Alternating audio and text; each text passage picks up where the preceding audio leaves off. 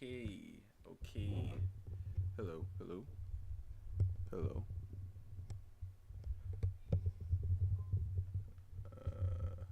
Okay. All right. So today in this stream, I'm going to be doing some. I'm going to be drawing some characters, but I also need to do a bit of practice. I'm gonna be drawing some poses, doing some anatomy stuff, and yeah, that's the plan for today. I don't know, cause I oh my fault. I do have a couple things that I want to work on. Like I wanted to do something with the volleyball girls, but we'll see. We'll see. We'll see. I wanted to do like what do you call it? Like those pages where it's like multiple angles. Not really angles, but like I mean, I guess it's the same character, but like multiple. What do they call it? Character sheets? I mean, technically like a character sheet, but not really. Like I had an idea of drawing Sakura, right? And by the way, I'm talking about my character Sakura, and I was thinking of drawing her like right here, and then maybe another one, and then another one right here, like her running, cause she's a track star. So I was thinking that'd be really cool. I don't know. We'll end up seeing. We'll see. We'll see what we end up doing, cause I really never really know with these streams. I mean, sometimes they do. Sometimes they do. Like the last two streams, we had like a clear idea, but today, like I said, I think I want to do a couple of practices, getting some things done. Yeah, that's the plan. That is the plan for today. And I also did say, oh, Morgan, hello. I gotta run to the store soon. Okay. I also did say I wanted to draw a picture with like four characters in it. That was something that I wanted to do, and I think I might do that today. Also, we could potentially do that. Draw a picture with four characters, four of them people. Like maybe just sitting there posing. Maybe sitting there posing for a picture. You know, um, like let's say we have like this. Wait, let me use a darker color. I don't like it. Let's do something like this, and then actually maybe a little bit lower, right here, and then we'll draw a box, not a box. I mean, yeah, like a bounding box. Let's say that bounding box for the characters. Okay, so this is our bounding box. The characters must fit in this box, Morgan. Okay, they must fit in this box. There is no if a character leaves the box, it's done. It's done. They lose. I mean, okay, I will allow a little bit of leaving. I'll allow a little bit of leaving, but like they can't fully go out the box. All right, no fully going out of the box. Let's do character here, character here, character here, and the character up here. Let's do that. Sing like okay. All right. Let's put this right here like this. All right. Um. Because I was thinking about those Yakuza characters that we created, like many streams ago. I was kind of thinking about them. Hmm. But there was only three of them, right? Yeah, there was only three of them. Last I remember. Alright, so from head, let's do like this one, like right here. This one, like right here. I'm trying to think here, like right here. So like right here, right here, right here, right here. Hmm. Wait, let's use a bigger brush. What am I? Oh, okay. Wait, let's use this one. I mean, this is the one I'm using. Let's use this one, I guess.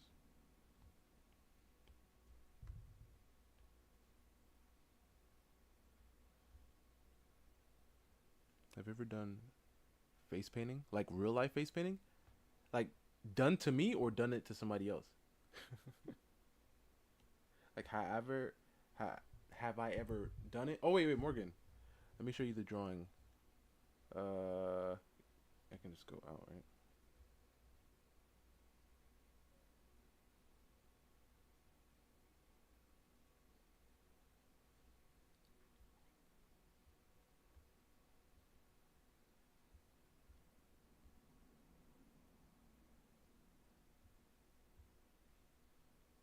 Here's the drawing, Morgan. I lowered the opacity of the buttons just so it wouldn't be too crazy. And yeah, I really like how she turned out. I like her face.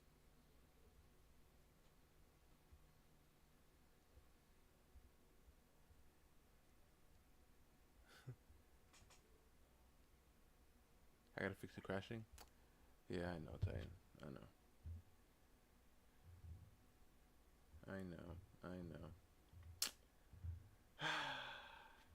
Yeah. I mean, the thing is, it's like when I close it out, it's like it ends up opening to the full screen version. And you guys said you guys liked it more when you guys can see when I zoom in. So that's why. Because right now, you see, it's on the full screen version. It didn't crash. I crash it just to make it back to the way that you guys like to see it. Because you guys say you like to see when I zoom in. So that's why I crash it. You also need to fix your tone? Alright. So we'll do like this, right? I'm going to have this character's head right here. This character's head right here on that border. This character's head right here. This character is obviously the shortest character. And the other character's head almost as tall as this character over here. Right? So I'll do like a nice curve line, make sure it comes to the bottom. It's going to be like a perspective thing, so I could actually pull this out like this. And, but let me actually put like a horizon line, because since I'm doing like a perspective thing, horizon line always helps me in these situations. Perspective, horizon, right about there. Let's make it dark lines so I can see them. Right about there, I think is fine. Yeah. Yeah. Yeah. Yeah. Maybe a little lower. Like right there might be good. Okay. So horizon line right there. This is this person once again. This is the horizon line. This is the bottom of this person's hips. We're looking up, so we have to remember that the box is going up on this side. This one is a little lower, so about like right here. This one is a little higher, so about like right there. Alright, so these are the hips of the characters. Yo, why does it keep... Alright, I'm not even gonna say anything. And then legs, and then, I mean, the rest of their body. Someone else. Oh, do it for someone else. I'm freaking out. I volunteered for an event this Saturday on our... Why? Why, Morgan? It started as just a giant bowling game and... Why, Morgan? I mean, good luck. So I've been learning, practicing, and you got it. I mean, how do you even... Oh, Morgan, do you have any of those, those little mannequin heads? If you do, I feel like that might be a good practice thing because it has the forms of the face.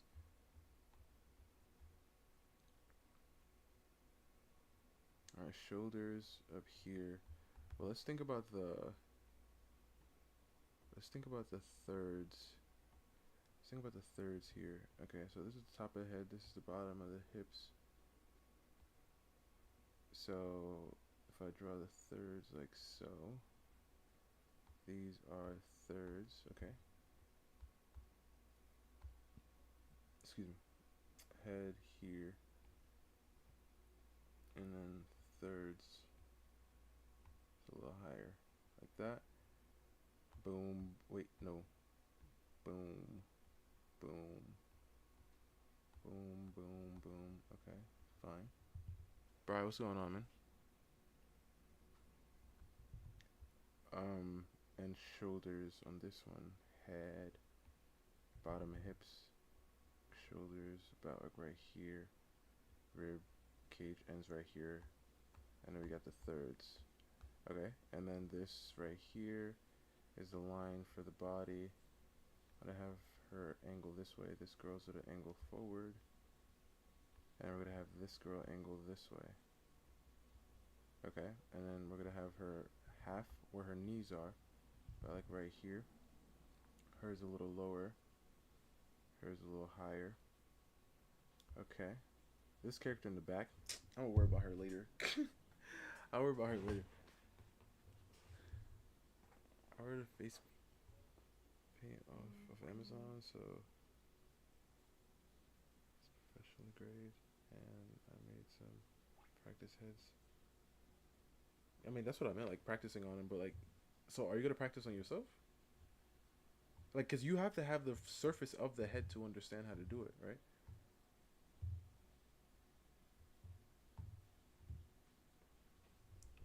I think it'll be okay. Kids are just excited to have. Yeah, I guess that is true. You make sure the paint isn't toxic, right? I mean, I guess if it's face painting thing, it wouldn't be anyway, right? But still, you never know. Because if you're bringing your own paint,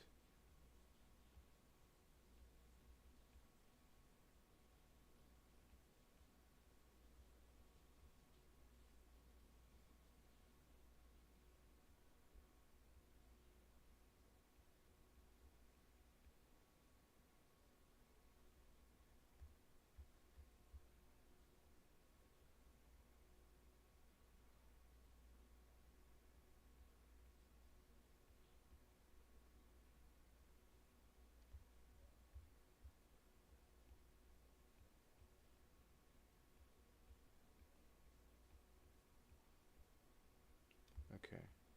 So rib cages.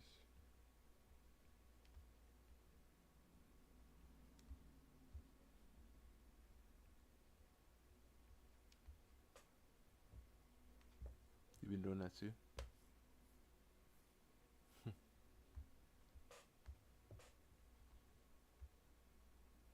All right. So like I said, this is the bottom. This is the bottom of the hips. We're gonna do up to here, halfway.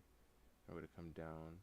I'm gonna draw a box, but we're gonna have to see the top of this box. So I'll do like right here, come down, go up, and then go across like this,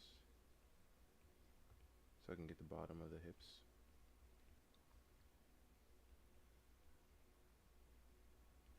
Really didn't need to do it this way, but this is also still a practice thing because I have to really understand how to draw these things in these angles, you know?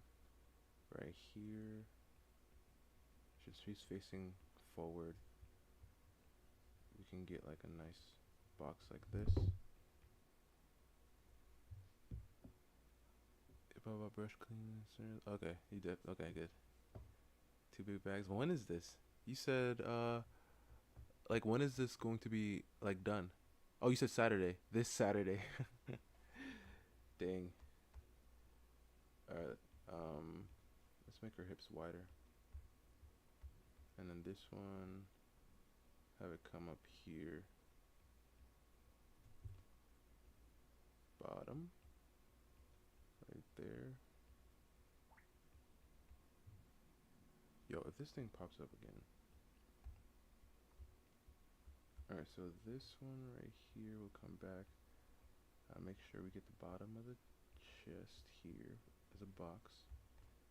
This one right here, make sure we get the bottom as a box. Box.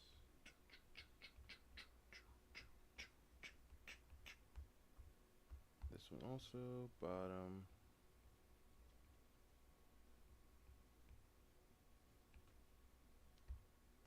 This one right here is fine, but let me move it. Got to remember that the body is doing some like curving.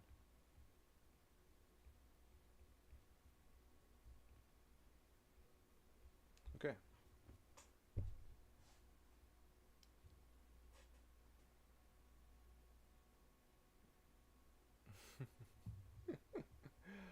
Well, good luck, Morgan.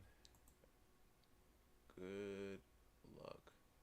For a quick second, I was about to say Brandy, but good thing I said it right. Good thing I was on point. This account popped Oh, up. it's not. Good thing I was on point today. Right, right, right. Mhm, mhm.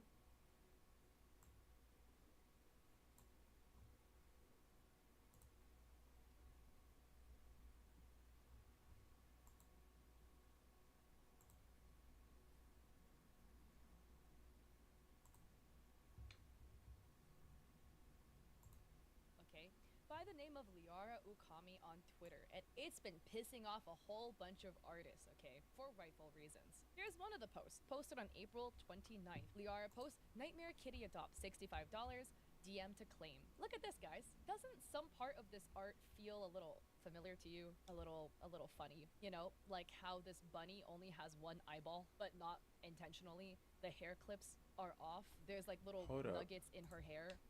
Thinking about this, right? I feel like because of the fact that she is in like a perspective, her knees should be higher. So I'm gonna put her knees here. I'll put their knees higher than half. I had to pause it to say that because I'm just like, yeah, it's usually half, but since everything is going in like an angle, because everything is like going up, right? I have to think about that. Mm-hmm. Mm-hmm. We gotta think about these things sometimes. All right, so like that, and then her leg is gonna come down. This would be like right here. Then it's gonna go down. Like I said, to the edge. I'll give her the edge space. Ankle, and then foot, and then this one is gonna go down right here, and it's gonna go behind her leg. This girl's leg is gonna come down. Knee, like right there. Go down, ankle, down, foot. This one, because she's facing forward anyway, so we don't got too much stuff going on with her.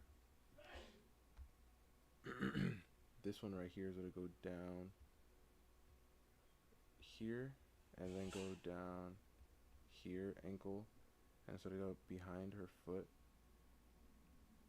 This one's gonna go down knee, and then go down ankle, and then the rest of the foot like this. The heads aren't gonna be that big.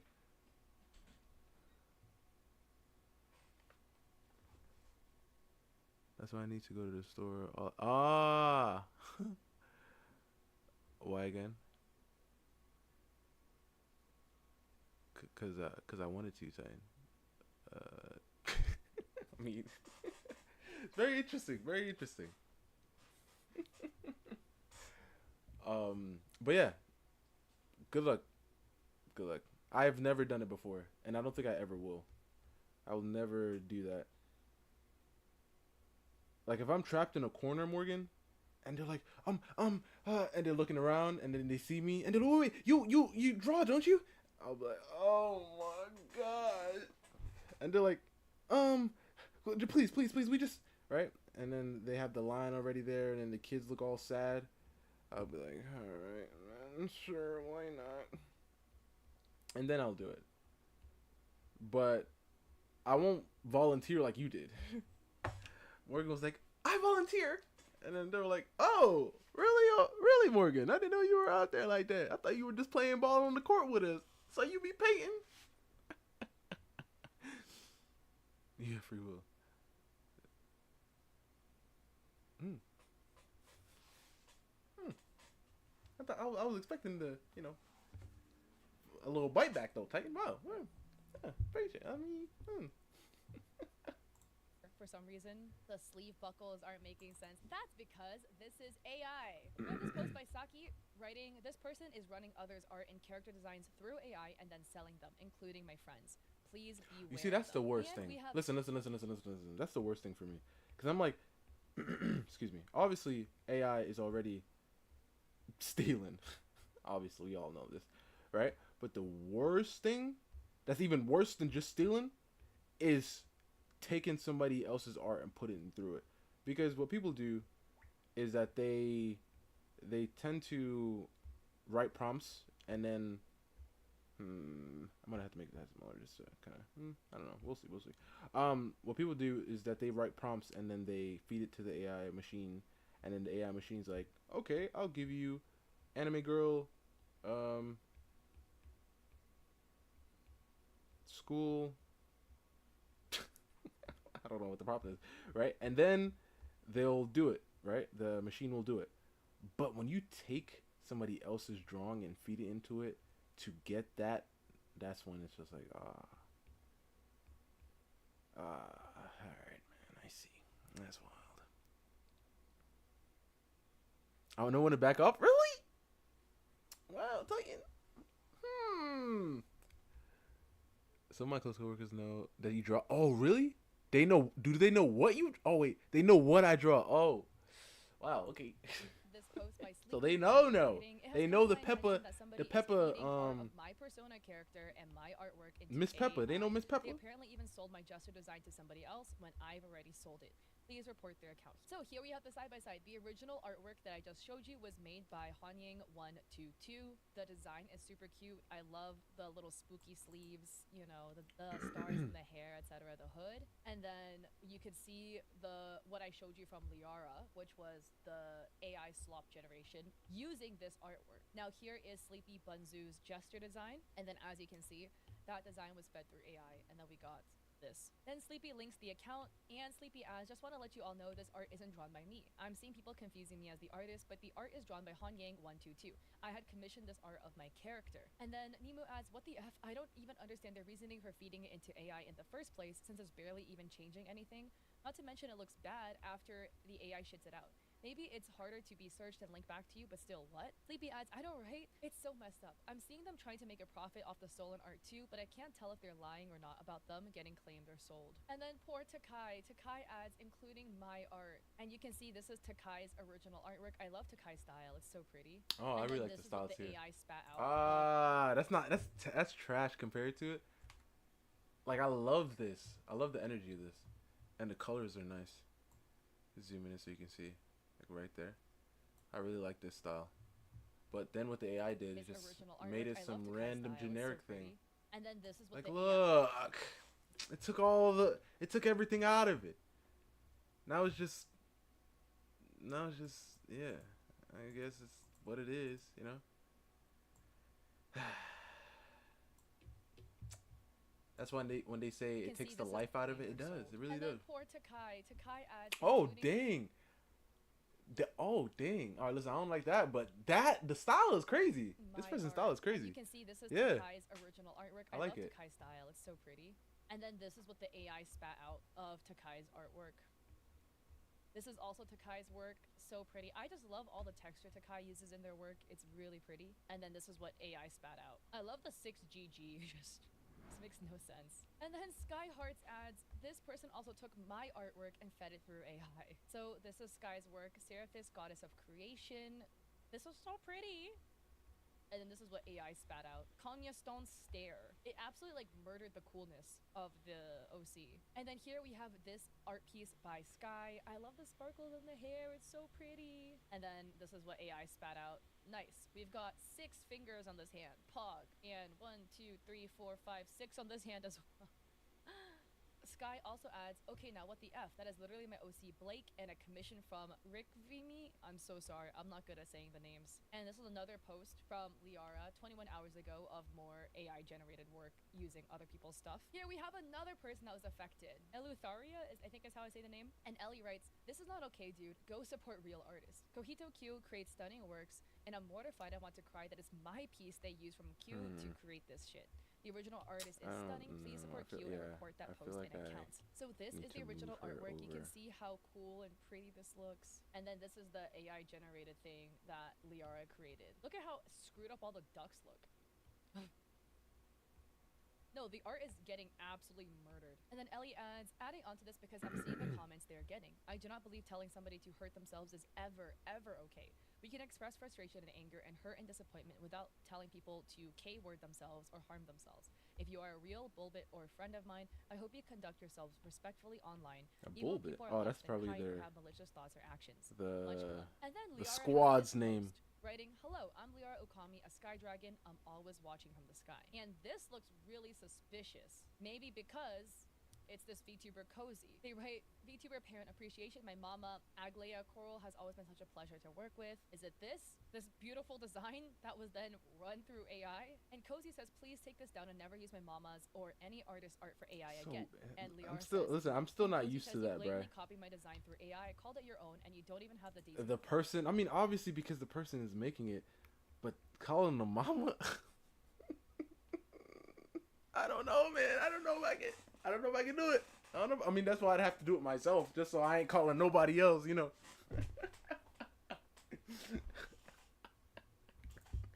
Okay. To take it I mean, down. I am not. How are I'm you not kidding. real, LMAO?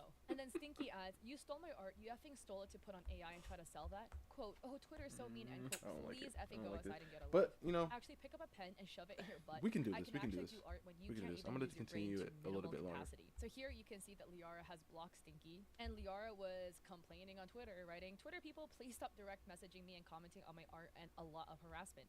I don't get why somebody with a large following would bring down a small artist like me. I'm just trying to make a living. I'm gonna take a break from Twitter. People are so cruel." And then Stinky added, "I told you to shove a pen in your butt, not end yourself. Stop being effing dramatic. You are stealing work from others to sell it and expect everyone to suck your feet.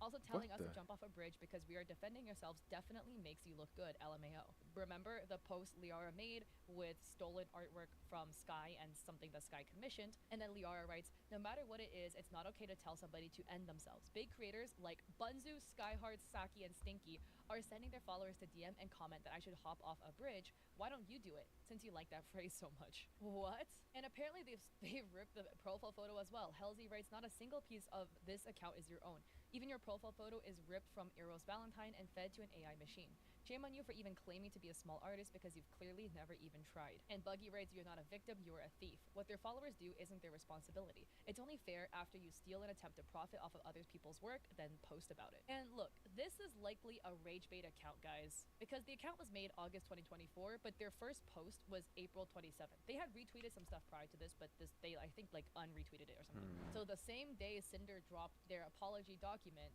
they decided to go on an absolute tirade of running people's art through AI and making this account. This is likely a rage bait account, but rage bait or not, this is absolutely disgusting behavior to be going around taking people's art, feeding it through AI, and then acting like you're the victim. Absolutely disgusting. Hello, VTuber can't make an appearance because we have an update. Also, the VTuber is made by Nahel. I'll have them linked down below in the comment section. But this was posted May 1st by Liara Okami on their page, writing, "Some people are so dumb, haha. The whole point of this account is for interactions, drama, and for fun. Some people are so dumb to fall for it and engage. LMFAO, losers." And they got ratioed on their post because they got 3,400 views and they got no likes and 34 comments. And people are just confused. Peanut writes, "What do you personally gain from doing this though? Like, are you just sitting alone in your room laughing at your computer? LMAO, chronically online behavior." I also, some of these like internet gremlins will look at this and be like, "Haha, yeah, I got you. I'm laughing at my computer. Teehee." Like, that is exactly what I'm doing. So I won. If that's your sense of fun, like being a basement dweller gremlin, going on the internet, purposely trolling people and laughing about that. I mean, everybody's entitled to like have fun in their own way as long as they're not hurting other people. But this is hurting people, one, and two, truly, I implore you, please get a job or a hobby. Archie's writes, "You have to spread negativity I for don't attention, know. but we're the losers." Something is And off this is with a this. really, really valid. Something is off with this. I should have planned it out more. I should have planned it out more, but we're still just practicing with this anyway. I'm not saying this is going to be the official thing. Hold up, wait for it, wait for it.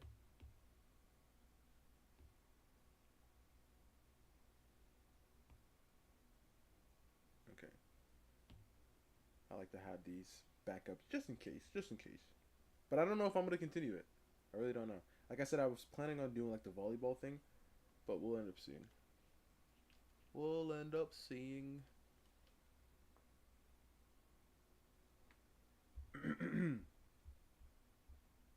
Like, hmm. point, Cyan Flare writes, seems he gave up on the I'm the victim strategy quickly and decided to switch it up. Clearly, this account isn't for interactions and drama. You stole several people's art, put it through an AI filter, and sold it. But please tell me how pathetic people we are for being mad. And remember, these were the posts that was posted by Liara being like, stop direct messaging me and commenting on my art and giving me harassments. I'm gonna take a break from Twitter. You guys are so cruel. And this one was the funniest. Dulce says, I know you got blackheads behind your ears. Look, at the end of the day, this is highly a child, right? Just going on their internet and doing stupid kid things. Is this okay? No. At your ripe old child age, you should know that this is bad, and taking people's art, stealing it, running through AI as a big screw you to that person, which is done maliciously, is not okay. Do better, be better, but because I'm very certain that this person is no older than like what freshman in high school, cut them a little bit of slack here. We're not trying to send hate. That's not what this is about. But please just show love and respect to those that have their art stolen, because that is so violating to have happen, no matter the age of the person that's doing it. Honestly, it just feels bad. Don't send hate to any parties involved. That's not what this is about, but this is gross. And if you do see this person around, don't interact with them, and send love to the actual artists that have been stolen from. I'll have them linked down below. But if you like this video, I appreciate it if you like and subscribe. Again, check out the artists, the original artists, the victims of this person. And yeah, I have a I had a.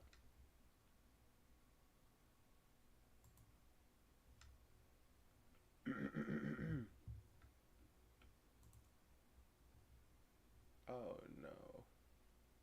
Oh no.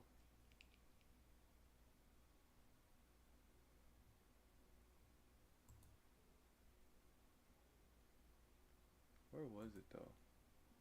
It was like a very specific one. I guess. Yo, people love that one. I'm surprised, like how much people love it. The Martha one. Like people just keep commenting on it, and I'm like, hey, like I'm glad you like it.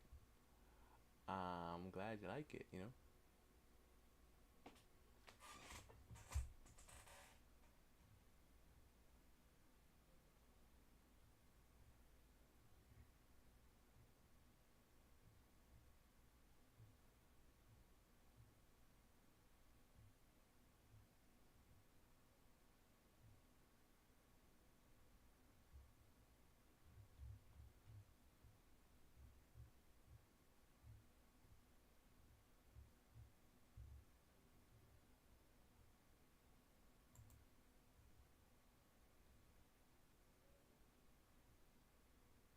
we have a situation with two VTubers who have allegedly been scammed from a rigger. So let's get into this, because this is going to be very long and all three parties involved have made documents talking about their sides. So this first started with Thorn the Gorgon, who made this tweet on August 19th stating, hi, today is my birthday. Let me tell you about how I lost $2,000 to @Mookie_TTV. Happy belated birthday, by the way. I'm really sorry that we're gonna have to get into this. This is the full document that was made by Thorn, and What? I will try to summarize this the best I can, but also read segments of their doc that I think is very helpful. Thorn wrote, it brings me no joy to write this doc. They did not want to ever have to write something like this, and they acknowledge that any choices they made were of their own volition. They wrote that, I never want anybody to feel pity for me or the things I go through. We all go through different things. Anything that I mention on a more personal level, I will do so, as I feel it's relevant to why I made the choices that I did. At the end of the day, this document is serving as my own personal experience and feelings. I will never tell you how to feel about something that happened, nor will I. The trailer is out and it looks sick. You know what? If you would have not said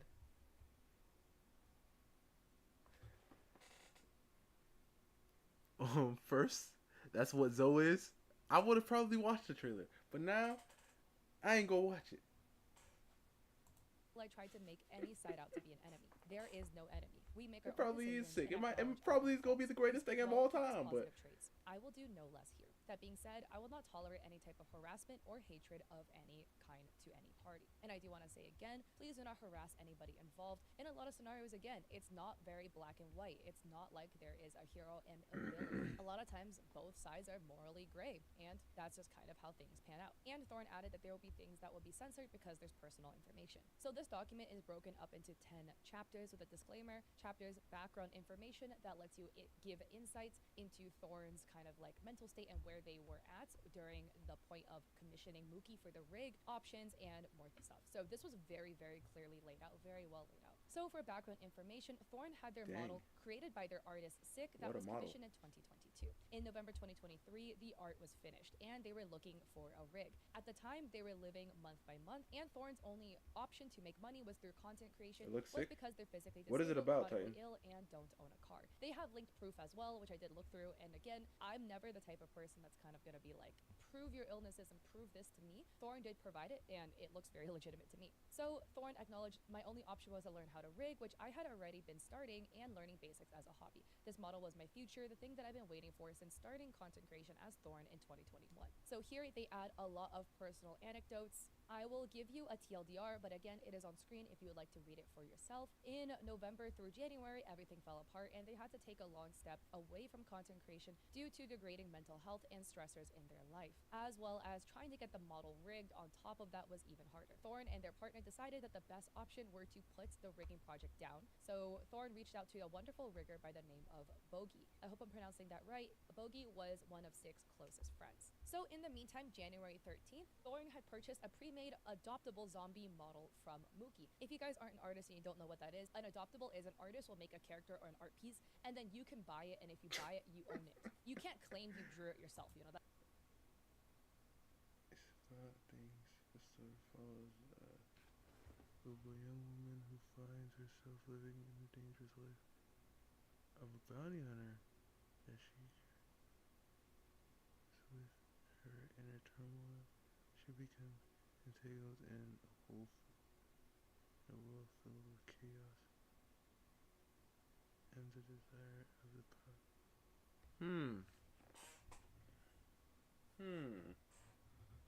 Like, do you know this from some manga, or did you randomly see the trailer and you're like, oh, this is dope? That's not how that works, but you can like buy the rights to that model, which is what happened here. Proof was attached in these screenshots as well, and Thorne stated that they absolutely loved the way it was rigged. They loved the feeling. Here is an example with their DMs to Mookie, stating, also, she's drawn and rigged incredibly well. You did an amazing job. So on January 15th, Thorne let their audience know that they'll be using a new live 2D model that is not Thorne's designs, and that they have found a rigger, and they have a timeline for their official debut. So on January 16th, they had a doctor's appointment, and they went to it, and unfortunately, they found 10 tumors in their arms and legs, and they had to go through surgery. They ended up getting hospitalized for their mental health until they could determine that Thorne would not be a threat to themselves. Between January 20th and March 9th, Thorne noticed changes in their partner Matt's mother. The mother's health was not doing really well, and she had a stroke, unfortunately. And it was determined it's an anime original movie? Oh, it's a movie. Unfortunately, on March 7th, Thorne's partner's mother had passed away. And I'm truly sorry for your loss. That is extremely sad. And then on April 9th, they received information that their aunt has also passed away. During early 2024, things were not looking great for Thorne. And Thorne wrote, I generally do not want to dwell on this topic, but before we get to the next chapter, I think it's important to remember that for me personally, my whole life and mental health crumbled around me. And due to all of the above events, led to both myself and my partner unable to work steadily for weeks, even months. This will be an incredibly pivotal point when it comes to my timeline and even thought processes regarding this commission. So on to the next chapter of discussing options. As mentioned above, everything was. You said it was a movie the for the first a hard in the toll beginning? on both my partner and my mental health. Thought processes. In February 28th, the very end of February, Bogey's rigging schedule ended up pushing Thorne's rig out until March, which Thorne was completely fine with. But Thorne wrote that their partner Matt became a little impatient and wanted the model done as fast as possible. And Thorne wrote, for anybody worried, after everything happened and life calmed down, my partner and I had many discussions regarding this. He came to realize that his perception of what goes into streaming, content creation, and live 2D rigging were extremely skewed. He was comparing it to the only work he had ever known, which is hard manual labor. And content creation just doesn't work like that. All he could see was work done faster equals quality and success. He no longer sees what I do in this way, thankfully. So everything is completely unstable and healthy between us as a reference point going forward, and he's extremely apologetic. So Thorne just wrote this paragraph, appreciation to their partner, Matt. We do have to acknowledge too, Matt unfortunately was suffering through the grief and loss of their mother. Definitely not going to add to their mental state, and it would lead them to say and do things that they normally would be against their character. Please give some grace to Matt for that. So anyways, during that time though, when it was happening, Matt was kind of talking about wanting to get the rig done faster, and Bogey unfortunately had to delay the rig. So in the beginning of March, on March 1st, Thorne reached out to Mookie on Twitter and added Mookie on Discord to communicate about potentially things playing together and maybe getting a rig. And on March 5th, they talked on Discord and had a Discord call. The timestamps are provided here. To summarize, Mookie mentioned how they loved Sick's art, which again, Sick was the artist for Thorne's model, and that it would be a dream rig for Mookie to be able to work on it. So they were talking and they were discussing quotes and payments. Mookie is again working in British pounds and Thorne is from the US. So this will be a little bit confusing. Mookie quoted Thorne at $1,500, Thorne divided by 12 to get a payment of $125. Of course, there is a conversion rate. 1,500 pounds is actually 1,900 USD, a little bit over. And so Thorne completely acknowledges here that they made a mistake. This entire time, they kept thinking it was 1,500 USD instead of 1,500 British pounds, right? Mistakes happen. Sometimes you get confused, especially when it comes to working with people overseas, different time zones, different things can get confusing. My editor is German, and when we first started working together, we definitely had a whole bunch of issues of me paying him. It wasn't because I was trying to scam him out of money. Just converting things from USD to euros was confusing, and then PayPal was taking a lot of fees. We've eventually worked it out, but there's definitely a lot of kinks that needs to be worked out in the processes when working with somebody who's international, because there's all those extra conversions. So Thorne here said that when talking with Boogie quoted Thorne at 1,700 USD. Somewhere in translation, the conversion rates got lost. So Thorne made the mistake of thinking that Mookie was cheaper. Thorne thought that Mookie was 1,500 USD. Boogie was 1,700. Mookie is from the UK. So Mookie's rate was 1,500 pounds or 1,900 USD, which would actually make rigging commission more expensive. Thorne was confused, but Thorne, again, was going through so much during this time. And mistakes happen, it's unfortunate. So Thorne wrote, and my partner, who is incredibly worried about our lack of finances from us missing work, highly encouraged me to go with the lower number, which was 1,500, incorrectly assuming it was in USD. So this is why Thorne chose to Mookie instead of Boogie. The names do rhyme, so it might be a little bit confusing. Thorne wrote, so in the span of a few hours, we went from the normal plan of Boogie rigging my model to creating an entire plan and making the first payment. The same night, I sent Boogie a message on Discord and let her know what happened. I felt horrible. I felt like trash, and the last thing I wanted to do was hurt anybody. I'm not going to share those messages between her and I out of respect for her privacy and the fact that they were quite emotional and personal. But please note that since this all occurred, we have had numerous discussions regarding this time and are in good standing. Let's see what she you knows got, how Titan. deeply apologetic I am regarding my choices and mistakes. Let's see what you got. I mean, Zura.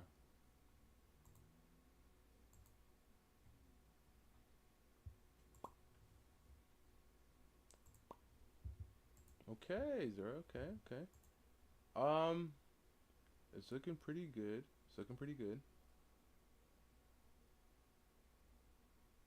Okay, yeah, it's looking pretty good. So far, so good.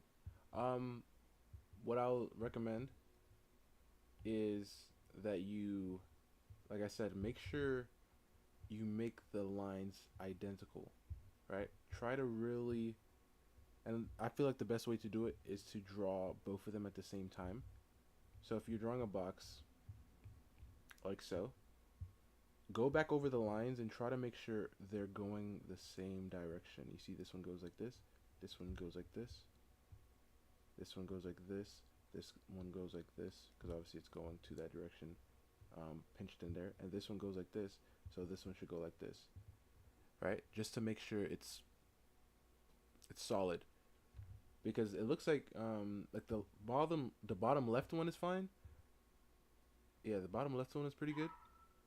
The top one is kind of tilting a bit, and if you were to do that, obviously you can tilt this one in a bit more too if you just wanted to get that idea down, but obviously I know you aren't going that way.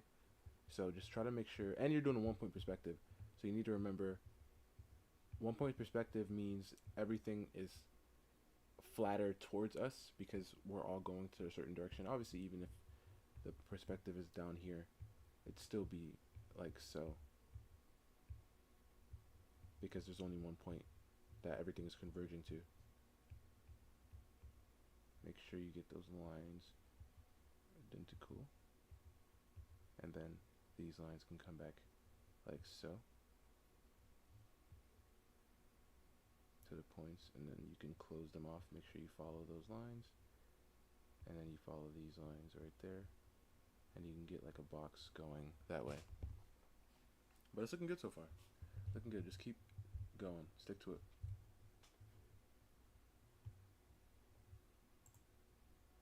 And I fully own up to them as well. She is also incredibly understanding of how my mental health at the time could have led to more impulsive decision making. I would also like to reiterate that just because I chose my final rigger based on what I thought to be the lower price at the time, that I was no less excited to have Mookie rig my model. Thorn had also listed prices as well for proof, and all the Discord message screenshots. So now we're on to the next chapter, starting the rig, which again Thorn provides incredible proof for. So despite Mookie stating that she was going to start the rig in March, it somehow ended up getting pushed back to the end of May. On May 29th, she sent me the message letting me know she was going to start the rigging process. And by May 30th, she sent me screenshots where she had completed the meshing process. At no point during any of this did she say she could not do my model or that she was unsure of her own abilities. She said that my model was the biggest she's ever worked on and she was nervous because it was a large file. But at this point, I had no reason to doubt her. I loved all of her work I've seen thus far, and I had complete faith in her abilities, and I didn't want her to stress in the slightest because her health was far more important to me. So the next day, Mookie sent a Blink update, which Mookie reiterated that if there was ever anything I wanted to change, to just let her know,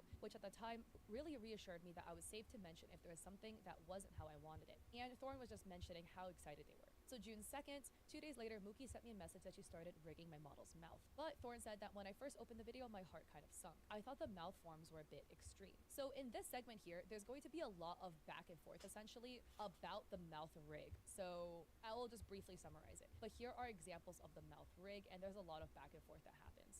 So Thorn again said that they felt the mouth rigs were a bit too extreme, the movement was too large, and they told Mookie exactly that. They said that they felt the mouth was getting too wide, but they had a hard time putting what they were feeling into words. Thorn wrote, I made sure to reassure her that I wasn't upset in the slightest and that I was just trying to figure out how to best word what I was noticing. Sometimes can be hard to articulate what is wrong. I'm not saying wrong as in like it is objectively bad, but in the sense that Thorn, as the recipient of the rig, just had a different vision, right? It's each person's personal choice. Some people like more exaggerated rigs, some people prefer more subtle rigs. It's personal preference. But again, the artist is always there to work with the commissioner to get the art to look and move the way the commissioner wants. So Mookie gets back with an update, and Thorn said that they couldn't tell any difference with the mouth shapes or what had been edited. So Thorn dug up an old Live 2D project file in November when they had been learning to rig and sent some examples. So Thorn reassured Mookie that they weren't trying to be nitpicky, that they just wanted to make sure they were comfortable with the mouth movements. And Thorn wrote, after watching the video I sent her, I kind of felt like Mookie's response to me just shrugged me off. I'm not sure how to describe it. It felt like my concerns weren't being heard. So here are the screenshots of the messages where Mookie says, of course, this is your model LMFAO. Let me watch this. Thorn says, okay. Mookie says, yeah, the only time I moved the top teeth was when I did the shrug. Otherwise, the teeth are like, hello. Basically, just make the movements a lot more subtle. Also with the funnel, it's meant to be UO sound, so that's why it's so expressive. So I think here what they meant, why they felt blown off, was that Mookie was trying to explain why it was so expressive, but Thorn was trying to explain how they didn't want it to be expressive. So it doesn't matter, I suppose, the reasoning as to why it's expressive if the commissioner Thorn didn't want it expressive in the first place. So they have been going back and forth about the mouth for a while. Mookie sent some more videos about edited parameters, stating she's changed everything. So here are the updated examples, one in Live 2D and then one in doing like I believe VTuber Studio, you know, face tracking to show it actually doing like so Thorn angles like this, bro, is crazy. So crazy. I mean, maybe a little bit higher on the head, because I feel like how I'm imagining this is like kind of like going down a bit.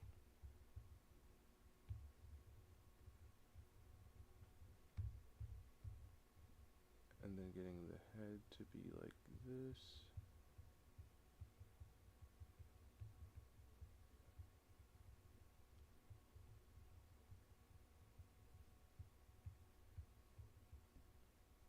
And then the trap arms going back, and then the neck is going down,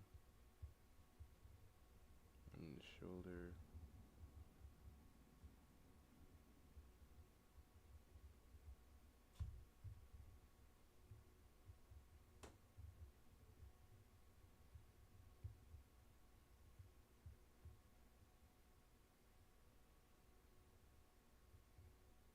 Like that.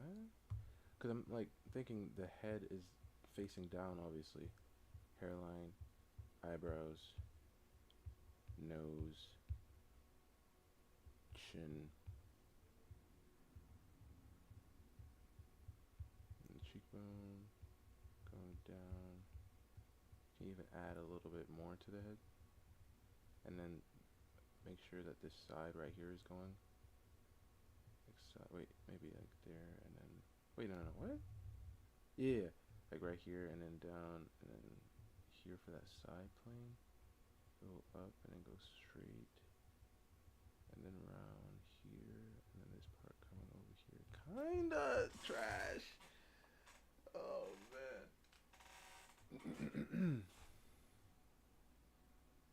Thorne communicated back with Mookie, being honest, stating that the parameters still Okay, were let too me see what you exaggerated, got. and Thorne acknowledged that they didn't Morgan. do a good job of explaining their thoughts. Thorne wrote, "I truly think that overall it was looking a lot better, and I thought we were on a better track, but there were still things I didn't like that much, and I would Pause this. Let's see.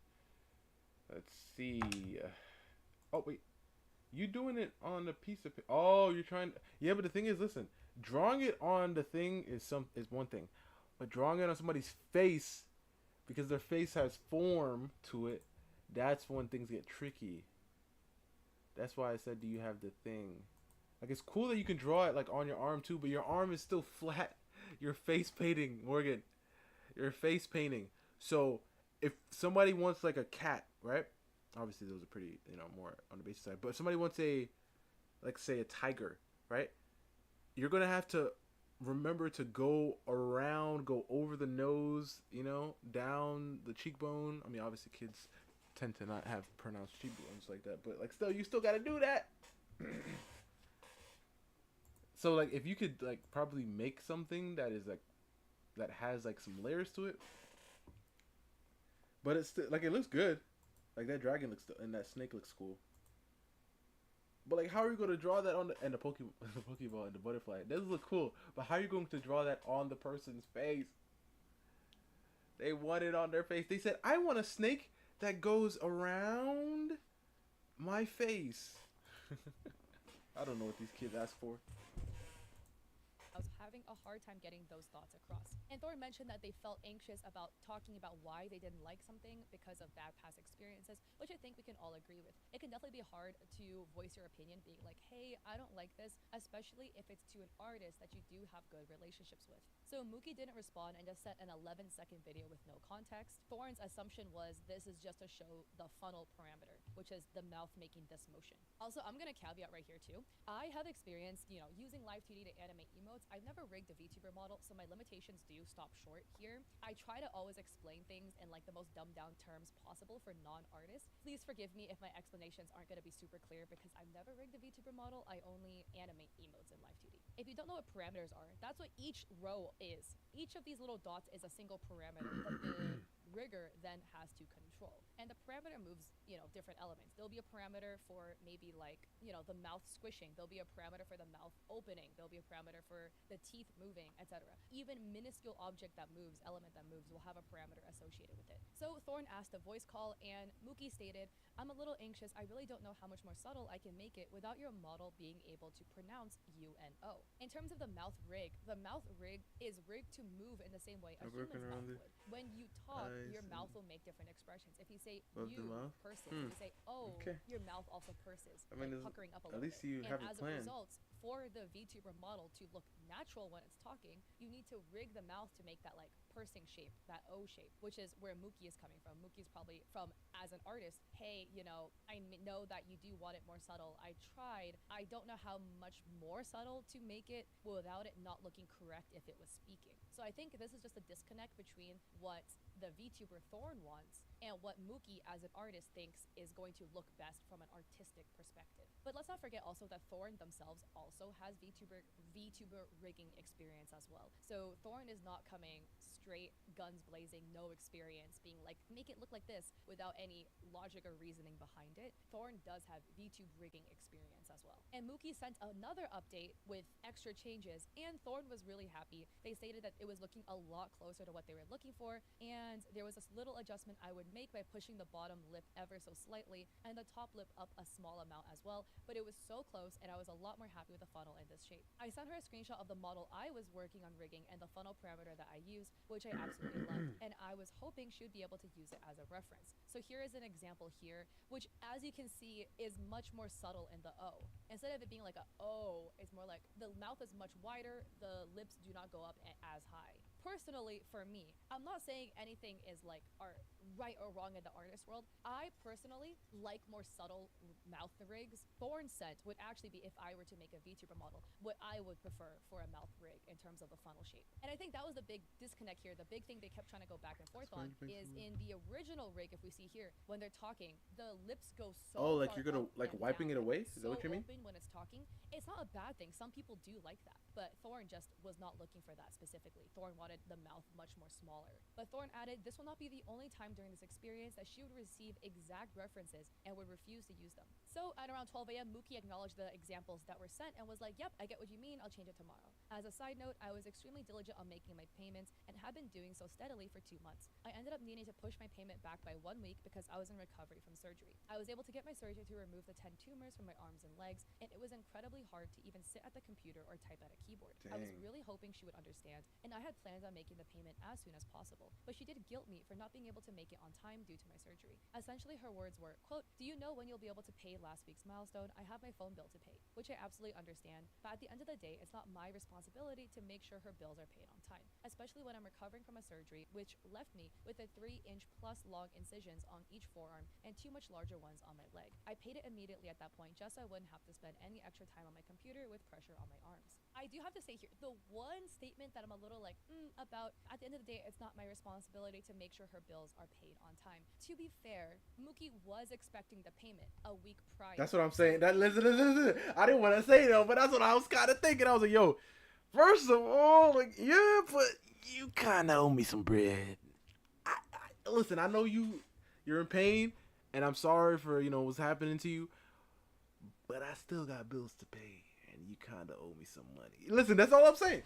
So her saying that was kind of, all right, all right.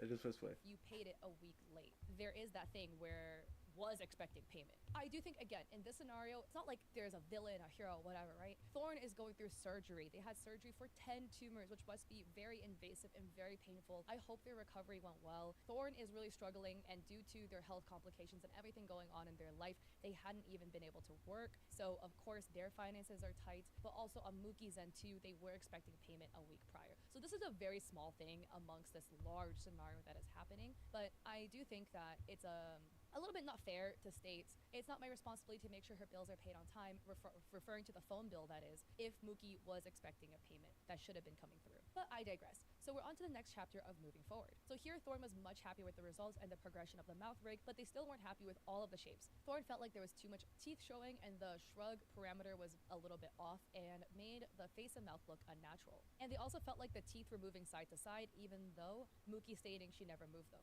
However, in her video, Mookie seemed like she just wanted to stop working on the mouth altogether. She was very insistent that she didn't know what else she could even change. So Thorn adds, okay, maybe we can move on to rigging other things and revisit the mouth because it can be tiring to work on the same thing over and over and over again without seemingly coming to a resolution. Thorn also adds that they were completely out of it due to antibiotics from infected surgical incisions. So again, they're going to be a little bit loopy, a little bit out of it, and they just wanted, the rig to continue. And so later, Mookie added some extra horror toggles and Thorn loved it. And Thorn said how much they loved how the rig was coming along and how they apologized for how nitpicky they were being. Mookie once again reassured Thorn, being like, don't worry about it, it's your model, your character, you tell me what you want and I will do my job. Which again, this is what happens when you rig a VTuber model, right? This is not just like a standard art piece, it's not a scab, right? A VTuber model is expensive, it's thousands and thousands of dollars. And And this is going to be a Hold up, model that thousands the of dollars. VTuber is going to use every single day when they make content, when they stream. They're going I to see might it have day in, day to, out, and it's not bruh. something they I change might have to very take that frequently, back. right? Some VTubers, they'll I use. mean, obviously, I'm gonna still have to learn how to do it, but I might have to. Step into the step into the booth.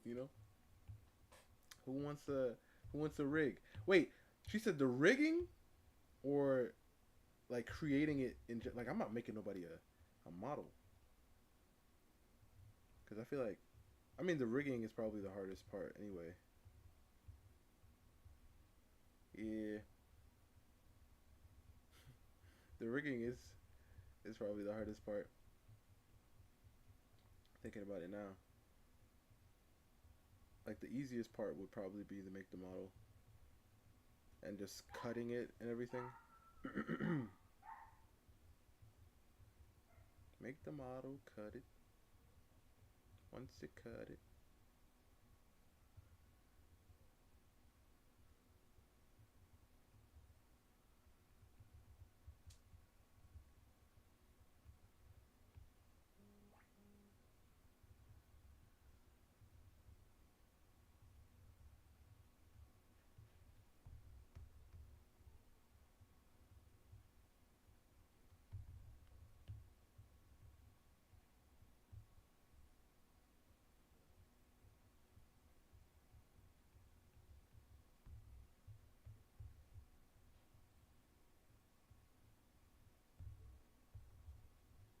you knew it was coming around.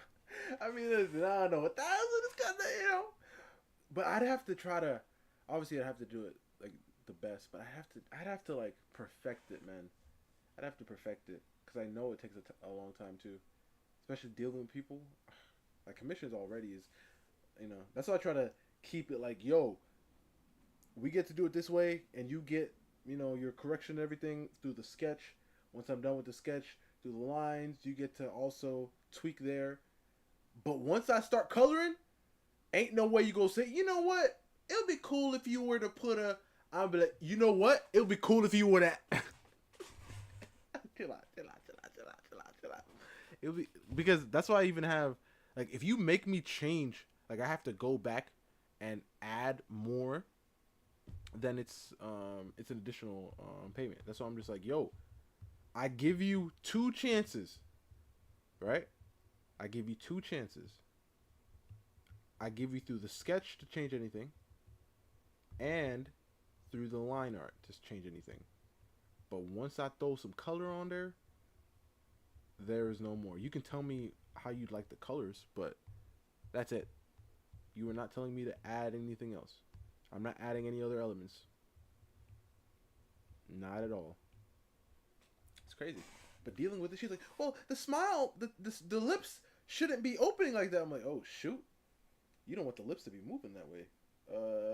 You know what I mean? And then this will continue to go, and then she ends up changing more and more, and I'm like, gosh, yeah, interesting.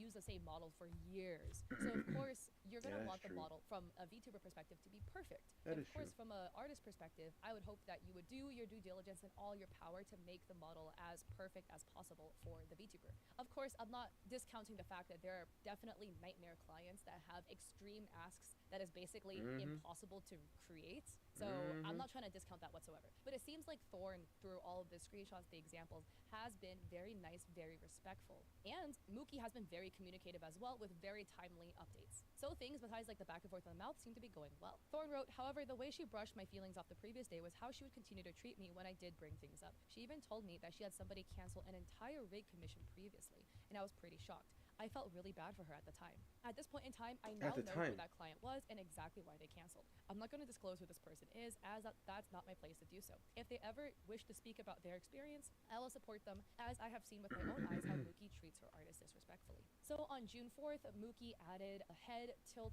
angle update with expressions as well, but they felt frustrated they couldn't get the tears to work properly. Thorn tried adding some suggestions, but then decided that, maybe stepping away from this and revisiting the head tilt stuff later together would be better. So on June 5th, Thorne was hoping that a little break would be helpful, but Mookie was getting even more frustrated. She was highly agitated and kept going back to the statement of, "I just don't know how to fix it," end quote. Thorne gave Mookie a bunch of reassurances and noted that they noticed the eyes being a little bit stretched out and some chin and jaw warpings, but it didn't seem like a good time to mention anything because of how frustrated and overloaded Mookie felt. So then there was a Dang, group she chat was that was made. stressing. This was a group chat She was between like, Mookie, I Sick, can't and fix it. Thorne, and Thorne was trying to add all the screenshots, but I don't know what's going on. out of You're order. like, So on June 9th, Thorne kinda don't like the eye color. What you say over there? None. I didn't say. I didn't say nothing. Yo, I'm telling you, right, man, something's up with the water when it comes down to people that do VTubing, people that make V. That's why I don't know if I want to get into it though, right? You know what I mean? Cause it's like everybody's stressed. I mean, I know we all stress in life and stuff, but I mean, we try not to. You know, we try not to. But I mean, everybody, all these VTuber videos and all this stuff, and the VTuber groups and stuff, everything that we hear, everybody is going through it, right? And that's all I see. And you think I want to jump in the water? I don't know, man. There's sharks in there. I don't know. I don't know. I don't know. I don't know. I don't know. received new video updates, and Thorne wasn't really satisfied with the head angles. They felt like the left and right X angles were definitely warped and skewed, and they were sending this entire time their artist Sick updates. So Sick even had full references of head angles and mouth forms ready for Thorne to give. So here are the examples of the head tilts that Thorne added, and there's definitely distortion errors, right? Notably, like the jaw is protruding a lot with the head movements. That's definitely one that I noticed. But again, I don't want to sit here and nitpick somebody's art, right? This is also a work in progress because this was the before fix video. The artist acknowledged there were distortion errors as well. So Sick wanted to provide Mookie some references, and they were trying to get into a group chat together. Mookie wasn't really a big fan of the group chat. They were kind of apprehensive about it, but they get into a group chat and they're trying to like go back and forth. And Thorne felt like Mookie was being really dismissive during the entire group chat, and Mookie wrote word for word, "It just feels like I spent the better part of 12 to 15 hours on the head, and making changes is going to be difficult because I'll have to redo everything again. If I move the head, I have to redo the eyes, nose, mouth, brows, ears, and facial details." I definitely understand it's really frustrating if you do something and you have to completely redo all of your work.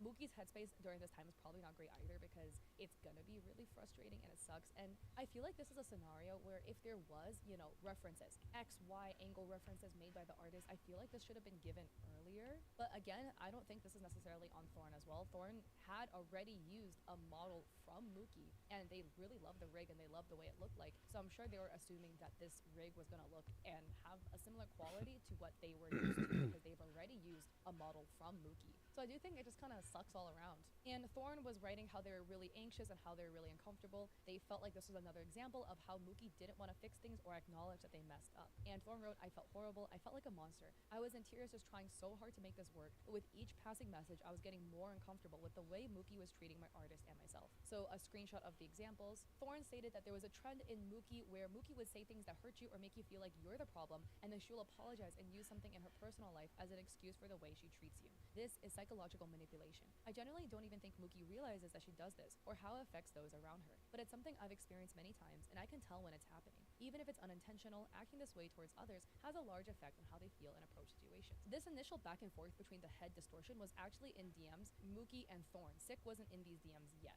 Sick wasn't in this conversation yet, the artist that is. So then they make that group chat together, and this is the group chat between the three of them, Sick, Mookie, and Thorne. So Sick sent the first message, also sent head tilt examples, and Thorne felt like Mookie's response was passive aggressive and disrespectful. He had written, "I've done the majority of the head, just need to rig the hair, so it's a little frustrating that this has only come to light, but I'll do my best. Thank you for the refs." I feel like this isn't passive aggressive. Obviously Mookie is going to be frustrated, they're going to have to redo a lot of work, but they seem respectful. But again, like, this is only one message out of like tons and tons of messages in their conversations. Thorne also offered to pay Mookie more for their time, which Thorne acknowledges later that this was not something that they should have done. Like, it's not the VTuber's job to pay the artist for more time when when the artist was the one who didn't make it correctly, if that makes sense. And Sick reached out to Thorn privately, being like, hey, the Mookie's messages made me feel really bad, and they looked through their TOS, which states that any changes would be totally fine as long as we let her know what we would like to be adjusted. So Thorn constantly told Mookie, hey, take your time with it, but Thorn felt that Mookie just wanted to rush the rig, wanted to finish it as fast as possible. So Mookie sent head angle updates, and Thorn felt like there were still distortion errors, but that it was looking better. So Mookie reached back out and stated, oh, don't worry about paying extra, like it's totally okay. And then they sent another message. So this is the message from Mookie to Thorn. Hey Thorn, I think before I move on, we need to fully agree on finished parts like the mouth and face. I will admit that it's a bit of a stab in the heart when you say you really like something, and when I've moved on to something else entirely, then I have to go all the way back to the very first parts. Like with the mouth when I re-rig the basic mouth fonts again. I also have to go in and adjust the V-bridger parts along with the XY angles of those parameter sides. It's not so simple as just moving it as much as I wish it was, lol. To avoid frustration and anxiety, I would like to know a definite take on the parts I would like to move on from, if that's okay. I promise I'm not mad, I just want us to have good communication. Heart. I also don't want to let you down and give you something you don't like. I promise I'm trying my best. This is the best hair I've ever rigged. I'm also really anxious because your artist has a huge following and I don't want to blow any sort of reputation I have as a rigger.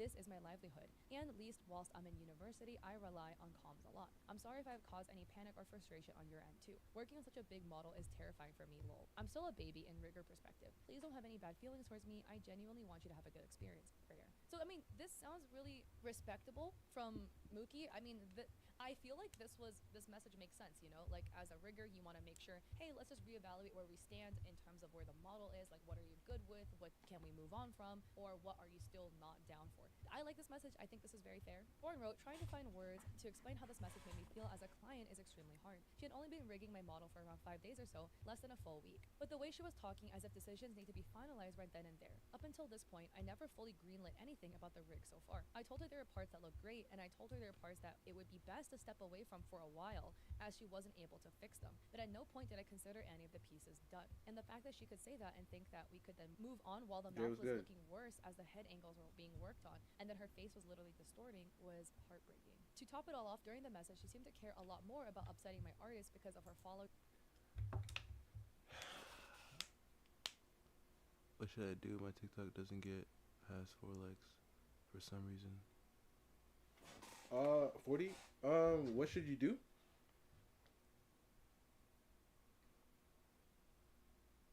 Just make more videos.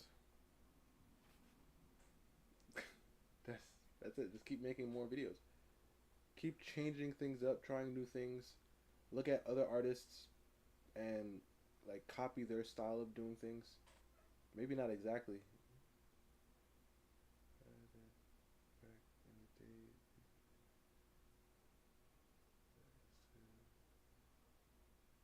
What the heck? This is such a weird comment. People are weird. Yeah, you guys literally like this.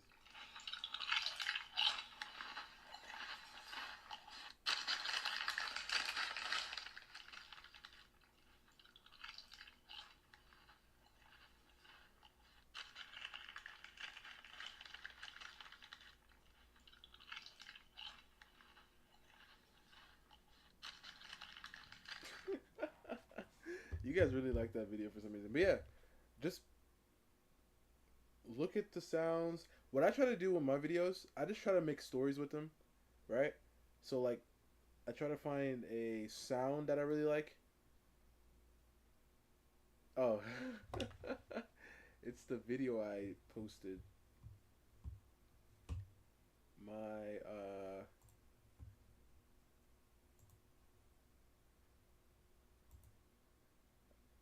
video I posted on TikTok, and on TikTok, you guys really liked it. I mean, you guys liked it okay on YouTube as well, but in TikTok, you liked it more.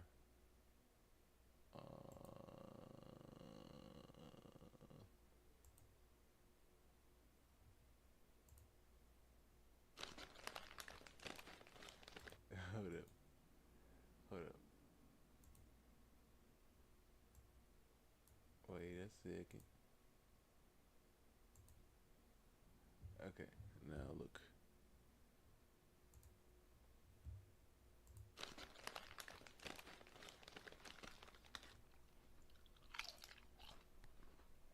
That's it. That's the only video.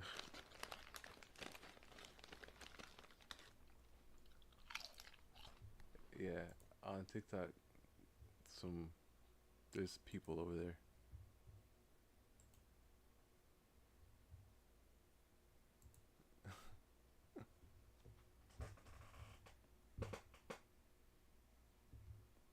Okay, let's go back to this one. Oh no, it's this one. Yeah, it's this one.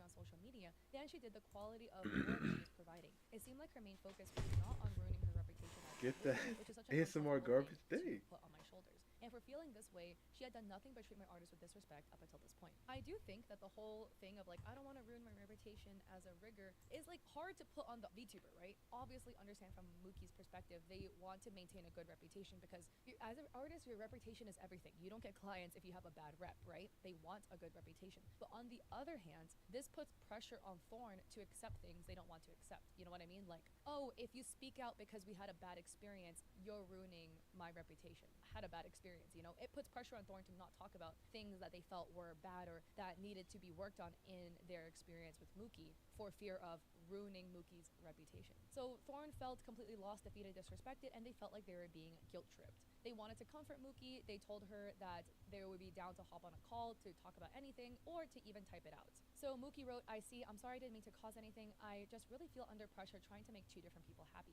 Because initially you said you were happy with how things looked, and now Sick is saying that she wants me to change things again. But I had already moved on to the hair and the snakes. I thought I was finished with the face. I definitely think there must have been some communication breakdown here with Mookie thinking that they were done with the mouth or the face, etc. Thorn this entire time has stated they were not fully satisfied with it, that they wanted things changed, but that they acknowledged they were willing to let Mookie move on to other things because it can be frustrating to work on the same thing over and over and over again without seemingly getting a solution. Thorn wrote, you can clearly see through all of our previous messages throughout this entire document, at no point in time did I ever say that the work was perfect enough to be considered done. I mean, I agree. I told her the mouth was looking great and that there were some things, but even she said, quote, we can come back to it, end quote. She stopped working on the tears because they were giving her so much trouble and said, quote, we can come back to it, end quote. She stopped working on the head angles for the same reason. This is the part we could never get past. Thorn wrote, anybody who rigs live 2D models professionally can tell you that this is not appropriate behavior towards a client and that mistakes can happen at any point during the rig. The model isn't done till all of it is done. I had to explain to Mookie that just because I liked or was happy with some parts doesn't mean I was happy with all parts. Putting me on the spot and asking me to decide right then and there if something is done when I had only ever seen small clips of the model made me feel horrible. So here Thorn is stating everything that they just wrote out, but this was in DMs. So at some point there was a video of the face updates that was sent, and Thorn asked, hey, you know, can I let my artist Sick check the mouth forms because Sick is used to drawing mouths a specific way.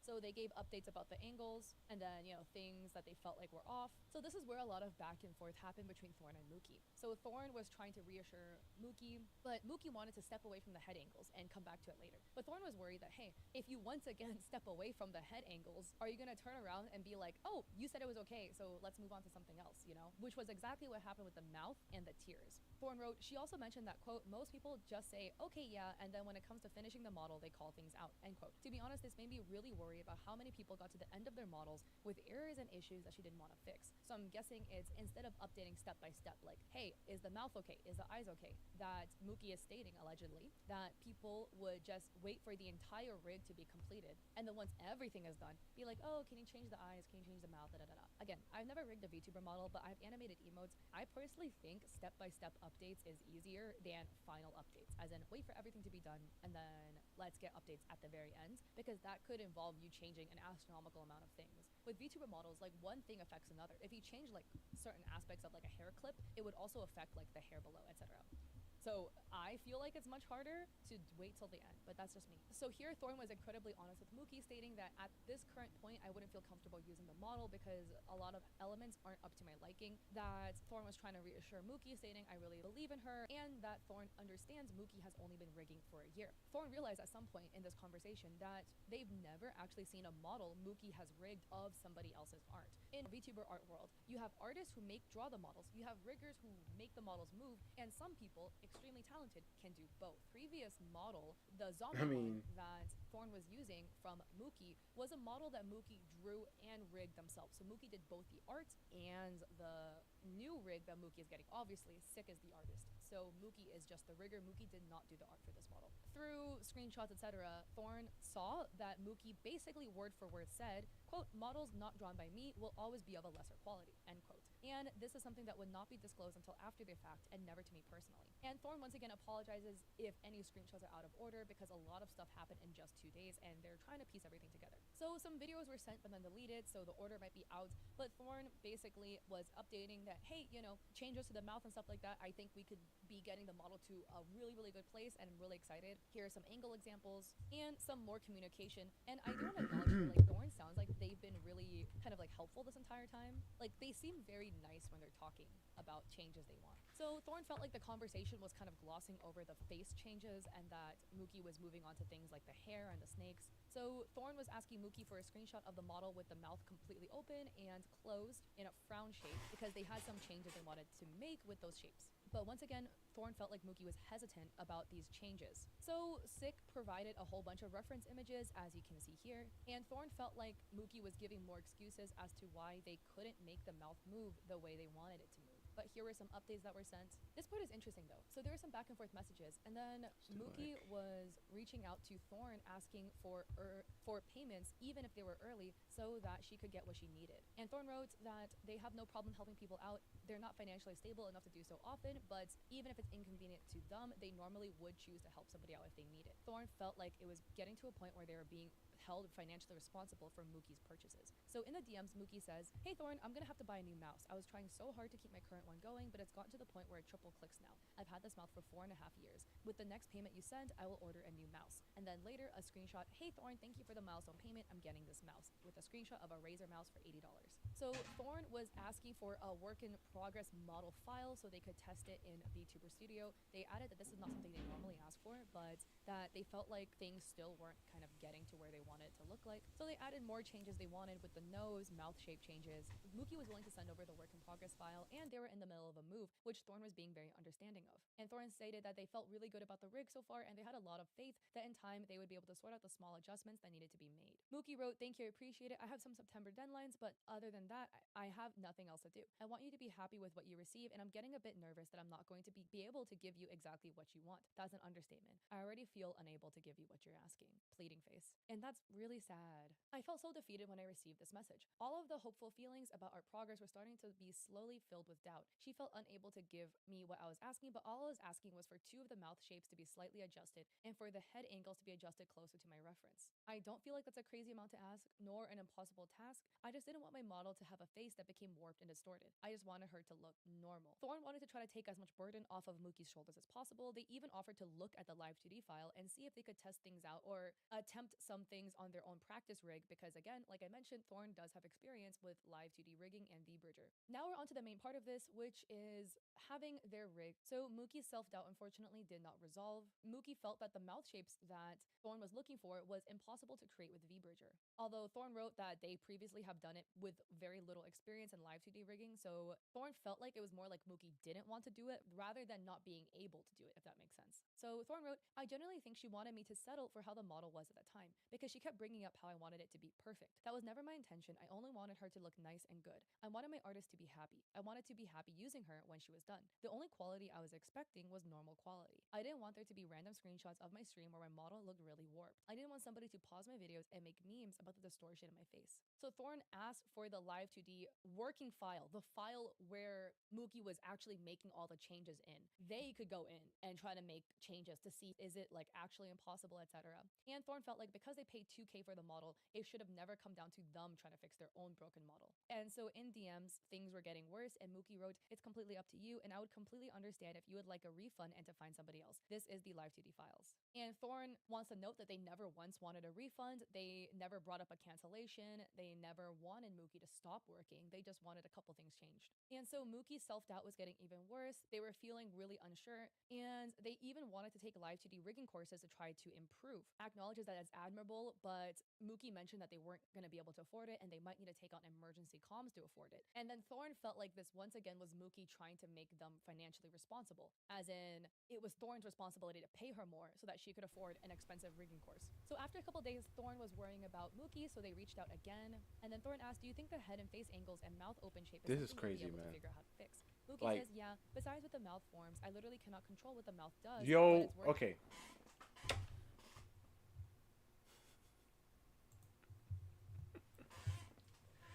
I kind of want to see how it ends, though, bro. This is just, you know, I have an idea. It will shrug, jaw open, mouth X, and such. And Thorne felt like these were more excuses. So Thorne then looked at the actual live 2D working file, and they felt upset about how things were Too really much of work that were done. And Thorne put all of their feelings on the table. So in the DMs, Thorne wrote, I'm gonna be a little bit honest, and I know it sucks. Trust me, I understand how complex. No, because it's like, I rigged it before, but ultimately V-Bridger will always follow the creative mouth open and mouth form. I just want to know what happens at the end, but I don't want to like skip it all the way to the end. This is so much here. And that's what needs to be adjusted for the mouth shapes to look right. My mouth shapes are one of the most important things about my model. I want to see if, because you know, in most of these things, somebody ends up crashing out and then things get thrown. So I just want to see if stuff get thrown. I'm not saying, you know, I'm hoping for that to happen. I'm just saying. I did notice that my eyes move at different speeds and separately from each other, which disappoints me, but I know that's an easier fix. I really don't want to ruin any chance of the friendship that we're building, and no matter what happens, I hope that doesn't happen. But I also need to be completely open about my feelings through the situation. And right now, as we stand, I'm not sure if I'm comfortable continuing this rig. These issues with the head and mouth are just incredibly important to me, and it's equally important to me that my model looks like the references that are provided by my artist, as ultimately this is as much her model as it is mine. She worked for a year plus on this model, put everything she had into it because it's her first VTuber child. My model is supposed to look a certain way, and those references have been provided. My artist also reached out to me personally because she said that her art doesn't look like her art anymore, that the model no longer looks like Thorne when moving and speaking. And it absolutely kills me to say it, but I think she's right. I mean, these images don't look like Thorne. I do have to say, Thorne here wrote, I still believe that the model could be fixed, but in the DMs, Thorne wrote, and right now as we stand, I'm not sure if I'm comfortable continuing this rig. I feel like to me, that does kind of read like you think it can't be fixed, if that makes sense. So it's a small little contradiction, but again, I do want to acknowledge so many messages were sent, there's so many communications that happened, and so this is just like a small nuance in wording. I don't think this is a big thing to point out, but it is something that I do think is a little bit of a discrepancy. But it will happen when you're again making a 63-page doc trying to consolidate everything that happened over the course of 6 months. Mookie says, would you like me to completely restart? Could you ask your artist to make some refs for exactly how she wants the angles? The two she sent me are fine, but I need some references for the corners. Given that I'm no longer stressed about the move, I can work harder and at a slower, more consistent pace. I really do want to continue with this rig, Thorne. I don't want things to be awkward between us, and I'm sorry that I've rigged something you don't like. I do understand if you want to find a different rigger, and I'm sorry that I can't give you what you want. And then they added a little while later, I've done some thinking. If you do think it would be best for you to go to somebody else, I completely understand. I feel really guilty because Wow, so you weren't paying attention. I completely understand wanting I don't even know if I want to say it again. You weren't paying attention. You told me to look at it. I looked at it. I gave you my answer, and you weren't paying attention. Interesting, Zara.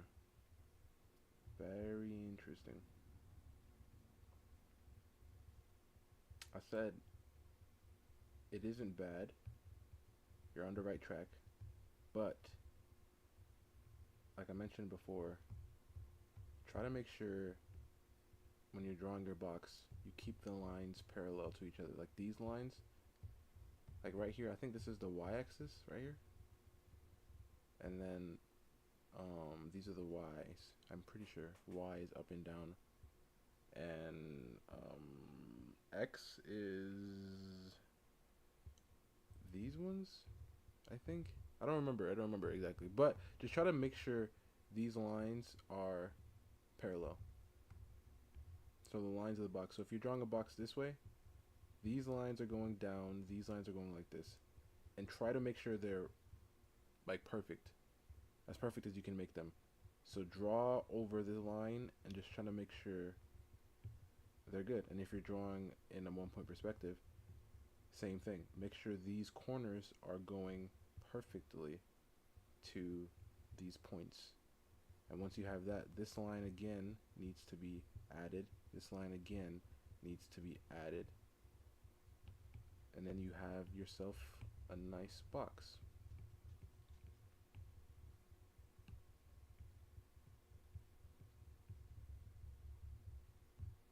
Right? And obviously this is a 1 point perspective, but when you start doing like 2 point, you're gonna have to think about the same thing. The y stays the same, but then you go from these points, crap, these points, these points.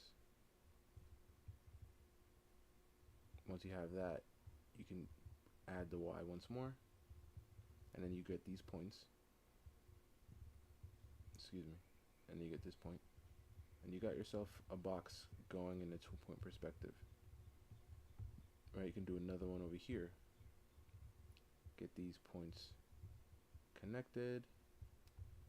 These points connected. And then you close your box.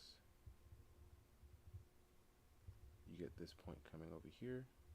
And you get that point going over there. And now you have another box in this point, this perspective. Obviously, because this one is above the horizon line, you're going to see the bottom of it, and since this one's below, you're going to see the top of it.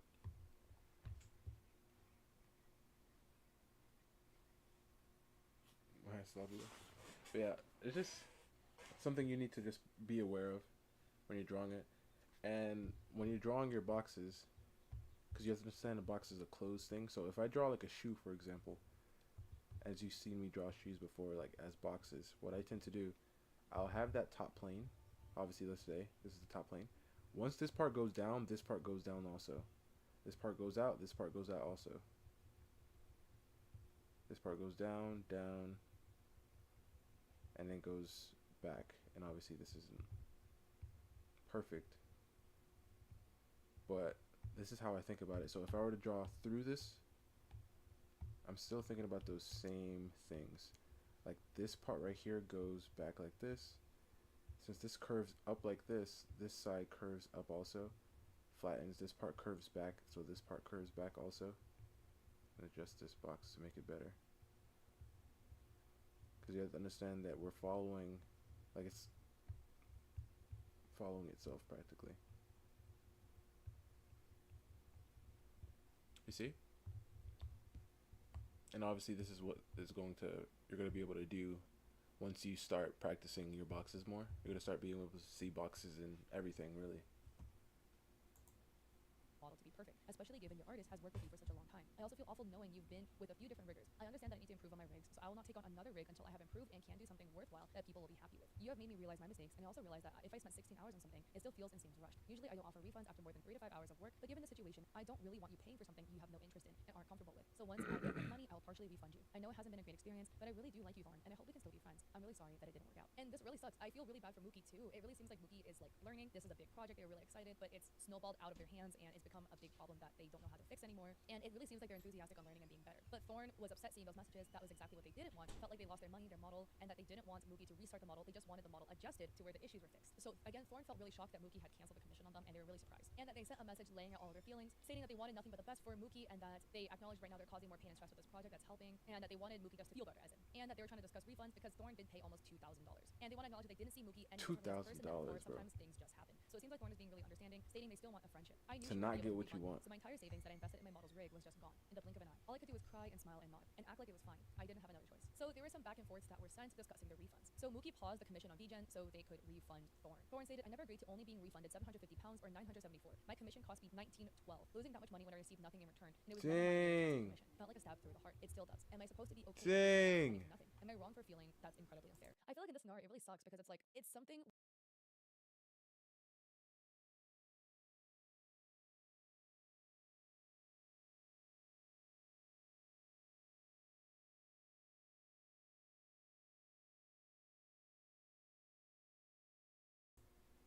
I would definitely be mad in that situation, bro. She only gave her 750.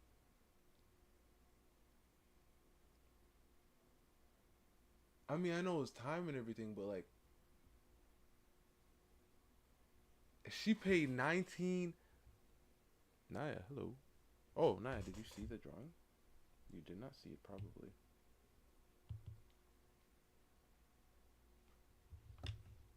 But she paid 1912, and she got back um and she got back 750, and she can't even use it. That's crazy. Imagine. That is insane. That is truly insane. That is truly insane.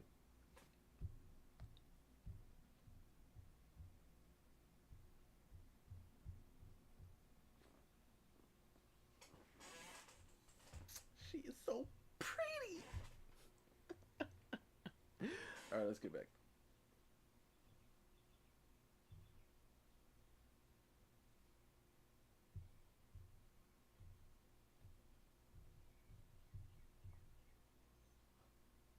You saw it? Oh, I'm glad you like it. I'm glad you like it, man. Did it live up to the expectation? I don't think it did. I don't think it did.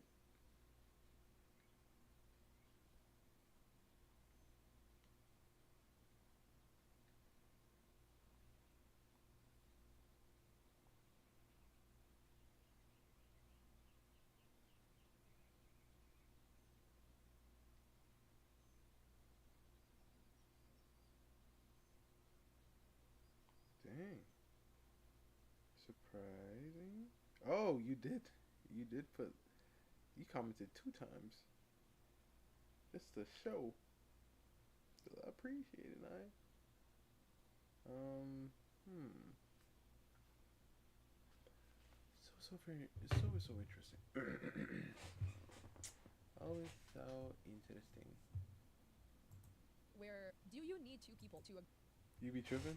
agree Yeah, to cancel a commission, as in the artist and VTuber should both I agree? probably Can only do. one party agree to cancel it? You know, like in a breakup, both parties don't even agree on a breakup, right? Only one person has to be like, I want to break up and it's over. I think the scenario is a little bit trickier, right? Because if you have an art piece and somebody's working on the art piece, and then the artist doesn't want to do it anymore, I feel like you can't force the artist to make art they don't want to make. But in that scenario too, then how does the refund work, right? This is a very nuanced and messy situation. I'm curious as to what you guys think about how to resolve a situation like this. So on June 22nd, Mookie promised me that she would be giving me half of the funds for any commission she received until her total of 974 USD was paid. But days came and went, and they never heard any responses. Thorn wrote, I never expected her to pay me back all in one go, but if she even sent me $20 a week, it would show me that she cares and that she's putting forth the effort to make it up to me. But it was radio silent. Up until August 9th, when Mookie sent me an incredibly hateful and unprofessional message regarding a PayPal dispute she received. She immediately sent me a screenshot of her account, and even though she asked if it was me, she started going off and accusing me of filing this dispute, which I never did. This wasn't my dispute, and that wasn't even how much my charges were for. So it's not even logical to me that my total again was 1912, and the dispute was for 985 British pounds, which again, if you convert Thorn's commission to pounds, it's 1,500 pounds. At this point, I was incredibly blunt with her. My patience was so thin, and I was getting very tired of being treated with such little respect. Mookie treated me with so much disrespect and so unprofessional. I had no idea what was happening with her PayPal at the time, but I was not going to stand for the way she was behaving and accusing me. A side note as well, her message to me of her PayPal account absolutely included her client's full legal names and payment information. That makes me feel even worse about her level of professionalism towards her clients. Knowing that she could have sent someone a screenshot that completely doxed me, she did her other commissioners, is not a good feeling. So they went back and forth on this, and Mookie's like, what the F, I'm confused. You're the only person I owe money to, and Thorn is like, that's not even how much I paid. Mine was closer to 2K. And Mookie apologized, sorry, I just assumed that's entirely my fault. I don't know what to do. Okay, I Nah. don't know who it is. Okay, Wow, this okay, person. again, I'm so sorry. This And person's Thorn going was through stating it. that they felt tired of Mookie stating that they agreed on a refund of $974 when Thorn never agreed with anything. Thorn wrote, we never agreed on anything, and I stood my ground on the fact that it felt wrong considering she canceled the commission on me and offered me a refund when I wanted to let her continue rigging the project. Saying we agreed on any of it is a lie, plain and simple. All of her screenshots, our entire combos are included. Whomever reads this can see I did not agree and I did not cancel on my own choice. But again, I do think in a scenario like this, it's a little bit tricky. If you want art made by an artist, but the artist later on doesn't want to make the artwork, what do you do?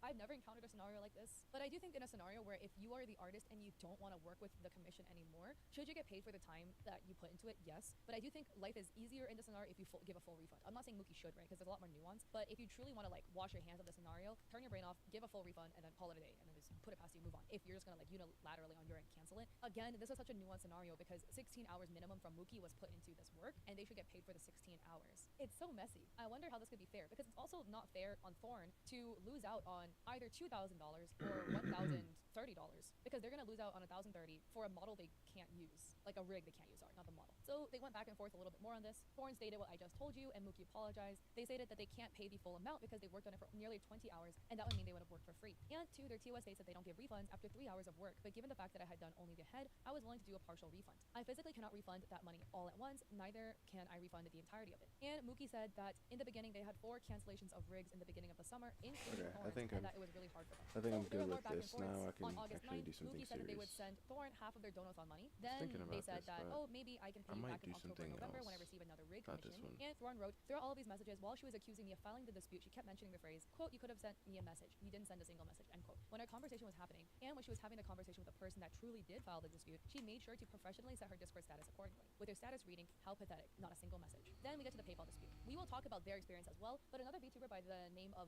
Gibai, and Gibai wrote her own document, and we will read that too. After talking with Gibai and other people, they came to the conclusion that this is a pattern of behavior for Mookie, and that Thorn decided to file a PayPal dispute. Thorn did not want to be a bad person, they did not want to make anybody upset, and they have never actually filed the dispute, even though there were scenarios where they had commissions where they lost hundreds of dollars. So Thorn wrote, my total commission was $1,912.29. It was broken down into 12 installments, one per week. I never got to make my final 12th payment due to Mookie canceling my RigCom. With that one payment removed, it means I paid and lost a grand total of $1,752.94. But the PayPal dispute right now is currently up in air. Thorn provided a whole bunch of screenshots and extra documentation. So these are all screenshots proof of the PayPal dispute. And so this is Mookie's response, which I think is interesting. We're not going to read all of this, but Mookie wrote, I want to preface that Thorn had canceled the commission. I did not just stop working on it for no reason, which I think is interesting because Mookie was the one who actually canceled the commission. And they stated Thorn's model was not warped in any way. I had done my best. Or maybe Thorn was the one who canceled it. Oh my god. So Thorn wrote, I canceled my rig because she first brought up that she didn't think she was capable of doing it. I thought Mookie was the one who was like, yeah, it's better if you give it to somebody else. Let's do a partial refund. So proof of distortion that was added. So Alright, Mookie then followed up let's with their other try response. And then there was more responses added. drawing Mookie is stating this. it's not warped or distorted in any way. I apologize for my words. To sick. And apparently Mookie only provided one piece of evidence. And then Thorn made a video showcasing all of the errors they believe are in their model.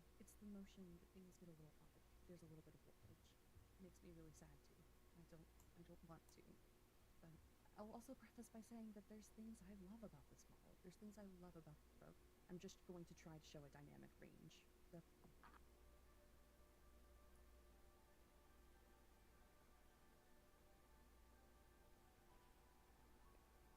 Okay, I can see. Oh yeah, that head tilt downwards. Now that puppeteering is done, just make some random faces.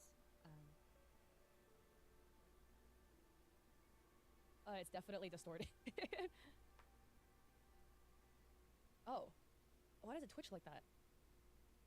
That's crazy. He allegedly made her own video with a response. Mookie calls Thorn and Gibai liars. I'm coming down with something, so if I sound groggy, that is why. That I was not the first to bring up that the commission should be cancelled. In the messages I've attached to this response, you can see via the date and timestamps that you were the first to mention that you no longer wanted to continue the commission with me. After you sent the huge message, I responded trying to ask if you wanted me to start from scratch. However, that message went unnoticed or ignored. I'm not sure if you just never saw it, but you never responded to it. Really badly wanted to work on your model. I love your model and I love your company. I really enjoyed you as a friend. I mean, I wouldn't take it to you anymore. I think you're a cool person. I really do, and I was really willing to work on the project and completely restart and try again. But you were the first to mention that you know therefore I stopped. And if you expressed love I want to draw a picture of. I think I'll draw a picture of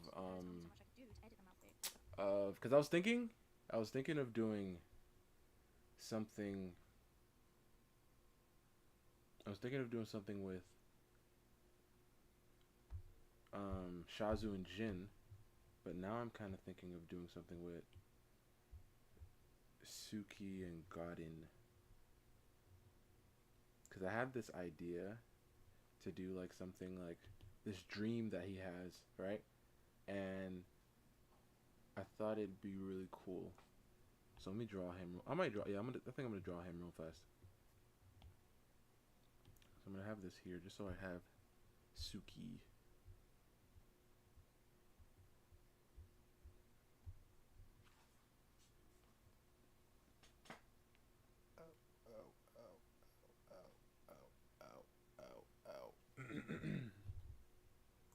I couldn't make things perfect because there are multiple parameters working together at once. After I'd sent you the videos and updates of the very last time that I'd edited the work, you gave me the impression that you liked it. I'm a little bit confused on that aspect. So there was a mention about Gib here, which we will revisit because we haven't read Gib's statement yet. And then Thorn escalated the case to PayPal. So in conclusion, Thorn wrote that this has really impacted their mental health and they're trying to stand up for themselves and they're glad they made better friends. Debut, unfortunately, has to be I don't pushed know. back Should to I do?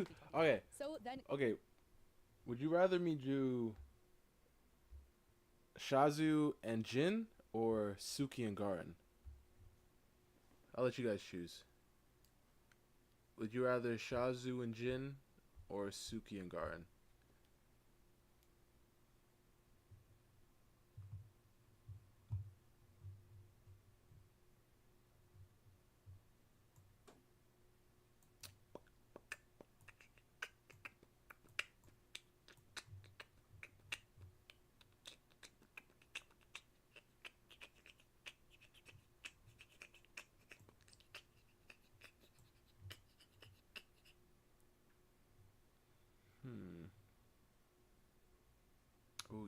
cool. I mean, I thought about this like if Shazu were to braid Jin's hair. I want to see like what Jin's hair would look like braided. That'd be cool. Jin? Okay. Okay.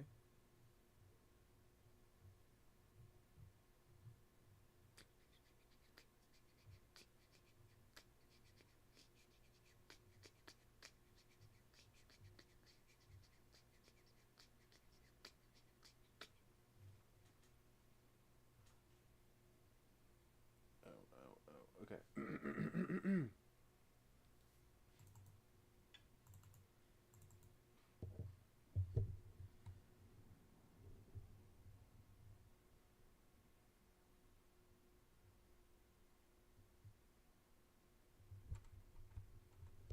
That Girlzo that you're watching loves to get into her own drama too. Yeah, she be starting stuff. She be starting beef.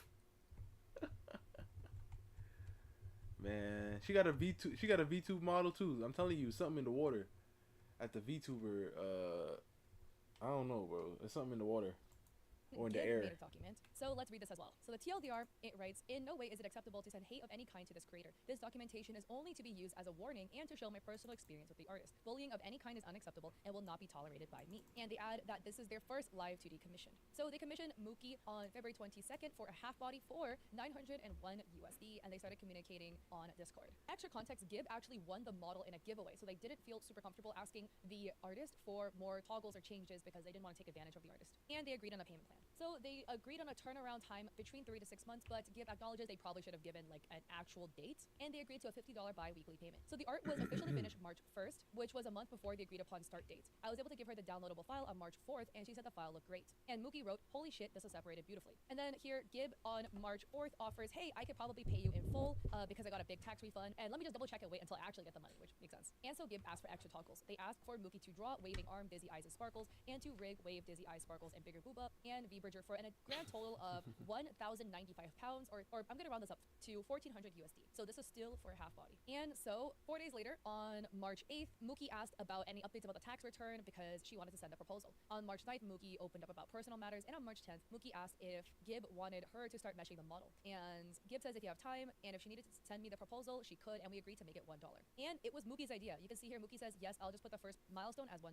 The same day I paid $1, she meshed the model. And Gib says they don't know what that means. It means, I figured it has to do with rigging. What meshing basically is, oh, what's the best way I could explain this? You're basically adding the framework for something to be warped. So for Live 2D, again, you animate art pieces, right? What meshing does is like, you're adding the skeleton to the body, and then you later move that skeleton. And so Gib writes, please note in her message, she says, quote, minor inconvenience, but it's no issue. The artist has forgotten to separate some of the layers, but that's okay. I can just duplicate, end quote. Please note that I had no clue what that meant, because again, for extra context, Gib has no Live 2D experience, but Thorn did, to put that into context, right? But she said it wasn't an issue, and that she is the rigger, and we just started, so I took her word for it. I take full responsibility for not asking more questions at this time. So as you can see, Mookie literally says minor inconvenience, but it's no issue. And then Mookie immediately sends the eye blink. Gib didn't expect it because they didn't pay anything off yet, but they weren't going to question it. So on March 13th, Mookie once again asked about the tax return situation and if they've gotten it because she was desperate for money. I have no issue with her asking, as I was trying to be kind through the entire process. I even offered $100 right on the spot to help her out if I could, but making your financial issues your client's issues is rude and unprofessional. So Mookie basically says, I'm a little desperate on money right now. I'm sorry if I sound rude. And Gib is stating, yeah, sometimes it takes up to 2 weeks. So on March 24th, Mookie once again asked about the tax refund. And Gib wrote, at that point, my patience was growing thin because initially we had agreed to only do the meshing and nothing more. And she chose to continue working on the model. I was just waiting for the funds to finalize in my bank. It's also still March, and my commission wasn't supposed to start till April. I also think it's like weird that Mookie is pushing this much about the tax return. I feel like it's like you're playing with money you don't have, you know what I mean? Gib was only supposed to pay you $50, so or $50 bi-weekly, that is. So to go from that to, hey, what about the 1,500?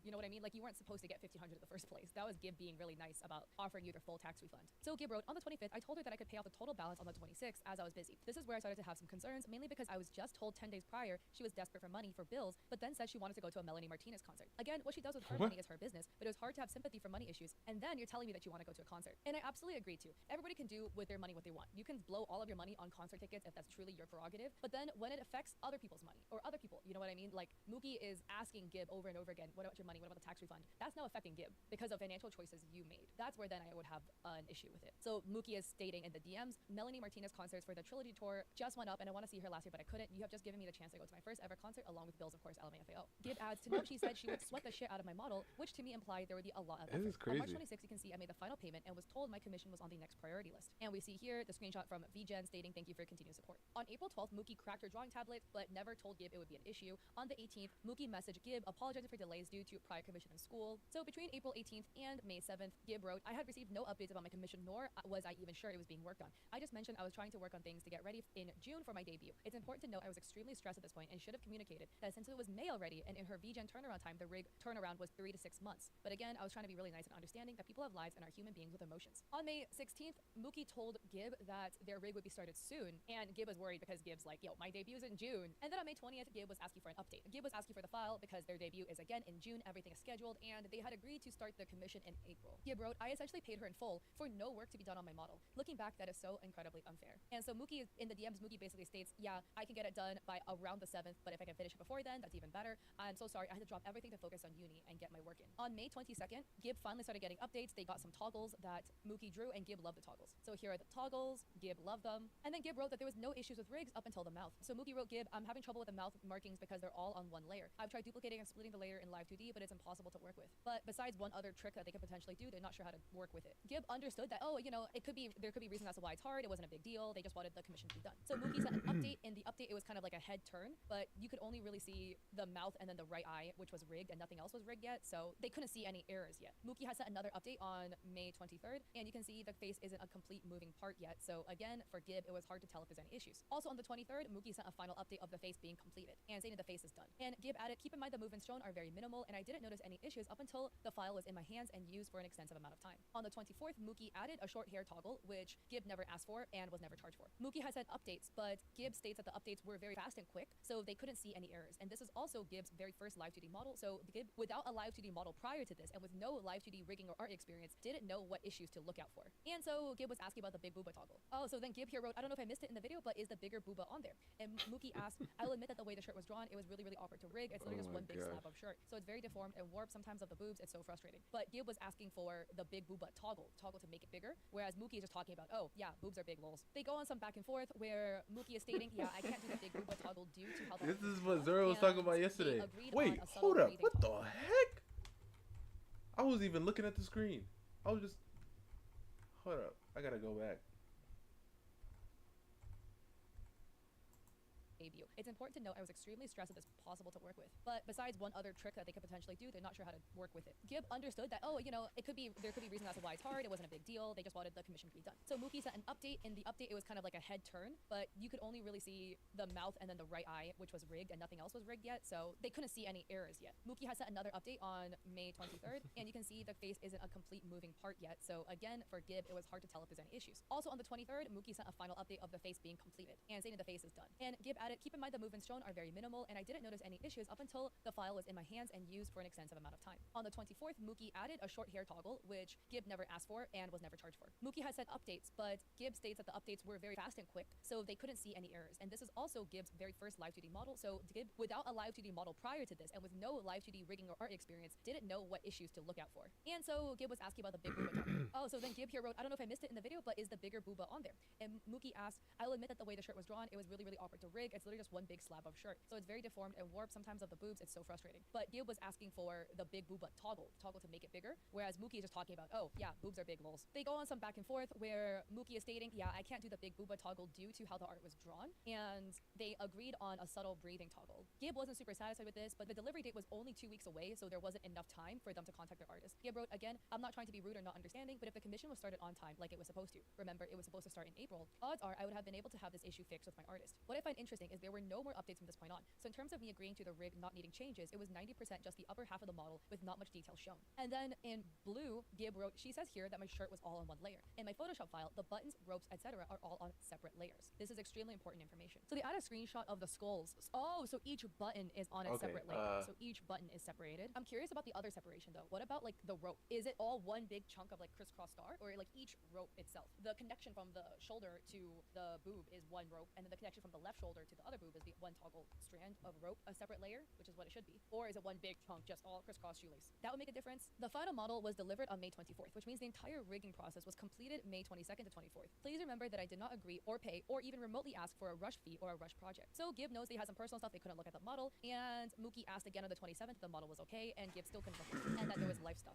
So on June 12th, 15 days later, Gib was finally able to look at that model, and they debuted on June 16th. There was some tech issues, but they assumed it was PC stuff. And then Gib wrote, the following day, people reached out to me about my model and had a couple questions that they noticed about the rigging, where they brought that issue to Mookie. Gib notes, I really didn't get to use my model completely until I did my debut, which I understand was my responsibility to look at prior. But since I had been so understanding of Mookie's timeline, I figured it wouldn't have been a huge deal. And also, realistically, you're not going to know how your model behaves until you use it for a stream and are basically acting or puppeting your movements. I do agree too. And again, I do want to acknowledge Gib also, again, has no experience with live 2D models. This was their first model. So people who have models before or are artists probably know, let's check for this pose or this movement, etc. But Gib didn't know. So the easiest way to tell, obviously, is to test run your model in a stream, which is exactly what Gib did. So they mentioned a couple of issues. The first issue is the neck being really long when they look up, which is pretty bad. The second one is the ears detaching or floating off the head, which I can't see in these photos. The third issue is when the head looks down, they wanted more of the blacks of the eyes to show. The fourth one is when they turn, the rope is disconnecting. As you can see here, this rope is cutting into where the neck jewelry or the neck collar should be. And Gib added, I have attached photos of things I've noticed that was pointed out to me by others. I realized that when you sent me updates, I may not have noticed them, or when you delivered the completed file, I really didn't know what to look for until I completely started using the model for streaming purposes. This is with using V-Bridger and iFocal map like you suggested.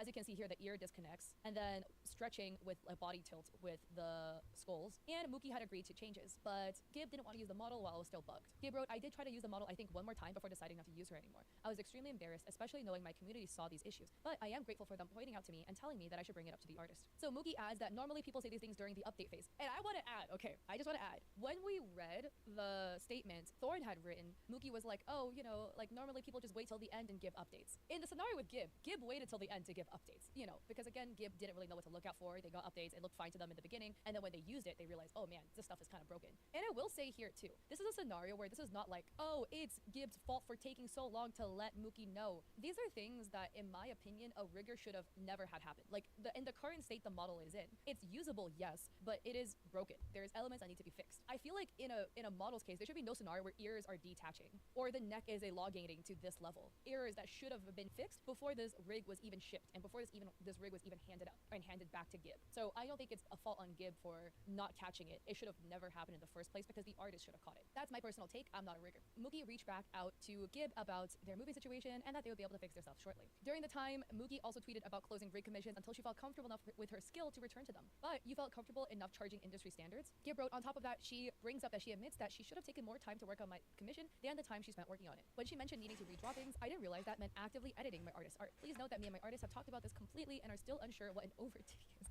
when she said edit the layers. So they had some more conversations a day after Gib asked for changes. Mookie mentioned that they were in the middle of a move, that their PC wasn't stable, and they were going to get PC fixes soon. And Gib is being respectful, stating, I really have no idea what a lot of it entails. I saw your tweets and messages and don't want you to feel obligated to rework mine since it was past your TOS. And Mookie says, don't worry, I don't mind going back and fixing things for you. And Mookie was actually talking about Thorn's commission here, stating, I'm stopping comms because it feels like no matter how much work I put into it, it seems rushed. I spent 16 hours on this current rig comm and they have just canceled and don't like what I've done. And Mookie wrote, I should have been a lot slower and focused more. After that, Mookie just went back to streaming and didn't talk to Gib again. Gib wrote, this was incredibly disheartening to me. Not only was my commission rushed, it was completed in 2 days. Because the and thing is, told, quote, like, I feel like if you have a VTuber, like, if you're a VTuber yourself, I mean, I don't know, bro. Because I didn't know, like, VTubers also did, like, rigs. But I guess that makes sense, too. I don't know, man. I really don't. It's crazy. Have been a lot slower and focused more, end quote. That alone is you admitting that you rushed. I was incredibly understanding of her timeline and never made a fuss when I could have. And people were stating that Gib got overcharged. It's August 9th as of them writing the stock, and it's been 2 months and they never received their comm. And then Gib remembered that they were given the actual live 2D rig file from Mookie. So here they're showing improper angles, and then you can also see the ear floating and detaching from the head, which definitely the model should have never shipped like that. I gotta say, the ear should have never been detached like that. Another example of the other ear detaching, and then the model in live 2D cubism getting put in random poses, like look at the neck, look at the jaw, and so Gib filed a chargeback. I understand it can never be easy to see somebody ask for their money back. I truthfully do not believe the product I received was worth the money I invested into it. How do you go from a 3 to 6 month process where you said you were a bit quicker and fit that into 2 days? And Gib in the PayPal dispute pointed out the errors, and they gave PayPal the timelines that we've read in this document. Mook responded back to Gib stating, this chargeback is incredibly unfair. I'm a forgetful person. A reminder would have been nice. The whole commission was complete, and I do not do refunds when a commission is complete. But I have to say, you can say it's complete and be like, yep, it's done. But in my opinion, it's not completed because it's broken. You can argue little things. If it's an artistic choice that you want to change, we can overlook, you know? Let's say hypothetically you were like, well, for the eye physics, I actually wanted, you know, the shine to go left to right instead of right to left, and you've already communicated. Jin That's has a really wider minor detail. shoulders, But so I ears remember detaching that. from the head is not complete. The model is completed when it's delivered at a quality that would be acceptable for most people. Obviously, again, there's people who ask for the moon and the stars, but I don't think this is the case, right? It sounds like Gib just wanted, you know, the string to not cut into the neck to not elongate like a giraffe, the ears to stay attached to the head, which is all stuff that should have been done if the rig was done properly. I'm not trying to say Mookie is like an improper artist by any means, but turning over a rig also in 2 days is insane, because that means even if Mookie were to work day and night, the rig took 48 hours, which is actually really fast for a rig. And obviously Mookie didn't work day and night, no sleep, nothing, you know, for 48 hours. So I'm guessing, being generous, if Mookie spent 12 hours a day on the rig, even 16, let's be generous and say 16, that's 32 hours on a rig, which is on the lower end for the amount of hours put into a rig. Still a lot, right? But still. And Gib here stating, I understand she believes the work has been completed, but it hasn't. There are still issues with the model that you never fixed. And to be honest with you, I shouldn't have to tell you to do your job when you're charging near industry standards for your services. You are the professional and I'm the client. And I will agree, 1500 USD for a half body rig is industry standard, or near industry standard. And apparently Mookie had a Trello in which Gib was blacklisted on the Trello. Mookie had changed their Discord status to how pathetic, not a single message, referring to Gib not sending a message before doing the chargeback. And that is really unprofessional. So Gib accidentally typed out layers because Gib was trying to search for messages between them, and then Mookie wrote, okay, but Gib, please understand you have caused me a panic attack. I cried and feel so hurt. Gib wrote, I didn't cause your panic attack. I didn't hurt you. Her own actions are what caused this to happen. I refuse to be taken advantage of or look like the bad guy in this situation because I know I am not. And then Mookie responded. She did respond via PayPal. In her response, she basically said that it was my fault I didn't say anything sooner, which is ironic because never once did I get on her for being late and rushing. Hiding behind a TOS to save your own skin is deplorable. You can't even own up to what you have done. I was recommended by friends to go to you and was told they were disgusted by your actions. I'm not trying to be heartless, but you stopped getting the nice version of me the minute you decided to lowball me and call me pathetic. Their legal name was redacted. And so basically Gib wrote, while understanding by TOS, I paid for the quality of a rig that you advertised via Twitter. They linked some examples and stated that on my rig, it was not like that. The head angle is not the same as your past work. It looks rushed, and it was rushed because it was done in 2 days. And rigs normally take months, by the way. And so there are more back and forth. And so here in this response, Mookie is stating that the rig issues is actually due to the artist, like a drawing it casual properly. fit. And they basically wrote that, oh, You it was know, easy he to could create have my like own models because I a knew how to jean format jacket them. on I or don't have any something. examples on VGen of models I've rigged that were not my own art. And so Mookie wrote, after it was finished, he sent me a video of you using it, so I assumed that you'd be checking for issues then and that you hadn't found any. Then I thought that once you said everything went great with your debut of the new model, that was a clear confirmation that you were happy with it and that I could move on to other projects. At that point, the commission agreement was officially finished and I could shift my focus to other projects. And Mookie added that due to the feedback, it looked like nothing needed fixed, and that when they brought back stuff updated later about changes, they were happy to fix them. So Mookie apologized for the inappropriate status and that they were really stressed for fear of being thrown into debt due to the chargeback, and stated that it was not Gib's responsibility to send a message, but it would have resolved. All right, this is what I don't understand too. This is me. This is me. All right. So like, obviously I know the commissions and everything with like the rigs and everything, they take forever, you know? Like they can take months working on these commissions. I understand. But the thing is, like with me with commissions, I feel like you have to like understand, even though, because what I like to do when I do commissions is half up front and half when I'm done, right? So we both get something, you know what I mean? So obviously I get something and then you get something, right? But like, I don't have the money. Like you send it to me and I technically have the money, but I don't have the money yet. You know what I mean? Like, why do they just spend it? Because she said she's going through debt. And that's what I'm saying. Like, I know it takes months because my commissions don't really take that long. Obviously depending on like how big the project is and, you know, the person and the, like when they need it and for what, you know? But like, this is crazy.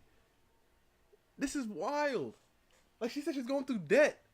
So she's like, every time she gets a check, because she did say, when you give me your the next installment, I'm gonna buy a mouse. So I'm just like, oh, so you just be spending. You just be spending the money once you get it. Dang. Man, I mean, man. Let's put Jin's hand right here.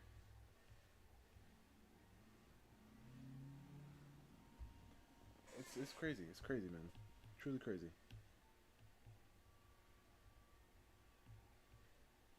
Yeah, make his head bigger. Okay.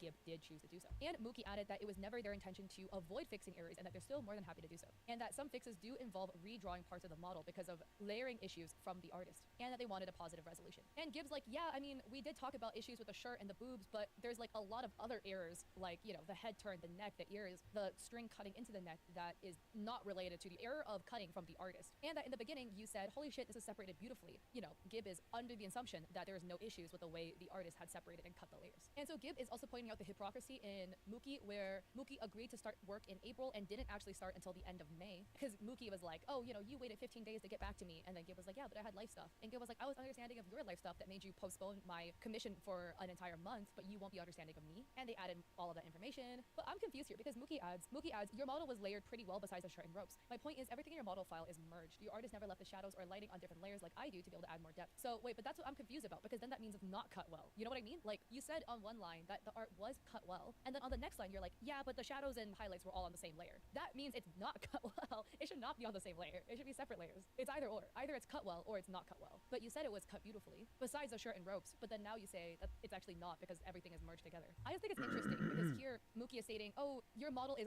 very simple. You have about 3 to 4 expressions and a single arm wave toggle, and it's a half body. Yeah, half bodies are easier to rig than full bodies because there's no legs. And then they write, my models are all full body, and I put a hell of a lot of detail into them. The way your artist layered your model is entirely different to how I layer mine. The quality is going to be different, blah, blah, blah, blah, blah, blah. Your model is one of the simplest models I've rigged besides a male model I rigged last year. By looking at those models, you can see that they're not as good quality as my own models. There's only so much I can do with models that are layered that way. But I do think, I've never done a live 2D VTuber commission, etc., but I do think if it's a scenario where you look at the artwork and you're like, some changes need to be made so I can rig it at the quality I want to deliver, I feel like that should have been mentioned. Gib here is talking about everything that we just covered, basically stating, yeah, the whole shadows and lighting on different layers was weird to Gib because that was never mentioned prior. And Gib adds, this to me is unfair to say because if you need a specific layer style to recreate the rigs you're capable of, you should not be working on other people's art, knowing this is a huge possibility, if not a completely unavoidable one. And Gib is stating, why was none of this told to me at the beginning of my rigging process? That is a pretty big detail, and it would be revealed immediately on trying to mesh the artwork. You would realize all the layers are wrong. And Gib adds, if you can recall the beginning of me reaching out for the com before we got into detail, I specifically asked her if she felt comfortable working on other people's art. I will save you the time of scrolling all the way up, and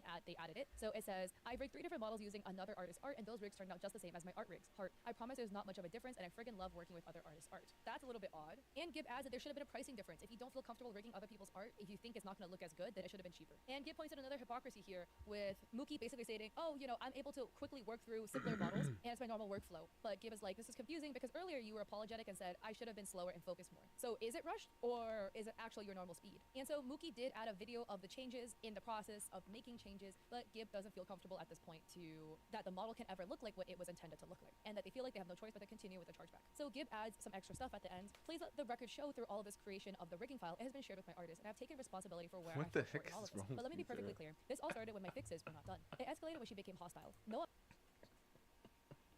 What? What? Alright, let's open this back up.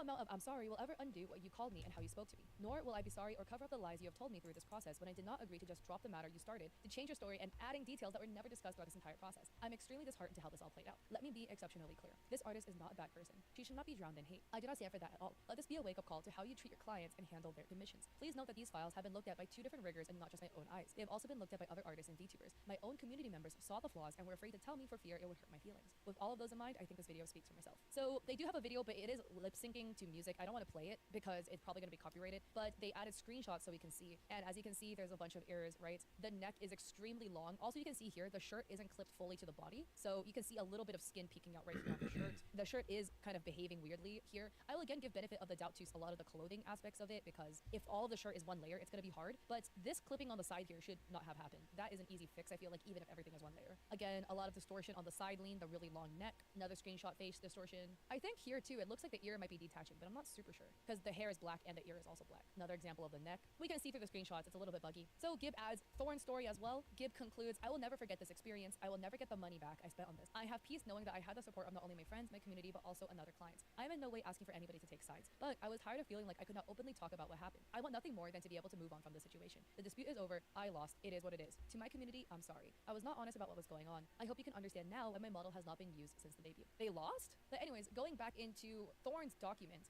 included this video, so that gives us context now into who that model is. Never would have used her for a debut, and she never would have greenlit the model to begin with. that were the case, Gib never would have used this is Gib's model. She's not broken. She's not that were the case. Gib never would have used her for a debut, and she never would have greenlit the model to begin with. To be honest, yeah, if that were the case, she never would have greenlit, and she never would have debuted. She never would have used the model in other streams. You mentioned that she said that models drawn by someone else will be lesser quality. What Gib told you, she completely missed out context, which I think she has, because when I was having that conversation with her, I was talking about layers, and either she is lying, saying something else, or I don't know, but I was talking about layers. If Gib gave you that false quote and claimed that I said that due to the way the artists, that her artists specifically, didn't layer the torso, practically impossible for me to rig this any better than I have.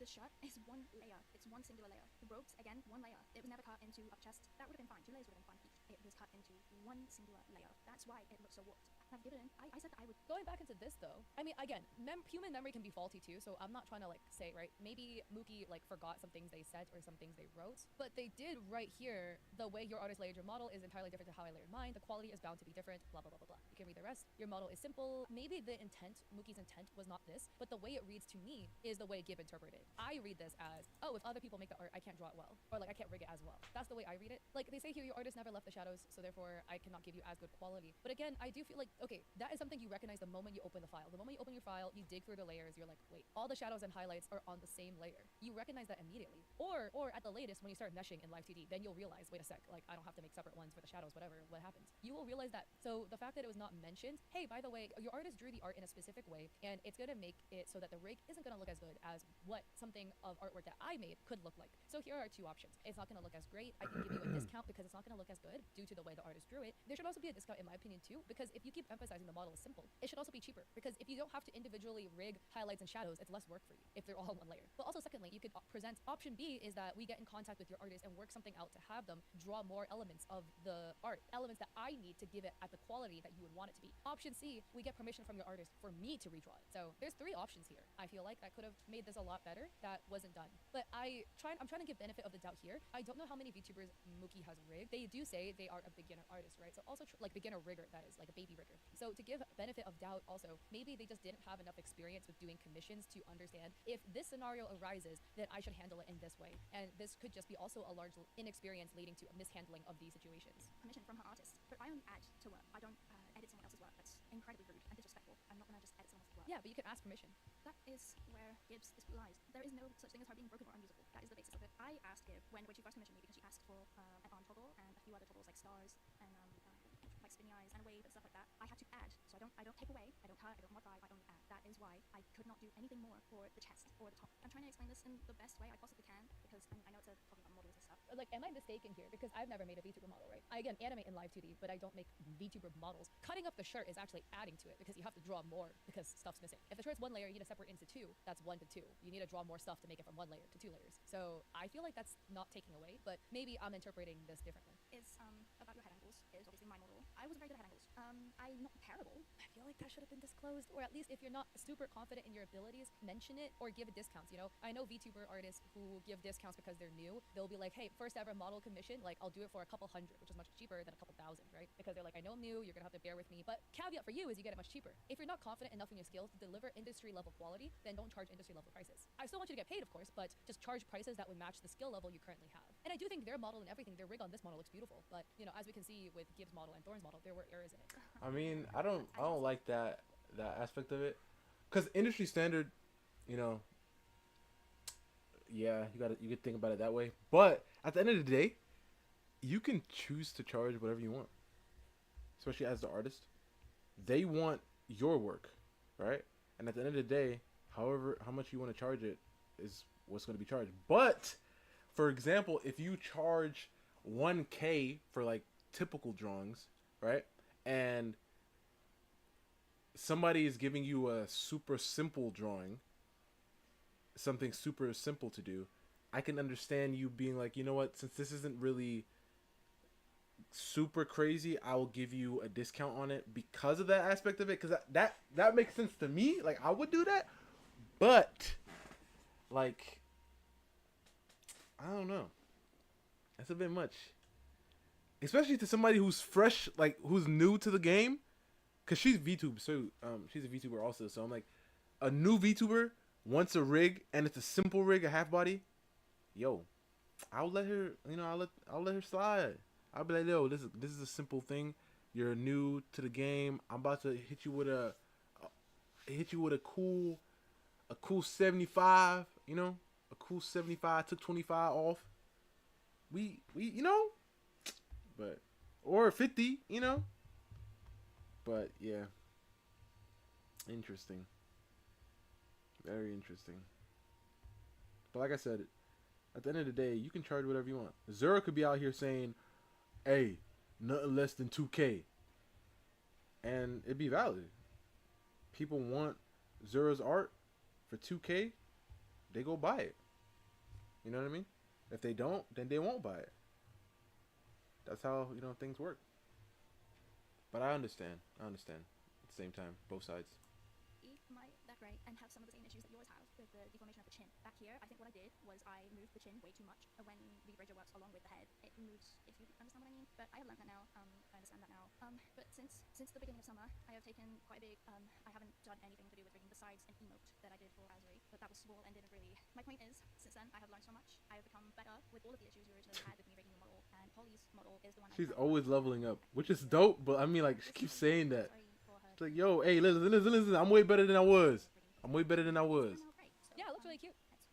But yeah, it's a very, very, very messy scenario. So under Thorne's tweet, Pin had written, "Oh Thorne, this is so much. This year has been beating all of our butts. You wrote a very well composed and explanative doc here, and it shows a lot to your character as a person. This is such an awful experience. I'm sorry you're going through it." August wrote, "Happy birthday, Thorne. You've been through so much. I really hope the chargeback goes through." And under Gibbe's tweet, people wrote, Kaza says, "I'm so sorry you had to go through this, Gib. This was disappointing to see that they would go back and forth and say those things. The fact they knew there were problems but didn't say anything is crazy." Vera says, "The head angles, especially on the Y corners and floating of layers, makes me so incredibly angry. I'm hoping you have a better experience with somebody more experienced and professional." Cho Hua says, "The way Mookie handled the situation is not professional at all. This is upsetting to see from the sidelines. From a rigorous POV, they were cutting corners and making excuses. They need a less destructive workflow to encourage easier revisions. Hope the best for you, Gib." And then to wrap everything up, Mookie made their own statement as well, writing, "My response to the situation regarding Gibbe and Thorne. Please read below. I go by Mookie, and this is my response to the current situation involving myself and my clients Gibbe and Thorne the Gorgon. First up, I would sincerely like to apologize for the pain and distress I've caused Thorne. Thorne's artist sick and Gibbe due to my unprofessionalism. After these posts were made, I consulted trusted friends and mentors who I knew would be honest about mistakes I've made and tell me what I should do to remedy the situation. Up until now, I tend to befriend those who commission me. I've learned that I need to separate business and friendship so that I don't bring my emotions and personal life issues into my conversation with clients. I now understand this may come across as me trying It to reminds me manipulate of that people, one chick from yesterday.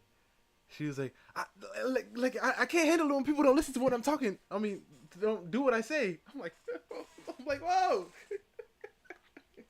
She was tweaking.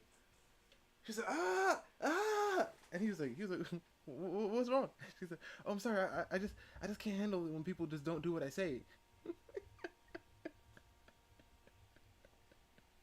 Like, I can understand being frustrated, but like just the noises she was making, I was like, "What the heck is happening here?" Like, there's like something happening. even if it's never my intention. I'd like to mention that I have never labeled myself as a professional rigger.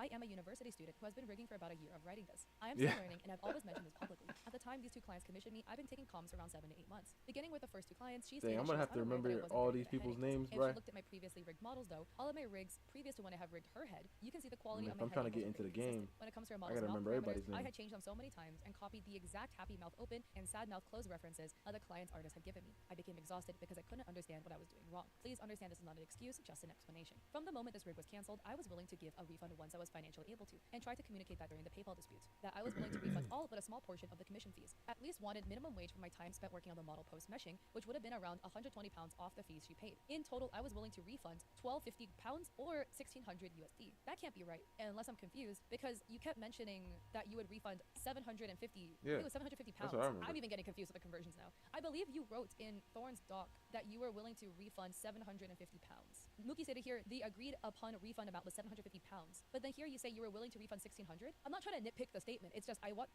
numbers to match up, and it's just not matching up. Because I believe the first person they're talking about here is Thorne. So they stated that they were unable to find a job. They had people cancel commissions, which made it even harder. They did a donathon, but because their PayPal account was negative, and due to the dispute locking the account, they can't access the donathon money. So therefore, they have a hard time paying bills and rent, let alone refunding. So Mookie Wait, has that the what client is I'm what is it refunding, called? aka Thorne, is completely aware What is it called? bills and rent, let alone and due to the dispute locking cancel commissions, which made it even harder. They did a donathon, but because their PayPal account A donathon. What the heck is a donathon?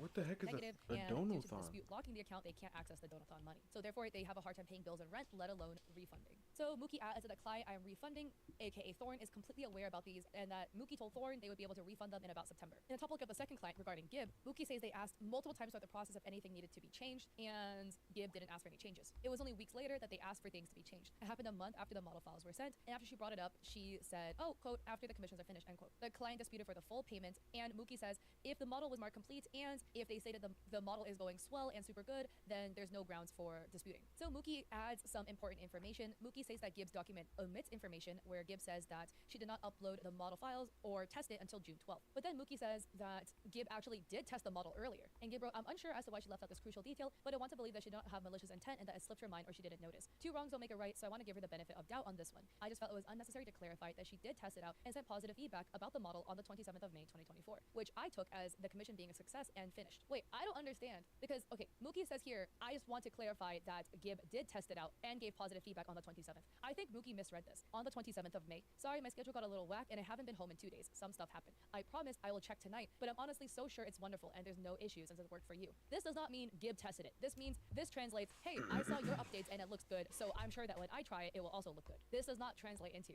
I tried it and it looked good. You know what I mean? But I'm trying to give benefit of the doubt. There's so many messages that went through, so I feel like if you're reading a large conversation, it's easy to accidentally misread or misinterpret what is said. So Gibbe did not say they tried the model, but I can see how Mookie would have accidentally interpreted it that way. Oh, okay. Oh, never mind. Okay, never mind. I take that back. Gibb says trying to upload it now on the 27th. Then Gibb says this is the best thing ever, LMFAO, on the 27th with a screenshot. So Gibb actually did test the model out. I thought Mookie was misreading it at first, but that's not the case. Oh yeah, maybe like Gibb accidentally left that out. Mookie wrote that it was a big misunderstanding. It was never their intention to scan anybody, and they thought it was done. And they also added, when one client was upset with the quality of work and claimed she was, quote, uncomfortable with continuing the rig, end quote, to me that was a cancellation, which I also agree. When I read through the conversation as well, to me, I interpreted that as canceling the rig. And simple. This is all you have to do. Obviously, you know, we like to draw boxes, but you could simply just go for it, get like a more of a 1-piece body type, you know, if you want. Just, or if you want something more realistic, you can get your rib cage, your hips, and then make sure it comes in like so, goes out and goes down like so, and then you will have yourself a nice hourglass. Continue up here, get the legs going out like so. You know what I'm saying? Mookie wrote, I was shocked to see that after she said that, she claimed she still wanted me to continue. I feel like that misunderstanding, among many others, led to the issue we have now. I shouldn't have taken on a project I was not ready for. At the time I took it on, I thought I had the skills necessary to do Thorne's model justice, but unfortunately I was unable to make her happy, and I understand that, and I'm willing to resolve that issue. And yeah, I agree. I don't think that Mookie is ill-intentioned in any way with this. They're probably just in over their head. They thought it looked really cool. The art is beautiful, so they probably were like, oh, pretty art, let me try this out, and then realized they were probably in over their head. So here, Mookie basically acknowledged their Discord status was passive-aggressive and unprofessional, but they were just frustrated and upset because one message could have resolved a lot of it, but they were never reached out to. Again, I do not think it was on Gibb to reach out to Mookie to fix the model. I think that should have been on Mookie. It would have been nice, a nice gesture to do so. And referring to the doxing, right, of sending the screenshot with somebody's information, and the blurred out stuff is their names. Mookie wrote, I urge anybody who's worried about their PayPal details being shown, like legal names, to change your PayPal details if you're able to, because donos may show the donator's name. Oh, so the donations screenshot showed the names of people that donated to Mookie rather than people paid Mookie for commissions. I don't know if I'm interpreting this correctly. I don't think I'm interpreting this correctly. It doesn't seem like the question was answered. Did you leak information or did you not? Because they said, to preface, I know I should have blocked out names. The section blurred out says, send again. This is because those contacts showed are streamers I've recently sent coffee donations to.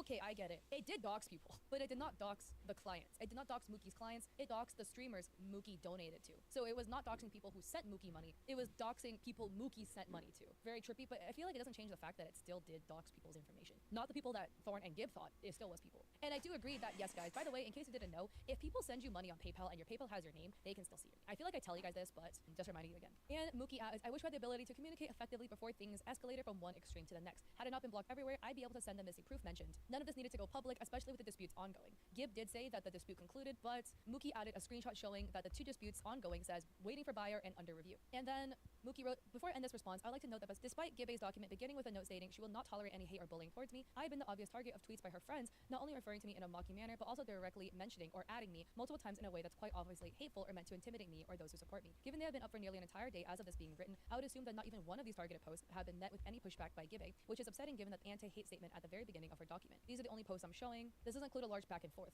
with examples of messages, and these are messages from people who are friends. And Mookie adds, all this being said, I have wanted to and still want to resolve this. I'm happy to refund the large majority of Thorne's paid commission fees, as I outlined earlier, a total refund of $1,600.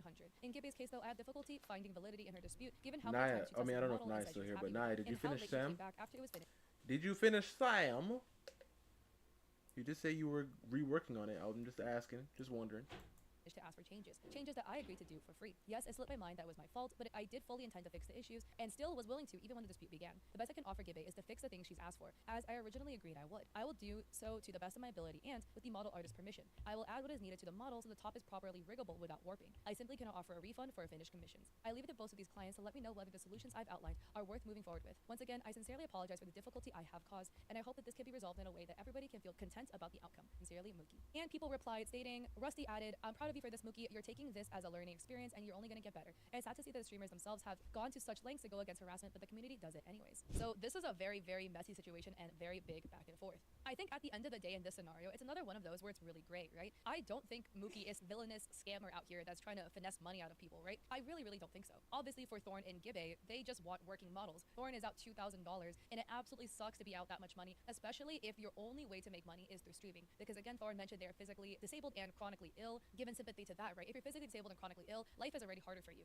financially speaking, right? In order to just live and meet a basic quality of living, you have to expend a lot more money than somebody who is able-bodied has to, which is already extremely financially stressful and unfair. And not only that, it also limits the amount of money you can make because your job opportunities are much slimmer due to you being chronically ill and disabled. So I do want to provide sympathy to Thorne as well for this scenario, right? They had this model they've been working on for so long, and they were finally going to be able to stream again. And just for them to not receive their model because they couldn't ever get past the XY head rigging angles, and they also are out a lot of money. Mookie obviously is well-intentioned in wanting to pay them back, but doesn't change the fact that $2,000 is out of Thorne's pocket, but they don't have a working VTuber model. In Gibe's case as well, they paid for a model that they wanted, and the model came completed. Yes, it does move, but there are some rigging errors and things like that that should have been fixed. Mookie, of course, is very well-intentioned and enthusiastic on fixing the errors, but after 2 months of no response, I can completely understand why Gibe is also frustrated. I don't think Gibe or Thorne are in the wrong for wanting to correct these issues with Mookie, for Thorne wanting their money back, or at least a good chunk of their money back, because again, the model isn't finished, by the way. There was about 16 to 20 hours of work on it. It was not completed, the rig that is. And for Gibe, adjustments made to the model so that the model doesn't have bugs like the neck being really long or the ears being fixed. But also sympathy to Mookie too. They are a beginner rigger who is a university student as well. So on top of just, the commissions they have going on, they also have IRL stressors of school and other things alongside going through a move during all of this as well. I truly think this is just a scenario where Mookie definitely got really in over their head, probably got excited seeing some pretty artwork, wanted to get a crack at rigging the model, and then realized soon that they were in over their head and didn't know really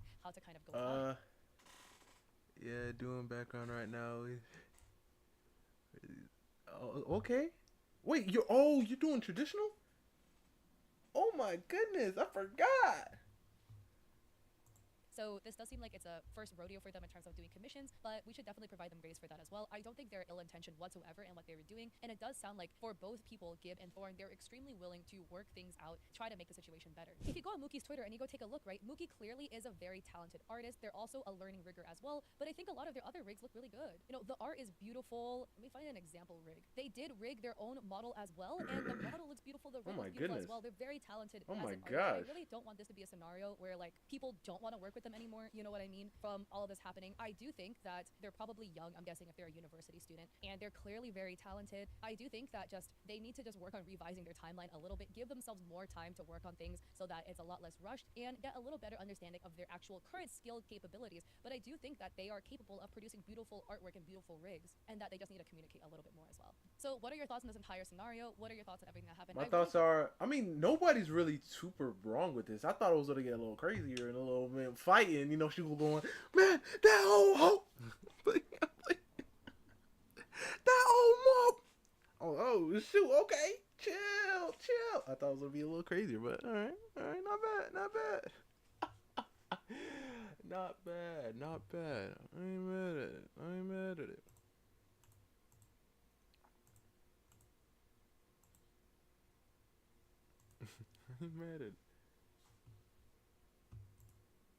Everything can just get resolved. I hope Thorne can get their money back. I hope Gib can at least get the changes made to their model that they're looking for. And I really hope that Mookie can still continue to get commissions and artwork as well. And because hopefully, bro, these VTubers, they be fighting.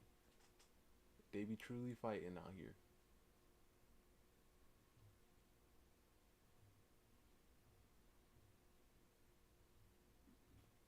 Excuse me.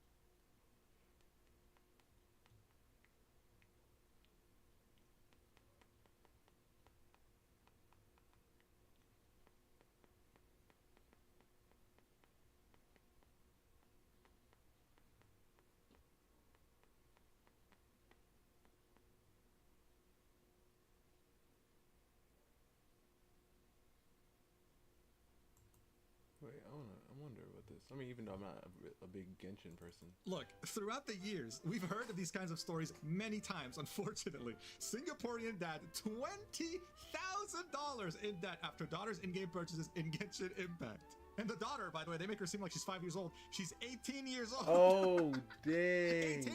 18! Oh my gosh. Oh no. Oh no. Oh no.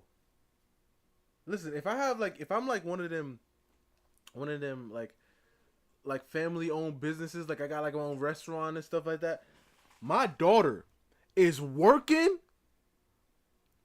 like until she pays off that debt. $20,000 on Genshin? I'm in debt because he used my card? Oh nah, she working, Brian. I'm telling you, she working until $20,000 is paid. Until the $20,000 is paid. Oh my gosh.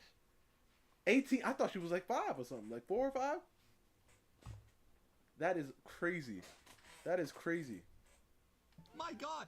At I mean, first I not thought 4. I was scammed. Maybe you 5 were, or 7. buddy. You were. But the incident we're talking about today is different. It wasn't a case where someone was spending their money out of ignorance. It was someone who thought they knew what they were getting themselves into, but ended up getting slapped across the face with an extremely faulty mechanic that they inadvertently exposed to the entire world. But before we talk about this crazy incident, my brand risk of a channel somehow got a sponsor, so thank you Opera GX for sponsoring this video. We're gonna go to the GX store and pick out a GX mod. This is my favorite. Really good. That's true. Now, from your current browser to Opera GX. Well, this is about a streamer who single-handedly defied all odds to be one of the unluckiest people in this game's history. He lost over $2,000 trying to get one copy of a weapon that doesn't even matter that much in the grand scheme of things. But while hilarious watching him suffer, it shined a light on a massive flaw in this game and its mechanics. And unfortunately for MiHoYo, who made Genshin Impact, this was exposed to everyone because it didn't happen to just some random guy. It happened to one of its biggest content creators at the time. So what the hell happened, and how was MiHoYo convinced to do something that is never done in the gacha space? We're finding out together. Sit down for your lesson in online MiHoYo? degeneracy. So Japanese guy? The Staff of Homeless incident happened in the beginning of 2021, and for you to really understand the gravity of the situation, you need some context. Genshin Impact came out at the end of 2020 during the height of the pandemic loneliness. So for many people, including myself, this was our first gacha game ever. Now, to understand how a gacha game works, it's more simple than you think. You would have just had to play Overwatch back when they had loot boxes. It's practically the same thing. The difference here is that you're not getting cosmetics. You're getting things that affect gameplay directly, so characters and weapons. Now, apparently, due to my past criticism of the Chinese government, sponsors are very scared of me. So let me say this. China's amazing because they came up with something the West would never come up with. They forced any video game operating on their territory to reveal the exact odds of what you might get in gambling mechanics. Because that's what it is at the end of the day. This is literally gambling, okay?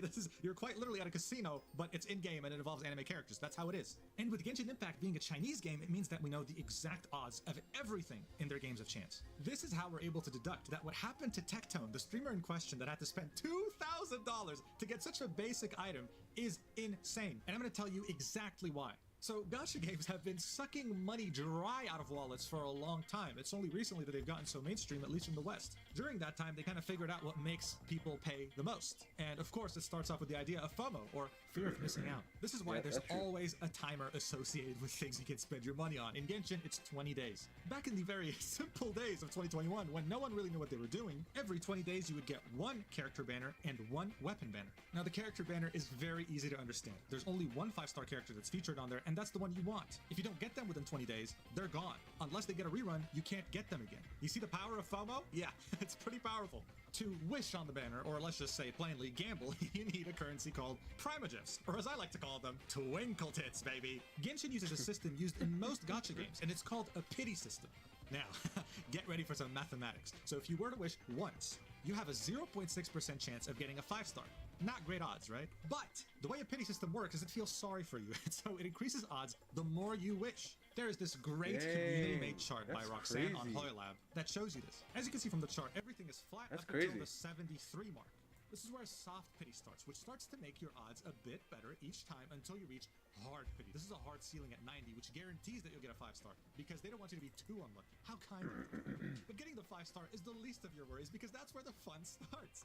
Then there's a coin flip that happens, which will dictate whether you'll get the character you want, the one featured on the banner, or you'll be getting an outdated character no one likes from the standard banner, effectively meaning that you lost the 50-50, you lost the coin flip. Now the good news is that if you lost the coin flip, the next 5-star you get is guaranteed to be the limited time character. Isn't that awesome? How generous, right? Seeing this, it's not hard to understand why gacha games get so much criticism. This is practically a casino that feels sorry for you.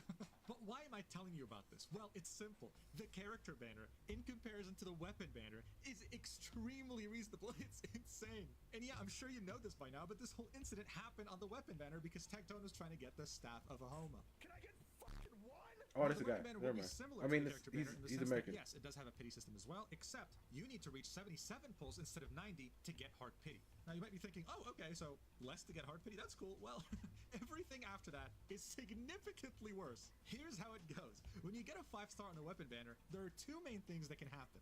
You have a 75% chance to get one of the two main featured weapons, or you have a 25% chance that will give you a random standard banner weapon, the ones you don't want. Similarly to the character banner, if you hit that 25% chance on the weapon banner and get a standard weapon, then hey, next time you get a 5-star, it'll be guaranteed one of the two limited ones. So with that being said, you realistically have a 37.5% chance to actually get the weapon that you want. However, there was one major flaw with this system, whether intended or not. Okay, let's just give them the benefit of the doubt here. There was a vital missing safeguard. You had absolutely zero way to guarantee the weapon you wanted. You could theoretically win the 75% chance coin flip and get the weapon you don't want.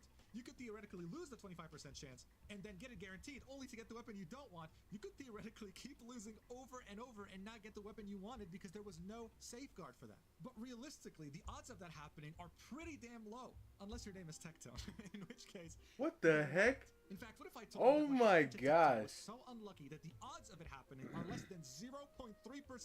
I mean, man, he can't catch a break. He's been homeless, he lost his hair before 30, and now this? I mean, come on, man. Give this guy a break. Tectone's content at the time was centered mainly around Genshin Impact. That's why he was known as the Genshin guy, a name he hates today, because he mainly made guides, tier lists, those sorts of things for Genshin. He was particularly excited for the Staff of Homa because it was the first weapon that was so creative with its main mechanic. Most weapons thus far were fairly boring, but the Staff of Homa had something unique. It scaled off of your base HP, and that made Tectone very hyped about it. That's why he planned an entire wishing stream centered around it. So this right here is the first stream in question. Yes, first, 1 out of 2. And as you can tell from the title, it didn't go so well. It's at 1.1 million views and quickly became a meme in the Genshin community. He starts off being very hyped, but as you can see from the most replayed parts of the video, some things happen. So he pulls a 5-star early here, okay? He's really hyped. But unfortunately, he gets a wolf's gravestone, right? The next one he gets, he's really hyped about too, because man, this is also fairly early too. Right? Pretty fucking. It's another wolf's gravestone. And as you can see from his face, things aren't going so well. Oh, but if only he knew that this was just the beginning. Because shortly afterwards... Did something I don't have max, please. Good? One spear? Are you fucking kidding? Oh, he kept getting the same thing? The odds already are crazy, okay? He won the 75% chance 3 times in a row to get the same weapon 3 times in a row. What in the But because now he lost the 25% chance and he got something else. So now think to yourself, okay? He lost a 25% chance, right? Which means the next 5-star is going to be a guaranteed either Wolf's Gravestone or Staff of Homa. This is a coin flip to get the weapon he wants. It's one of two, all right? So what do you think happens? Well, I don't fucking God. You have to be fucking kidding me. Dang. but it's not over yet, because guess what? He's doing push-ups, trying his best to get the Homa, doing these rituals. And then, look at this. Motivation, and we're He gets going another to one, bring right? home And guess what it is? Oh my gosh. I don't even know, like, but just thinking about it. The drain. This was the first stream, okay? He had done a full stream trying to get the staff, thinking, oh, I'm just gonna spend $500. He spent 1,000 and didn't even get one. Oh my copy. gosh. Before we get to his second stream, This is you probably why I have a like these question. games, What man. do you do with multiple copies of a weapon or multiple copies of a character in Genshin? Well, it's simple. Multiple copies will give you more passive stats.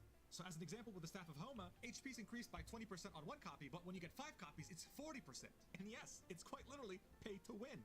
But since this is a single player game with co-op elements, it's not that big of a deal, right? But if you're playing a game like Epic 7, where it's a multiplayer PvP game, the top players are really just here flexing their wallets, saying, yo, I spent more than you, yeah, I won, so what? Like, it's ridiculous. With $1,000, you can easily get multiple copies of the same character, or even multiple copies of the same weapon, but Tectone couldn't even get one! And he had to do another wishing stream just to hope that he gets one copy of the Staff of Homa. So this right here is his part 2. Can I finally summon Staff of Homa? Again, at almost 1 million views, this got a lot of attention. So unfortunately for him, the answer to his question wasn't so straightforward. On his second stream, he got another 5-star at around the 5-minute mark in this video. Hey, I'll also take a And guess what? if you want to up with that shit, bro. It's another Wolf's Gravestone. And in Tectone's own words, here's what he has to say, just to So- remind you. I have now gotten 8 Wolf's Gravestones back to back to back to back to whatever times 8 back is. Just imagine wagering with your friend and losing 8 coin flips in a row. But of course, it's not over yet, because on his next 5-star, he gets bamboozled so hard. Content for my boys. Yeah. So what happened here is that he thought he finally got the Staff of Homa, but it turned out to be the Skyward Spy. He thought the silhouette was the Staff of Homa. He got baited so hard. He then finally gets it around the 12-minute mark right here. Be free, please. God. After spending $2,000. We're done. Let's go, dude. Let's go. One of the craziest, unlucky situations I have ever seen. The community reaction was almost instant, with people making threads and talking about how bad his luck is and about the weapon banner in general. Of course, this spread on Twitter, Reddit, and Hoyolab. My favorite reactions are on Hoyolab because they express that the weapon banner sucks, but are still happy because they don't like Tectone. I don't even like him, but I felt that pain. I don't even feel sorry for him. Serves him right for making dubious and bullshit tier list. Mihoyo is a legend. LMAO, I hate Tectone so much. Hey man, I think it's easy to say that his tier lists were just a bit controversial back then. But that wasn't it. Some of the biggest Genshin content creators at the time, like MTash, also spoke about this issue, especially after what happened to Tectone. More because it's like, you just charged Tectone $2,000? And he was arguing that they were taking so much money but not adding enough new content in the game. The idea that the weapon banner was a scam was already prevalent, with new players always asking if it's worth it and veteran players saying, no, it's not, especially if you're free to play. But what happened with Tectone really amplified the sentiment, which ended up making Mihoyo do something that is never really done in the gacha space, ever, which is taking a step back and re-evaluating their gacha system, more specifically, the weapon banner. Everything changed in the 2.0 update, and here's a post that was posted on July 9th, 2021 that explains everything. The introduction of a new mechanic for the weapon banner specifically called Epitomized Path. So the way this works is, before you start wishing, you're meant to select one of the 2 featured weapons that you want. So let's say you want the sword Skyward Pride. If you're unlucky enough to lose and get lost prayers, or even lose 25% and get a standard banner weapon, then you get 1 fate point. If you lose again, then you get another fate point. And at this point, when you have 2 out of 2 fate points, what this means is that the third 5-star you get will guaranteed be Skyward Pride. So that means you can lose a maximum of 2 times before getting what you want on the 3rd time, right? So yeah, it's still kind of scummy. Of course, the weapon banner is not free-to-play friendly at all. It never is, but it's way better than losing 10 times in a row like Tectone, okay? It is way better. But for the people who are fortunate enough to watch Tectone go through something that happens once in a lifetime, it's very hard to look at the weapon banner the same way. And I mean, yeah, I wasn't aware of what happened to Tectone back then, but now that I know, I'm definitely not going to be able to see the weapon banner the same way ever again. And I think this is a perfect time to end it with what Tectone himself said about this whole incident.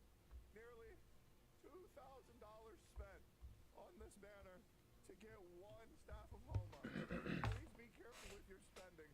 It's very dangerous and can lead you down a very slippery slope very quickly. Absolutely, Tectone. Thank you so much for your insight. Don't be like that one girl who spent $20,000 from her dad's credit card. Please. Thank you so much for watching. Credit. Subscribe if you haven't yet. And I will, as always, see you in the next video. Love you. Mwah. Oh, and join the Discord if you ever wanted to. Credit. The first month of this year has not passed yet. What is going on? How did Genshin Impact manage to lose over 1 million followers overnight just because of one sentence during a developer livestream? Virtually every content creator for Genshin, or even the internet, has covered this topic so far because it's that crazy. And the situation is not even close to being over. In fact, one could argue that it just keeps getting worse. Many have called it a spiritual successor to the first anniversary disaster of Genshin Impact, or even a distant cousin of the Honkai Impact 3rd Bunny Girl incident without any knives. I hope. I sure do hope so. So what the hell is going on, and why is it so significant? Well, just like any Genshin Impact controversy, it's not so simple. Let's check out why. Look, what you have to understand is that for Genshin Impact and its developer, MiHoYo, there are 2 dates every year that are extremely important. The first one is the anniversary on September 28th, which has already ended in catastrophe back in 2021 due to its importance. Players expect a lot, and it's very easy to disappoint, especially when you don't learn from your mistakes. But the other extremely important date in the year is the Chinese Lunar Year, because MiHoYo is a Chinese company, but they also take it a step further. A huge chunk of MiHoYo's very impressive revenue that was more than PlayStation in 2022 comes from China. Each of their games usually has a world, and they will have different regions. One of these regions will always be inspired by China. In Genshin Impact, this is Liyue. In Honkai Star Rail, it's the Xianxue Luofo, right? I said it correctly, right? I hope so. This helps a lot with their reputation in China, and of course leads to increased sales. But to say it's a double-edged sword is an understatement, because some of their biggest controversies have come from these regions. One huge aspect of the Bunny Girl incident was because the Chinese mascot character of Honkai Impact 3rd was put in a bunny suit costume, seen as something that foreigners fantasize about, making it seem like they were selling out China to the West just for fan service. And this resulted in someone going to the HQ of MiHoYo trying to stab the CEO and jump off the building. This was such a big issue, okay? And yes, we're still talking about anime girls, okay? This was such a big issue that on that same year, MiHo's CEO joined the Chinese Communist Party officially, probably because he doesn't want to end up like Jack Ma from Alibaba. And you had the Zhongli controversy. In Genshin Impact, he is the god of the Liyue region. He was long awaited, and Chinese players in particular were very hyped for him. After his release, his kit was disappointing. But that's not the first time this happened in Genshin Impact history. In fact, it's happened recently. A character gets hyped, releases, dog shit gameplay. But with Zhongli, they did something that they have never, ever done before or again. When Chinese players complained, they buffed him. Because this wasn't just about the game anymore. This was about Chinese pride. So yeah, this inclusion of Chinese culture does lead to more sales in their games, but they can also lead to way bigger problems. Due to this, they've never screwed up the Chinese Lunar New Year event. This is their most important, most sugar-coated, most exclusive, most high-budget event of the year, every year. It's always gone well for both global and Chinese players, up until now. This is a special livestream that they do every year for Lunar New Year, done fully in Chinese, and usually features the MiHoYo development team for Genshin Impact, as well as the CEO himself. At 37:48 was the sentence that ruined everything. And you can see everyone in the comments referencing that timestamp talking about it. Let's watch together. 为了感谢旅行者们在过去1年里的支持与陪伴，我们还将通过游戏内邮件的方式为旅行者们奉上3个纠缠之源。希望在这还 Dude, look at the comments. L+ ratio only 3? What? The whole chat is going insane. This is on YouTube. This isn't even on the Chinese side, okay? So yes, 3 intertwined fates for 3 wonderful years together. 1 per year. I can't wait to reach 10 years so I can actually get a 10 pull. Now, this isn't just significant because it's insultingly low as a reward for such prolonged loyalty. This is the equivalent of a doctor saving your life and you offering him 2 used condoms and a chocolate bar. It's like, dude, just say thank you and leave my fucking office. Like, I don't want this. And the reason for that is simple. 3 years might not seem like a big deal, but to a gacha game, it is. Gacha games are not World of Warcraft. They're not MMOs. They're not here for more than 5 years. In fact, seasoned gacha players know very well that even though they're spending hundreds of dollars on a game, it could literally go offline 1 year from release date. And there's nothing they can do about it. Everything's gone forever. Now, there's no statistics or real sources. I never ever thought about that. I mean, I never played a gacha game before. And the fact that this game has been around for 3 years, and during those 3 years has only shown growth both in players and revenue, literally printing money, and for them to give out such an insultingly low reward is actually mind-blowing. You need 90 intertwined fates to guarantee a 5-star character. What the hell am I gonna do with 3? Realistically, it's just 3 dog blue weapons. Okay, maybe add a rain slasher to the mix. Even worse. One additional thing I didn't see many content creators mentioning when they were talking about this is how Chinese people are known to be huge on symbolism. Look, this lunar year is the year of the dragon. Oh, And yeah. Zhongli, the That's archon, true. the god of Liyue, as I mentioned earlier, takes Like on numbers the and form everything. of a dragon. In Chinese culture, the dragon holds a significant place as an auspicious and extraordinary creature. Unparalleled in talent and excellence, it symbolizes power, nobility, honor, luck, and success. 2024 is forecasted to bring about opportunities, changes, and challenges. Oh yeah, it'll bring out challenges, all right. Bro, this is a year that happens every 12 years. And the Archon of Liyue happens to take on a dragon form as well. And so you're telling me that all the staff involved, the people sitting down, the people behind the camera, the script writers, everyone involved in this process, no one, not one person thought to themselves, wait, wait, can we just step back for a second and not redo what we did on the first anniversary? Just like, maybe? That is what's so crazy here. So of course, after the live stream was done, all of a sudden you started seeing an influx of tweets on Twitter telling you about what was happening on the Chinese side of the internet. RYC came in and said, the global side of Genshin seems so peaceful, while on the Chinese side, you get to see their official account on Chinese TikTok drop from 11 million to 8.9 million followers in a day, still dropping in real time. Almost every player is criticizing Genshin. And so it has begun. By that time, everyone knew, oh, shit. And in every controversy, I'm just so impressed by how determined and united Chinese players are when it comes to companies pissing them the hell off. Like, just think about it. Walmart tomorrow, an American company, can come out and say, hey guys, you know what? Slavery wasn't so bad. They're not gonna lose this many followers, okay? It just won't happen. Look, everyone out here talks about K-pop stans and Swifties and how much power they have when they're pissed at something, but the Chinese players, or just the Chinese netizens in general, nothing can really compare to them when they're pissed. Which is one of the many reasons why MiHoYo's biggest fear is pissing them off and will usually bow down if they can to apologize. So of course it wasn't just Douyin that was affected, Chinese TikTok. Many other things were affected too. Bilibili, the Chinese equivalent of YouTube that also has an app store for games, was also affected with a barrage of 1-star reviews, giving me the 1,000-yard stare of Google Play back in 2021. Its rating dropped so low to 5.8 that, hey, soon enough, Tower of Fantasy might catch up. As you can see, there's a lot of 1-star reviews, 2, 3, 1, all kind of talking. Look here, I'm a foreigner and I just read the news. If I'm not misunderstand, whoever's really planned on giving only 3 polls for an anniversary of the year as a thank you. It's very shady and even worse than its first anniversary disaster. And then they go on to kind of detail all their problems with the game. Let's translate this reply. I wonder what it is. Even though I have a score of 40 in English, I can understand your poor English. I'm speechless. So overall, they were pissed. But you know, reviews are annoying. However, for Chinese players, they're not impactful enough to incite change for a corporation. So they took it a step further. They started to threaten their business relationships and partnerships with other companies by going to their pages, commenting about how they're going to boycott the company if they don't stop collaborating with Genshin, and unfollowing them. These are companies as big as KFC, Pizza Hut, Haiti, which is a mega huge boba tea brand in China. MiHoYo was even accused of buying zombie accounts on Bilibili to inflate its review, with accounts such as these giving positive ratings to the game. There's examples here too of these weird accounts. Of course, it's not confirmed, but it's never going to be confirmed unless someone leaks it and loses their job. So let's not expect that.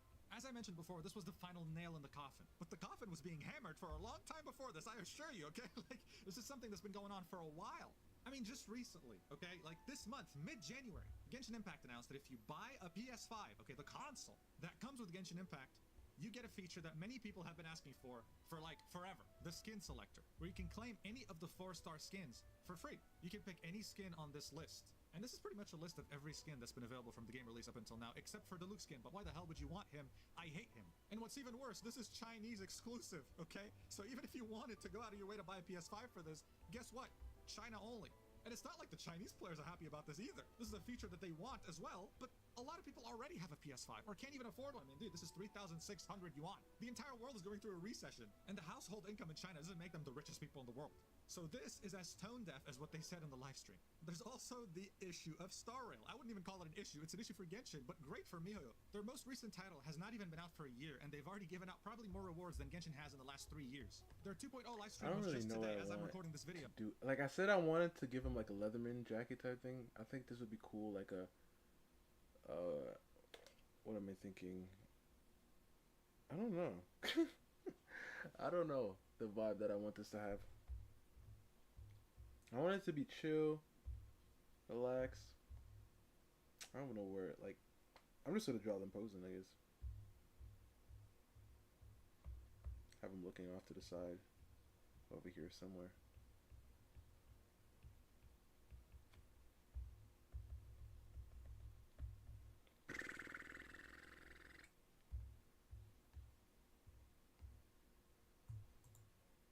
And it was insane. I mean, seriously, it's insane. They made a music video for it to hype it up. It was awesome. They're not giving out 10 wishes. They're giving out 20. How's that for your 3 by in-game mail, by the way? And a few weeks ago, they did something unthinkable. They gave out a free 5-star character. And usually you'd expect them to give out a free 5-star that's dog shit, that's terrible. Like Genshin did back with Aloy, with their partnership with PlayStation. This is a character no one uses, okay? She doesn't even have constellations. This is an incomplete character. But no, we were in a completely different situation because this one had drip marketing. This one had promotional art. This one had so much hype built around him and had so much effort put into him as a character and ended up being very viable for the meta. It was actually a crazy good gift. And on top of this, what's most important to me is that they keep adding quality of life changes, things that Genshin players have wanted since release, and they show no sign of stopping. Now I'm truly wondering what they're going to give for their 1-year anniversary because I highly doubt it'll be a disappointment. But all this to say that this was a gradual buildup. That tone-deaf sentence during the live stream was the catalyst that triggered that buildup. But this dissatisfaction has been present for a while, especially when people realized that if Star Rail can do it, why can't Genshin? What's the excuse here? We simply just can't find one anymore, except Copium. You decided to make a region based off of China, and your biggest event in the game that takes place every year has customs that are directly inspired by IRL China customs and traditions. And hey, no one forced you to screw up, you did it yourself. But because they screwed up on such an integral point of the year in such an important event, this all of a sudden went from a game problem to a national pride problem, giving me strong Vietnam flashbacks to the Bunny Girl incident. It's been 2 full years since the first anniversary catastrophe. And you've had such a long time to learn from your mistakes, but you haven't. What else is there to say? Apparently, nothing.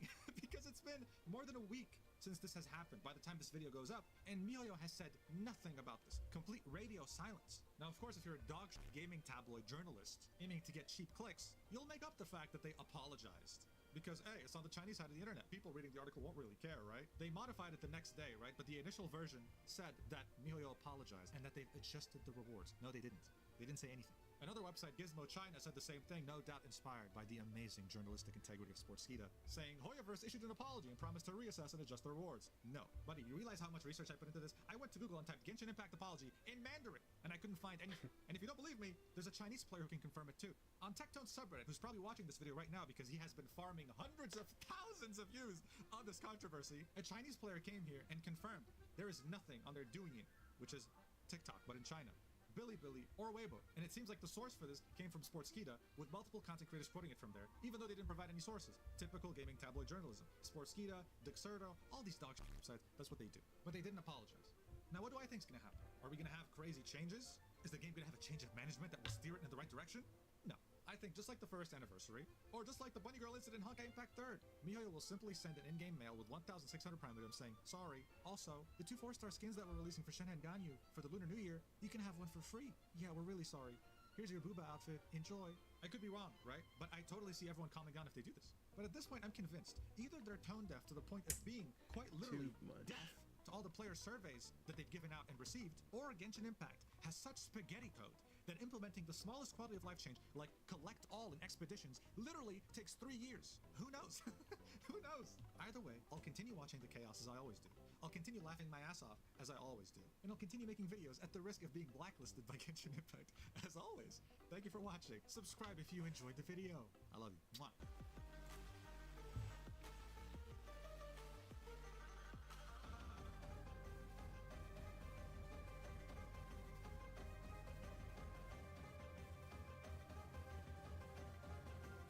Wait, did we see this?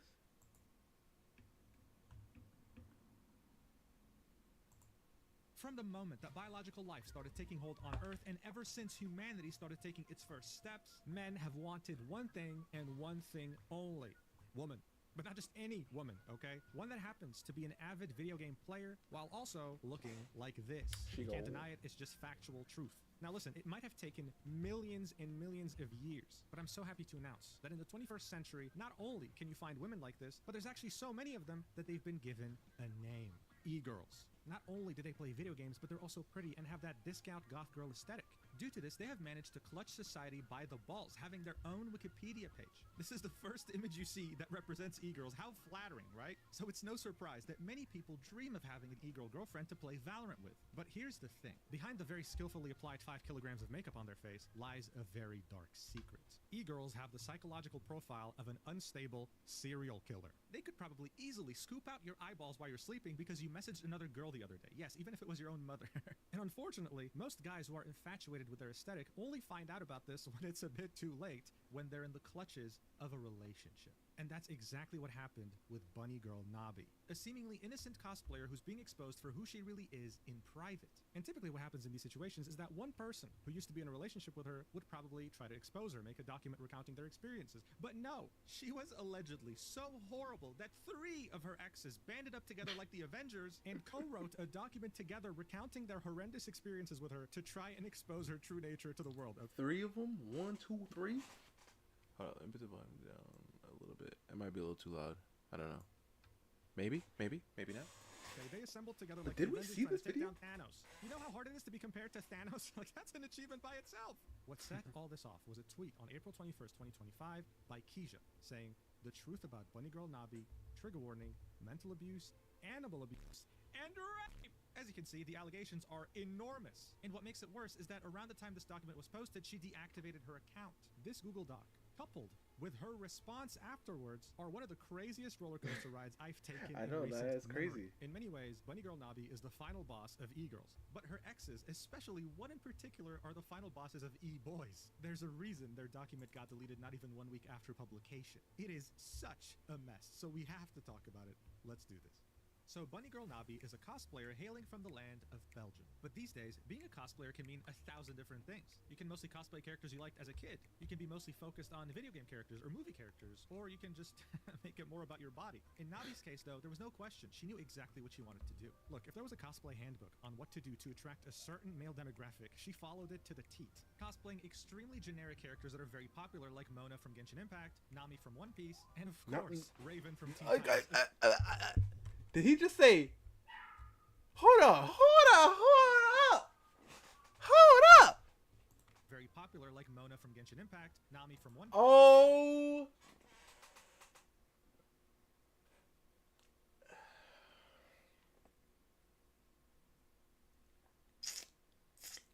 He said Nami.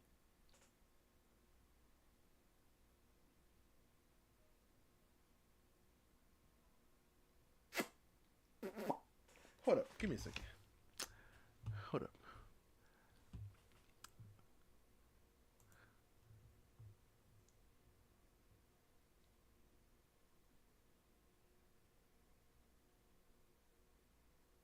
Yes, I remember where I screwed up.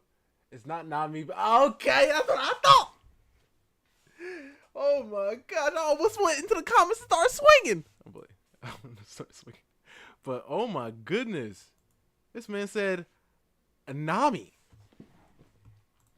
Piece, and of course, Raven from Teen Titans. A great way to know that you're dealing with an e-girl. But there's a good chance that you're not aware that in the cosplay scene, there are so many people who do the same thing. And so even if you're attractive, it's still very hard to stand out. So what did Nabi do? She collabed with the mega massive Minecraft YouTuber by the name of DeQuavis. This is a Minecraft YouTuber with almost DeQuavis. 11 Oh, you million know subscribers. This is a he ridiculous definitely achievement gotta in be. itself, and collabing with He someone like definitely. His name is DeQuavis. He got dreads and all.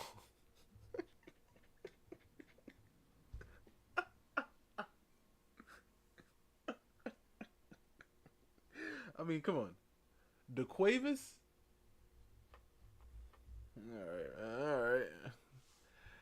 All right. Let's continue.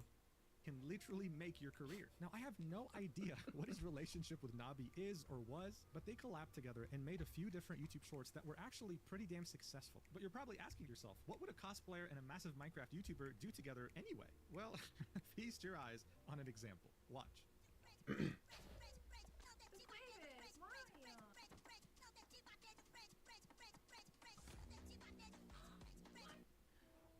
Dude, what am I doing with my life? Why am I not Oh, making May, content how's for it children? What am going? I doing? Wait. How's it going? How you doing? This is some strange stuff going on here. Oh no! I did not mean to do that. When you get to a certain degree of fame, the odds of someone mentally ill tuning in to watch you increases. Yep. And one of the most I'm- mentally ill type of viewer is the one who would... Hello? I didn't mean to go there. Uh-oh. I didn't mean to go there either. Okay, there you go. No, much fine. That's cool. Anyway, That's good. That's well, good. feast your eyes on... Oh my goodness, stop glitching. You were going perfectly fine. an example. Okay, Watch. thank you.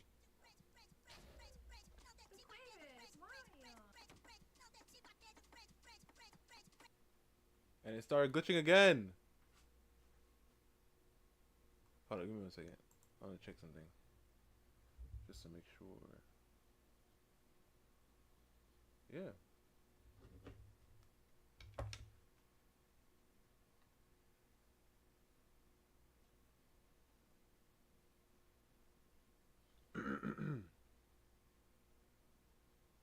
Yeah.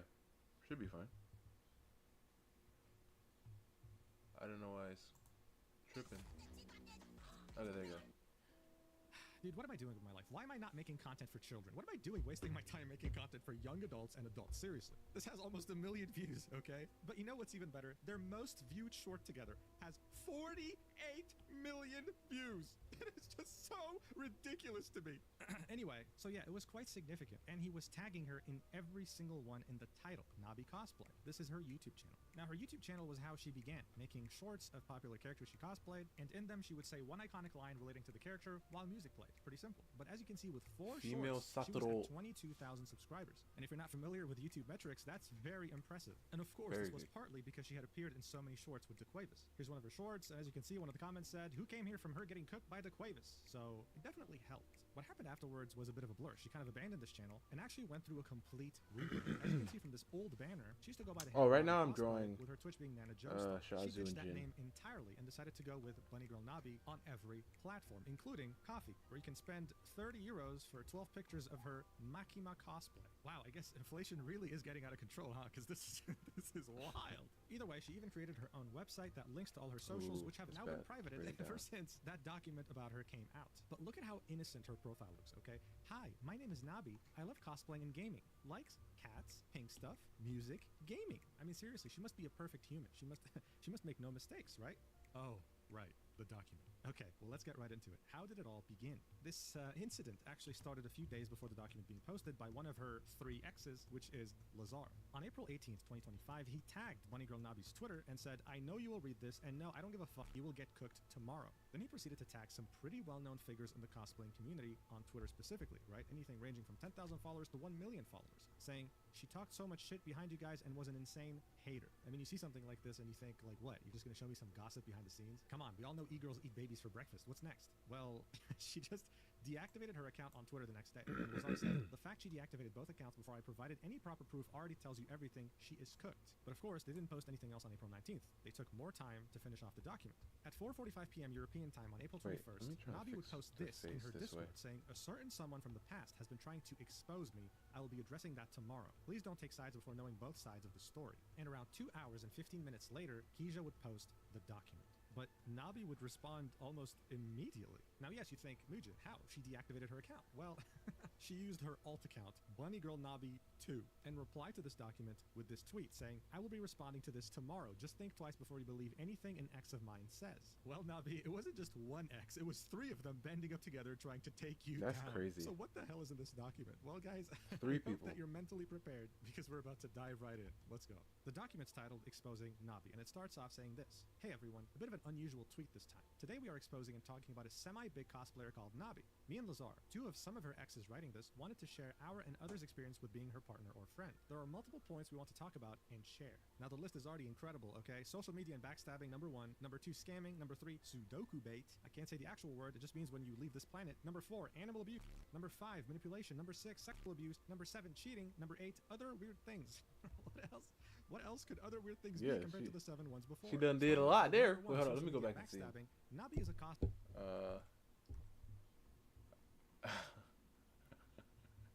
Yeah, she done did. I think she did enough. Other weird things be compared to the 7 ones before. Starting off with number 1, social media and backstabbing. Nabi. Hello, Fruppy. How's it going? How are you doing?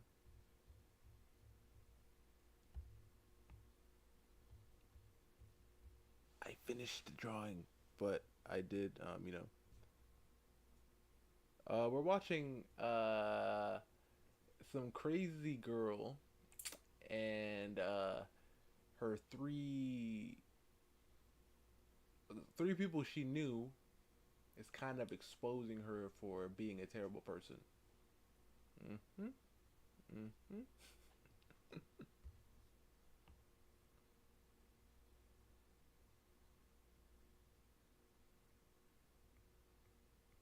Wait, what the?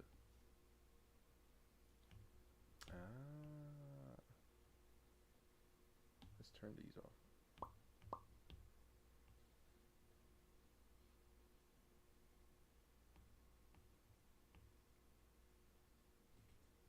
Brandy. Oh, hello. Who's that? Oh, this is Shazu, and this is Suki. Two of my OCs. I know you've seen her before. Definitely have. And right now I'm drawing Shazu and Jin. I don't know the idea behind this picture. I just thought I wanted to draw two people next to each other, and Brian was like, "Oh, you should draw Jin and Shazu," and I was like, "Okay, sure." And now we're drawing Jin and Shazu.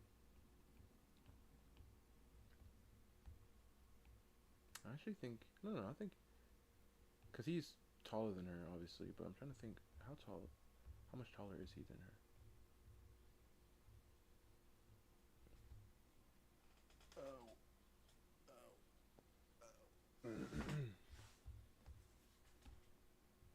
But yeah, that's the thing that we're working on at the moment.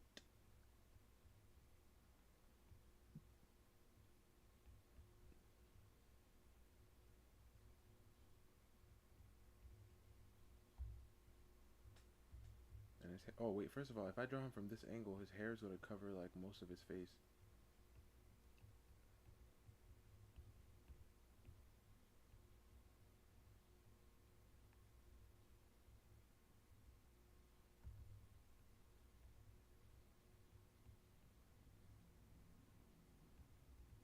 His hair is covering his face, and we're not going to see his earring. Should we flip him to the other side? Nah, it makes sense for him to have his right arm on her shoulder. It just makes sense. You sent me something on Discord? Let me see. Oh, snap. Wow. This is, what's this person's name again?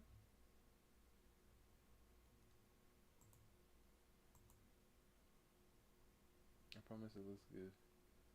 It'll look good when she's done. No, it looks, I like it. I can see the vision. I can see the vision. I can see where you're going. But I thought you said you were drawing Melody. I don't see Melody. Where is she at?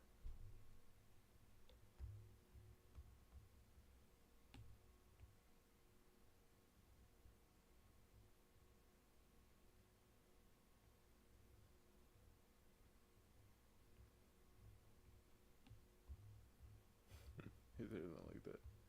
It's too swoopy.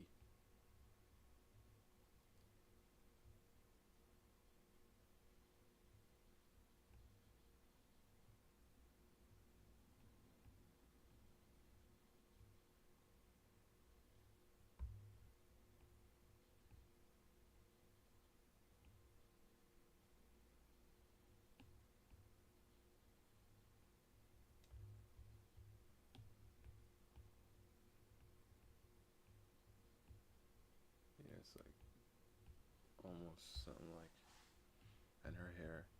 I mean, her hair isn't tied up like this, so I don't know if I want to draw her hair tied up. I mean, it was tied up for this thing, but her hair is usually down, so I guess I'll draw her hair down. That is no, it's not. Melody has green hair, doesn't she? Hold up, hold up. I mean, it's obviously your character, so you would know. What? I thought Melody has green hair.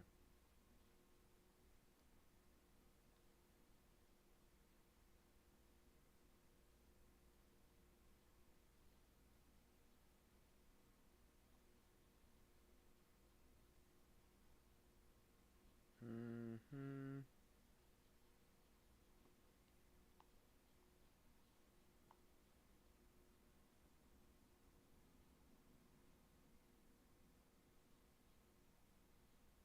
Oh, it is. Who's the green one then?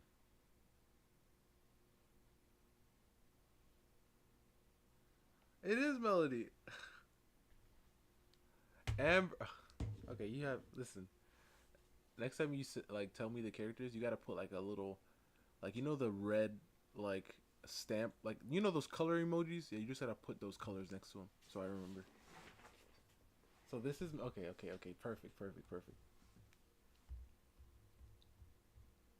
Wait, what am I on? Okay.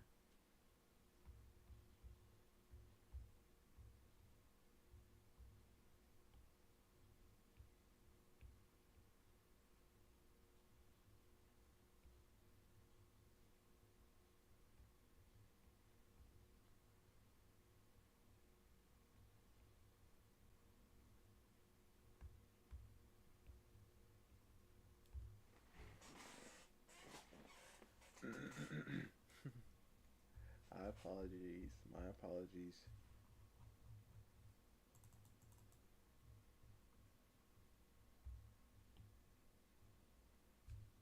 I'm drawing Amber next. And oh, okay. Yeah, I saw the green over there. I was like, hmm.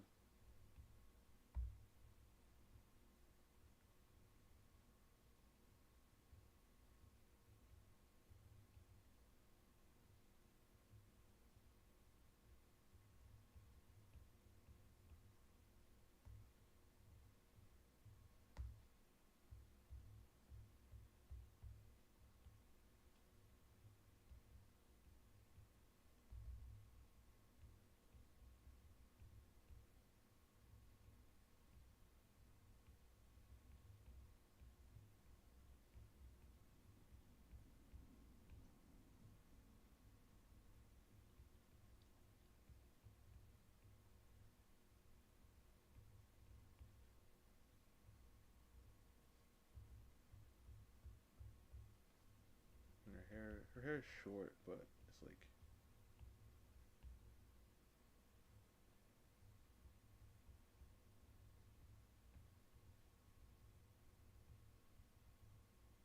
what the heck is that? What the? Oh. Oh wait, give me 1 second. I'll be right back. Give me 1 quick second. 1 quick second, bro. 1 quick second. You can say it with them too, I guess. 1 quick second.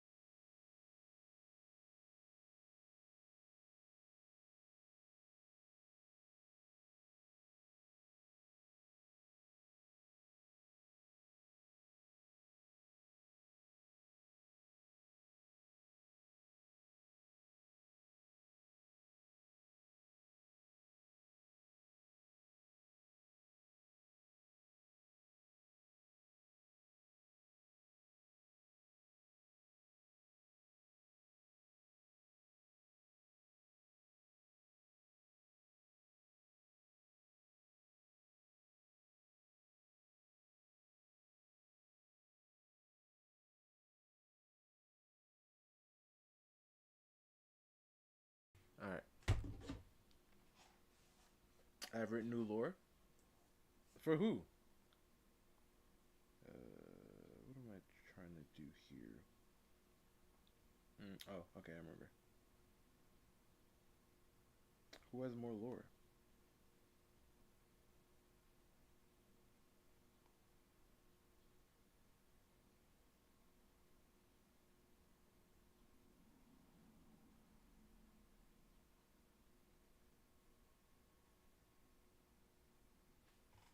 Okay. Yeah.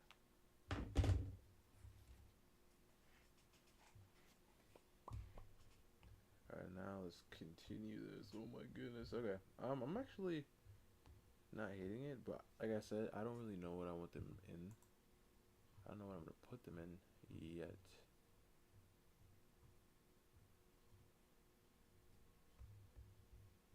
And like her face and everything, I can worry about that after. Just trying to get the overall look. Let's bring his shoulder down a bit more.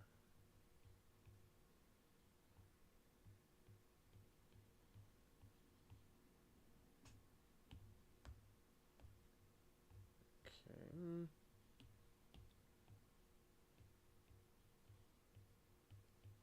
Okay. I feel like this is a good like part to save and then go to the next.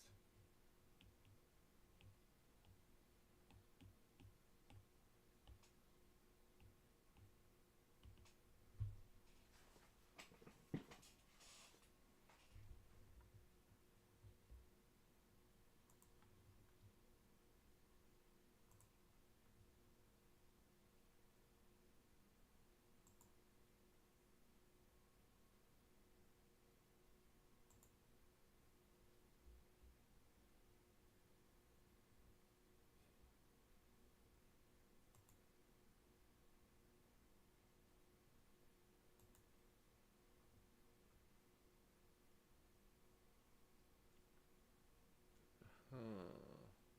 Bro, have you seen the show called Supercube? Hold up, you know what? Never mind. I don't want to get copyrighted.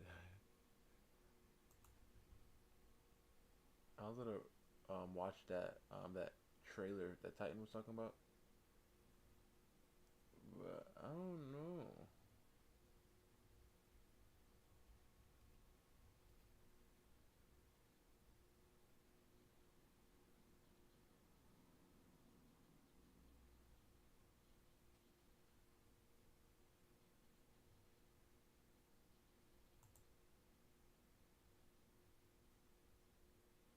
Amaryllis Blue was a small UK-based VTuber, and I mean small. She wasn't on anyone's radar, barely averaging 50 views on her streams. But those who did watch her found someone bubbly, bright, and sweet. She loved visual novels, she sang karaoke, she even had genmates, and together they were part of a tiny VTuber agency called Hyaxis. It all seemed normal, small-time VTubers doing what they love. Until one day, Oh yeah, everything yeah, me too. changed. Out of nowhere, Blue uploaded a video to her channel, and she was crying. Her voice shook as she explained her decision to graduate. Why? Because her health was failing. She said she had been in a serious accident and was now paraplegic. She could no longer walk, and her condition was deteriorating fast. I'm gonna be graduating effective like immediately. You've been slacking writing your stories, or come on, man. I mean, me too, to be honest. Because I have a good bait. I have a good I what you don't call have it for that it though. phone number anymore, and they're refusing to help. So the other thing is my health, because there's been something that I've been keeping secret for a while that I haven't really told anyone except close friends. But I wanted to go. She's she listen. I'm not like hey. I'm sorry for everything that happened to her, but she sound like she sound like she sound like I guess just insert cutesy anime character here. I'm trying to think of exactly who, but I can't. Let me rewind it a little bit. And they're refusing to help. So the other thing is my health, because there's been something that I've been keeping secret for a while that I haven't really told anyone except close friends. But I wanted to go public now. That a few months ago, I don't remember how long ago, sometime in the summer, I got into an accident. I won't go in detail because I don't want you guys to be too upset, but basically, I can't walk anymore, and Oh. I was getting a bit better, but now my health is declining again, Oh. and it's really hard to do everything.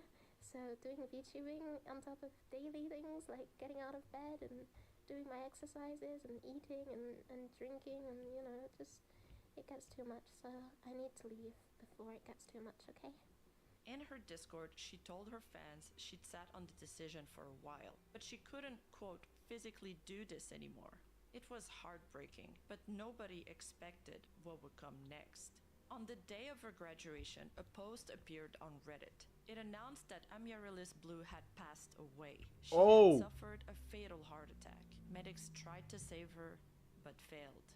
Fans were stunned. Many had just discovered her for the first time, and now she was just gone. According to the Reddit post written by a fellow High Access member, the entire agency was disbanding. They claimed they had lost access to all of their accounts. It was a perfect storm of tragedy. A young VTuber with a small but loyal following, gone too soon, and her story touched people. Her final video, which had barely gotten any views at first, suddenly exploded. Her graduation stream jumped from 50 views to over 77,000 views. Oh my and her gosh. TikTok account, clips were pulling over 60,000 views or more. People left comments saying, "I hope her family is okay. May you rest in peace." And that's very sad. She posted a video less than 24 hours ago saying she was graduating.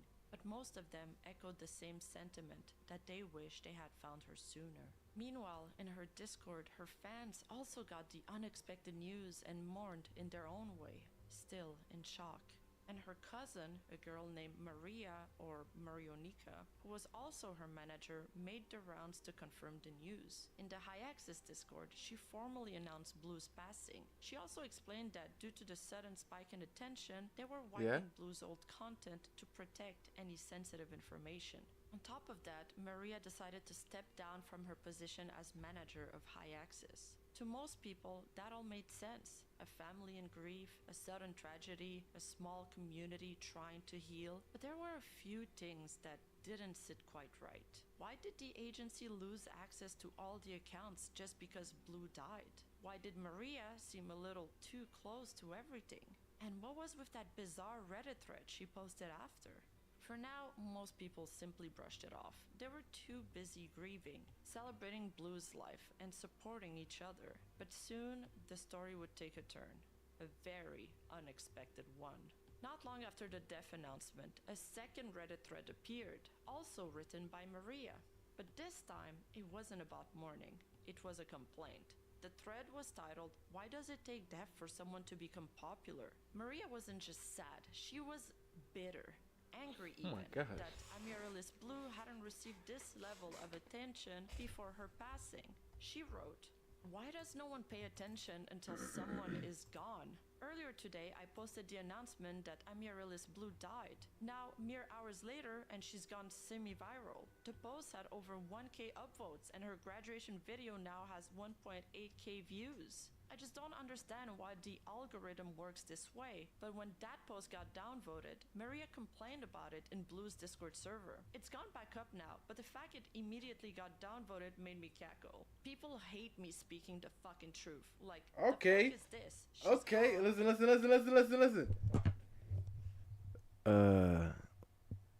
In these videos there might be some words that are said. You've been warned. She just let it fly. She didn't beep or nothing. But yeah, just so you know. Only now people are caring. I've lost all hope in humanity. A user tried to gently explain that it's normal for people to become curious after someone passes away. He said he understood her frustration, but added, "Irregardless of your disclaimer at the start, an unfortunate amount of people would take this the wrong way." But Maria wasn't having it. She replied, "I mean, yeah, I get the curiosity, but it shouldn't have blown up this much." Then she said something no one really knew how to process. I can't be that selfish because I'm related to her in every sense, and I can easily impersonate her. True selfishness would be pretending to be her What and the never heck? making her death public. It was strange. What the heck? Overly specific and unprompted, almost like a scenario she had already What fought through. the Yet heck? most people brushed it off. What? She said, I could have just pretended I was her the whole time. Y'all would have never knew. What? Yo, this is kind of like how like OJ wrote that book that said, "What if I had did it?" It's like, what?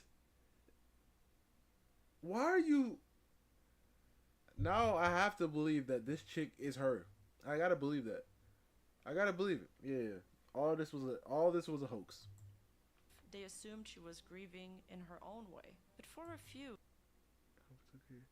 I hear it all the time. You hear it all the time. Nah. You shouldn't be hearing it all the time. that line stuck with them. 3 months passed. The mourning slowed, tributes faded, and Hyaxis was officially gone. Amaryllis Blue had been grieved, memorialized, and quietly moved on from. But then, out of nowhere, she returned. Amaryllis Blue uploaded a new video to her channel. She was alive. She claimed she had suffered a heart attack but had miraculously survived. I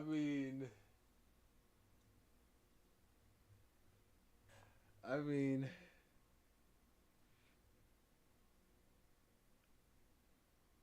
exactly, mate. I don't understand. Oh my gosh, she just. Oh my god. I feel like, listen, if let's say she did on the table and then her friend thought it was over, so her friend called in, that VTuber that she had is gone. There's no way you got to make a whole new one if you really still want to do this. Oh my gosh. Hello, my name is Amaryllis Blue. You may know me as the girl that died back in November, or some. You may know me as what? Why would you even? I mean, I guess. Oh my gosh. Something like that. Let me explain. Sorry, it's been a while. Let me explain what happened. She explained that during her hospital stay, she was unconscious, barely aware, and heavily medicated. At the time, she said she instructed the hospital not to contact anyone about her condition, so naturally her friends believed she had died. And while they were wrong to announce her death, she forgave them. It was all just a big misunderstanding. Her story was strange, but oddly believable. She didn't seem angry, just tired, but grateful to be alive, and unsure if she ever wanted to come back to the internet. But when she finally did, people welcomed her back with open arms. Oh my gosh, Many had really? missed their chance to support Blue the first time, and they weren't going to make that mistake again. That's crazy. Her story, I'm surviving surprised. a heart attack, battling chronic illness, and coming back from the brink touched people, and especially those struggling with health issues of their own. Tribute videos were made, supporters gathered. She was no longer some unknown VTuber. She was inspiring. And then her channel blew up. During one of her live streams, you could literally see her subscriber count ticking up by the hundreds in real time. Dang. She was finally living the dream. People loved her and they wanted to support her. 6 days after her return, she debuted a new VTuber outfit. And it wasn't just a new model, it was a gift. An artist named Midas had been deeply moved by Blue's story. Oh Midas' my own mother gosh. had battled serious heart issues, and hearing Blue's story hit so close to home that she Oh dropped everything to help. my Even though gosh. Midas herself was sick and exhausted at the time, she poured her energy into making Blue a custom model, and fast. Listen A to me right gesture- now. Listen to me right now. Cause this shows a true level of like who you are as a person for real. At that point right there, if she said, yeah, my mom was battling that as well, and it really stuck with me, so this is why I'm doing this for you for free. I'm telling you this right now. Right then and there, I'm coming clean. I'm like, yo, I was lying. I can't. I cannot. But I feel like I guess she's in too deep. You know, like she can't stop now. Oh my gosh. Of empathy, of the utmost care. And Blue's new model debut was a celebration. She showed off her new look, her personality, her strength. And from the outside, Blue had everything she'd ever wanted.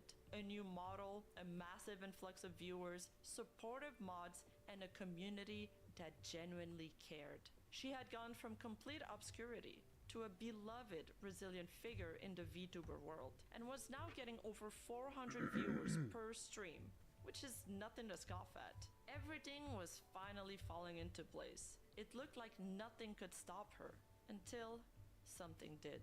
Because behind the scenes, someone was watching, and they were piecing things together. A new YouTube channel would appear with a very pointed name, Blueless. And with one video, they would start to unravel the entire world Blue had built.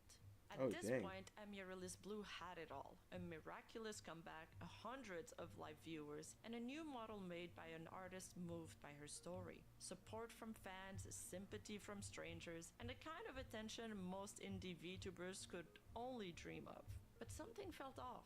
There were whispers, inconsistencies, little things that didn't quite add up. Then a new YouTube channel appeared. It was called Blueless, and on it, a video titled The VTuber That Faked Her Death. At first, it didn't get much traction. Barely 100 views, but the content inside, it was damning. The video dove straight into the core of High-Axis, Blue's original VTuber agency. Blue often streamed with her genmates, and they sang together, talked together, laughed together. But the Blueless video suggested something shocking. They were all the same person. Each genmate was just... I'm telling you, I didn't wanna say it, but I was thinking that. I was like, she don't got no group for real. This is all her. Oh my god.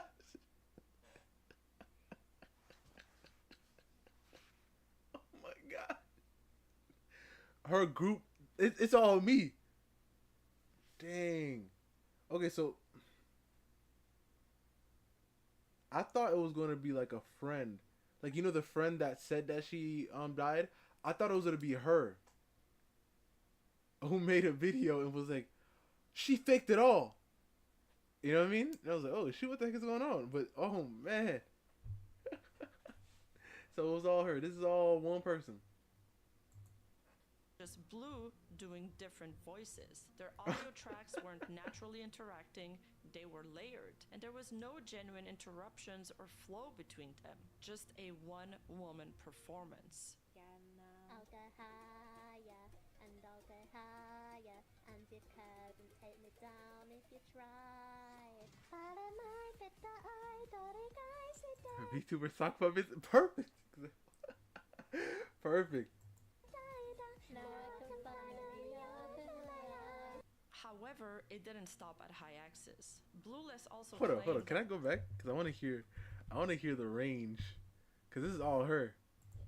I'll go higher, and I'll go higher, and you couldn't take me down if you tried. But I might get the idol, guys, no, I can find Okay.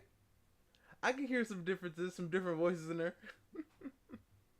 However, it didn't stop at High-Axis. Blueless also claimed that while Blue was supposedly dead during the 3-month gap, she had been busy creating 2 new VTuber agencies, Celestiverse and the Luminary Project, and both featured different talents. But according to the video, all the voices were once again suspiciously similar to Blue's. The voices weren't just similar, they were nearly identical. Same tone, same breath patterns, and same laugh. The conclusion, Blue didn't exactly, that's what I was saying. I was about to... She may have created entire agencies of fake VTubers, each one voiced, written, and operated by her. Then came Marionica, the cousin who had announced Blue's death and later ran the Discord. Blueless highlighted that Blue's TikTok account only followed 4 people. One of them was Marionica. That alone wasn't suspicious, but what was the voice, the microphone quality, the suspiciously similar model, and in one clip, Marionica seemed to slip, her accent wavering, sounding exactly like Blue, with only slight vocal modulation. Oh my gosh. You may be wondering, what is happening with the girls, why they haven't been posting. Well, basically, very simply, we're all too tired to... If Blue had truly been dead, then brought back, and also created multiple agencies, could she also have faked being her own cousin? Was the grieving Maria just another mask? She's making moves though, like felt even more suspicious. I'm related to her in every sense, and I can easily impersonate her. I know that part there was so dumb. Now felt like foreshadowing. The video also highlighted strange, overly formal tweets from the agencies. Fake-feeling Discord messages welcoming new talents, all written in the same tone with the same grammar quirks. Welcome. Thanks. Welcome. Oh, this is a detective. Welcome, Cat. Thank you. The interactions felt fake, like someone talking to themselves in a mirror. It was hard to prove, but nothing felt quite organic. It was almost like people felt like something was off, but couldn't quite put their fingers on it. And though most of the internet hadn't caught on yet, a growing few were starting to whisper. Was Blue really alone behind the curtain? After the Blueless expose, everything changed. At first, Blue tried to keep calm. Her mods told her to ignore it. They said the drama would pass, that people would forget. This is the internet after all. But Blue didn't. She couldn't. Instead, she responded publicly. And that's when the spiral begun. She uploaded 3 back-to-back videos to her channel, trying to explain everything. In them, she claimed she hadn't faked her death. Listen, if you know you're caught in a lie, right? But nobody knows, why are you entertaining it? Especially because what we saw last video or last stream, when they were like, we didn't even know anything, we didn't know all this stuff about him. You brought it to us. A lot of her people might not know. Leave it alone. And now she's telling the world. Oh my gosh. That she had a real heart attack, that she was unconscious for most of her hospital stay, and told doctors not to share any updates. So when her friends assumed she had died and publicly announced it, she said it was just a tragic misunderstanding. I didn't announce my death. Or I guess I didn't really know that I was gonna die. So I didn't know that my death was announced publicly. She then claimed her cousin, Maria, aka Marionica, did know she had survived, but Blue said she lied to protect her, to cover for her cousin's mistake. She even said her parents had encouraged it, believing they could profit from her sudden popularity. My parents knew. Not only did they know, but they actually went along with what she did. They enabled what she said. And why? Because, surprise, there was money involved. They saw an opportunity to monetize my channel once it had enough views. Collect sympathy donations if that didn't work out. And of course all the attention.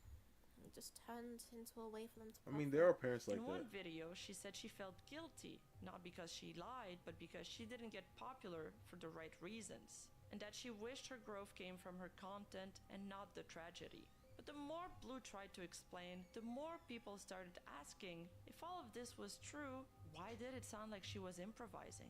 Up until that point, much of the controversy was contained and buried in obscure YouTube videos and small Discord servers. But when Blue brought the allegations onto Twitter, that's when things started to truly unravel. Because by doing so, she had unintentionally alerted her entire fan base to the drama. People who had never seen the Blueless video started watching. See? Oh my gosh. It's exactly what I was saying. They don't know. They didn't know until you opened your mouth. Why do people do that? Why do people do that? I don't understand. Like, why do they tell on themselves? I really don't understand. Like, be quiet.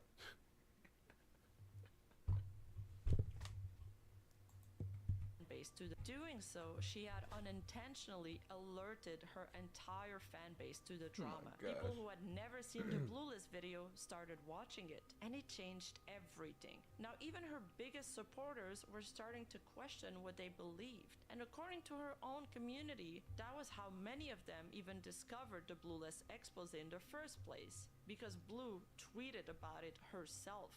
In an effort to clear her name, Blue began posting proof videos, recordings of her talking with her Hold up. 200 IQ play? Blueless is her. She's everybody. All right, cause listen, this is the thing. This is what I'm thinking. All right, listen. So, she knew eventually she might get caught. Hear me. Because she knew there was holes in her story. She knew eventually I may get caught. So, she made an account to expose herself. Hear me. This was a whole big plan. Yo, she got industry. Like, she got a whole bunch of other, like, sock puppets, like you said, man. A whole bunch of other, like, VTuber sock puppets. So, she be thinking. All this was a play. For what? To get out clean, I guess? So now she's just moving, because it showed that Bluelist has 170,000 subscribers. I mean, hey. I mean, that would be something else.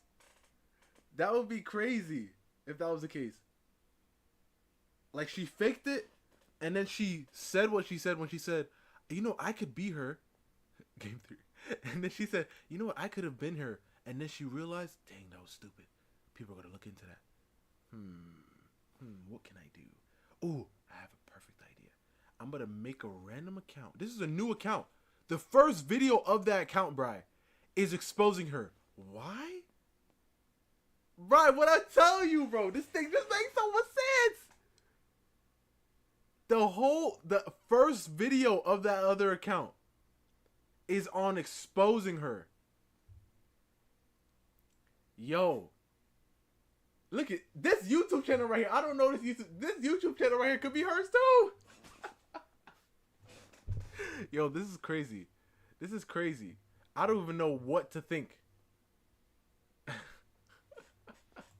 Mates to prove they were real people. But even these came across as strange. The audio was choppy, the voices were suspiciously similar. It didn't feel like a real conversation. It felt like a performance. And the more she defended herself, the more people started noticing things she couldn't explain away. After the expose video from Bluelist dropped, the cracks in Blue's story became impossible to ignore. But despite the mounting evidence, no one dared to accuse her outright. Bluelist, even with all the clips, side-by-sides, and analysis, still received significant pushback. Because while the voice comparisons and persona inconsistencies were suspicious, they weren't concrete proof. There was no medical records, no public admission, nothing definitive. And the idea of falsely accusing a sick, disabled girl, someone who had supposedly survived a heart attack and lived with paraplegia, was unthinkable to many. If people were wrong, the guilt would be enormous. So even those who felt something was off stayed silent. Yep, that's how it is. Despite Blue's That's why attempt people to make you prove her feel guilty. genmates were real by uploading Discord recordings, the Bluelist channel escalated their analysis. They released direct voice comparisons, putting Blue's voice side by side with her supposed genmates. In one clip, they compared Blue's laugh with Momoiro's, and they weren't just similar, they were nearly identical in tone, timing, even the little vocal hiccup at the end of the laugh.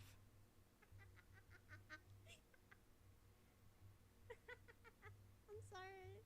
Why am I laughing so much? Dang, uh-oh. Well, this is a great start. Uh-oh. This is a great start. Uh-oh. I just ended stream because Yo, that hiccup They laugh. followed it up with singing comparisons, showing clips from both Hyaxis and That's Celestiverse, interesting. where different members call had it a hiccup laugh. supposedly performed the same songs. Except, when placed side by side, the voices matched, down to the breathing and phrasing. got good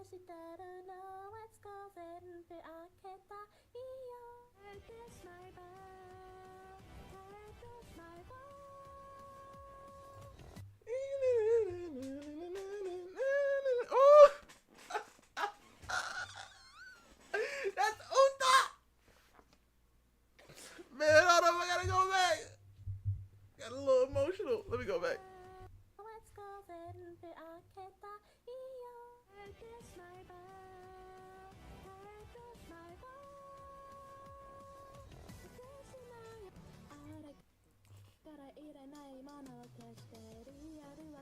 First of all, nah, I don't want to listen to this.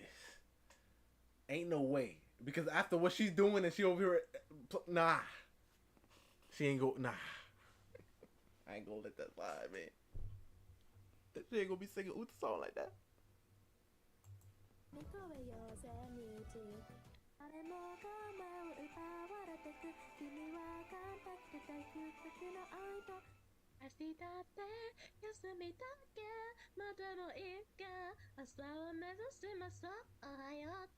Okay.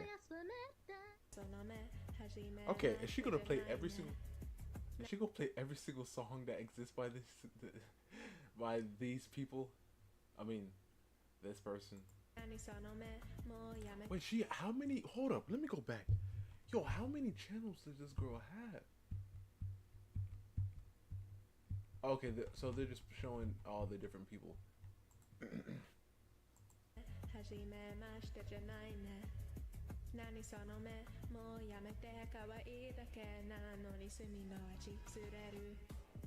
This is Froppy right here, singing. It was clear they weren't multiple girls singing.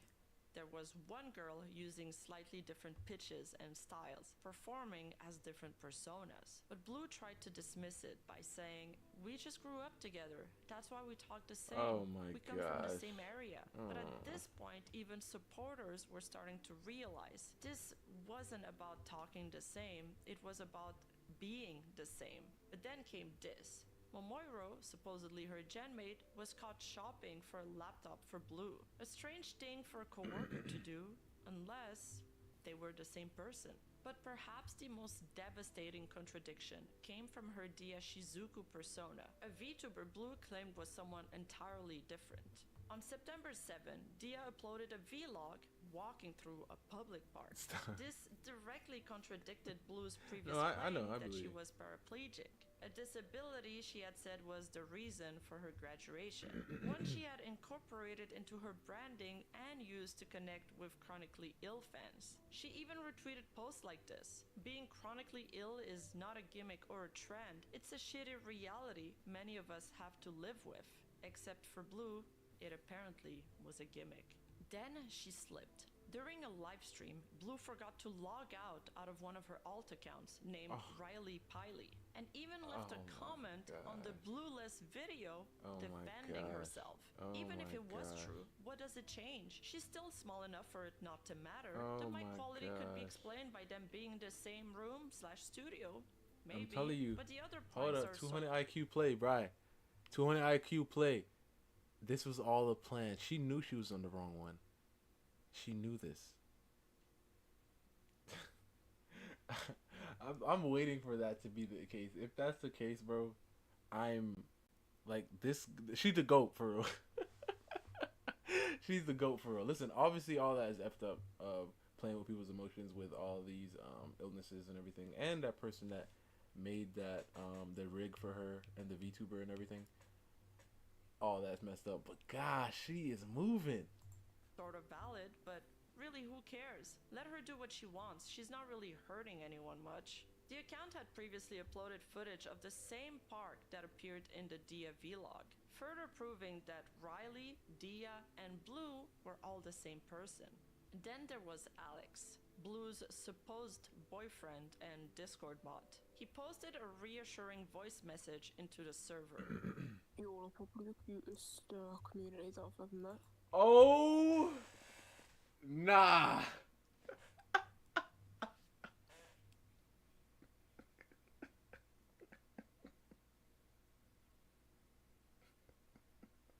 No way. She don't got not one guy in her family or in her life that can like. Oh my gosh! Listen to this. Into the server. You're probably the cutest communities I've ever met.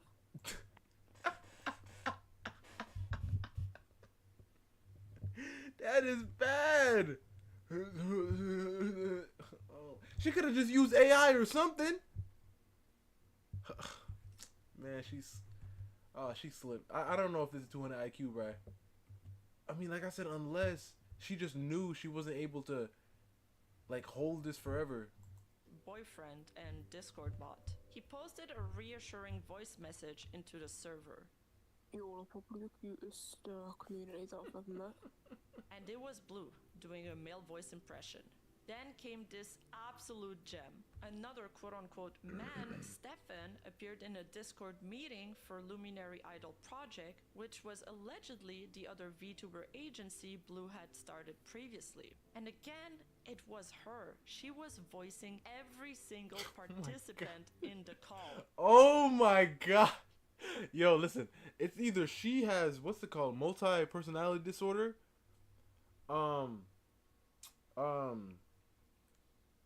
She's playing the. I'm telling you, she's like. Listen, I'm telling you, 200 IQ. She's going crazy with this. Not literally. Like she's actually. This is a big play, like a big play. Or she just dumb. It's either multi-personality disorder. This is a 200 IQ play, or she's just dumb. Because she made like a thing with everybody. She's playing all the parts. And because I had to watch that video, you're going to have to do so too. Oh my god. So, my name is Stephen. I am the manager of you girls at Luminary Idol Project, Stellaire. Hello, my name is...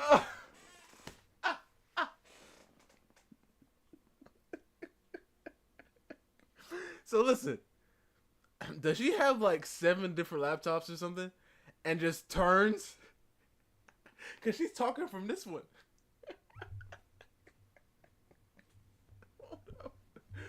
Oh my gosh! Even Steven is.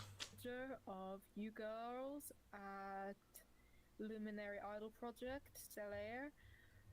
Hello, my name is Julia Amaris Blossom. And I am a new VTuber. I haven't really done much yet, but... Hello everyone, my name is Hoshka. I have been streaming for almost a week now, and making content for almost a week. What the heck is that? Is she trying to throw a little Russian in there? I'm really excited to work with you all. Oh hey, there's even a Pippa spotted in the wild. As the controversy escalated, other people started paying the price. Miras, the artist who created Blue's model out of kindness, began receiving harassment. She had made the model for free, touched by Blue's story because her own mother had battled a heart condition. But now her work was being tied to a scandal she had no part in. Once people started pointing it out, she deleted her tweets and posted messages trying to clarify her position. So I've just been shown some things that have left me incredibly distressed. I need time to get clarification. Yeah, I didn't think of that because if she's a rigger like that, that can ruin her. Substantial enough. Her shaking. I'm so name. upset. Until clarification, I have removed a recent project from my feed. If it returns, then I am confident in it again. If not, I will use less vague wording to express my insane disappointment. But the damage was done. A gesture of empathy had been turned into a source of anxiety. Then she decides to tackle the allegations head on. There are allegations against someone I made a model for. As such, I have pulled down my advertising tweets for them until a final resolution is reached. I have not disallowed her from using the model, and regardless of the outcome, bad or good, the design is so specific I wouldn't be able to reuse it, so if I pulled the rights, it would be wasted work. Circumstances of the model, rigger? I made Well, a mistake. Listen, I know, like, I can understand you saying why attacking the rhythm, but then if you think about it this way, let's think about it this way. This girl has been everybody. What if she's a rigger too? You know, like, you don't know who to trust. Like I said, like, she could be the She could be the guy who made the video. I don't know if it's a guy because she didn't say. But she could be the one who made the video, exposing herself. Oh my! Like she could be everyone in this situation. But obviously, I doubt that is the case. But man, like you don't even know what to do. You wouldn't know what to do. Everybody that's her friend, quote unquote, cousin, quote unquote, is her, and they're all, and she's just using all. I don't know, man. I understand. There's no reason to be mad at the rigger because, like I said, I doubt that she's involved. But man, we don't know who to trust. I don't know who's not in this. In various Discord voice calls, and I have whips I sent people in DMs to substantiate my claim with timestamps. I reached out because she came back from the dead because her claimed heart issues are very similar to that of my mother, and I felt incredibly emotionally incentivized to offer support since I can't support financially. So with her artistic direction, I kinda went sicko mode and made a model in blind speed mode. Of course, I spent a few days so engrossed in this project I neglected my own health myself, and I am currently now ill. When I posted publicly about the model, I was then bombarded with messages, DMs, and links to the allegations. If they are false, I don't regret supporting someone who has heart issues. But if they are true, I was a naive fool who didn't see past surface level presentation. Because in my mind, seeing my mother struggle daily, who would fake that? Regardless, false or true, it is not in my character to retract a gift made in earnestness. I just hope my blind faith is not misplaced. As the situation escalated and more eyes... There's people like that though. There's people that they just be playing with everything. And I feel like I have a level of like I understand. Right? It's like I will never play with an illness or anything like this. Like I'm not the type of person who would say, "Oh, my mom got this illness," or "My grandma has." No, I don't play. I don't play with none of that. We're not speaking none of that. You know what I mean? And when and people just be playing. They be playing. Like I saw this one girl, because this one guy, he had because YouTube be getting mad when the C word is being said, but he had the C word, right? And everything turned out fine and everything. He was okay and everything.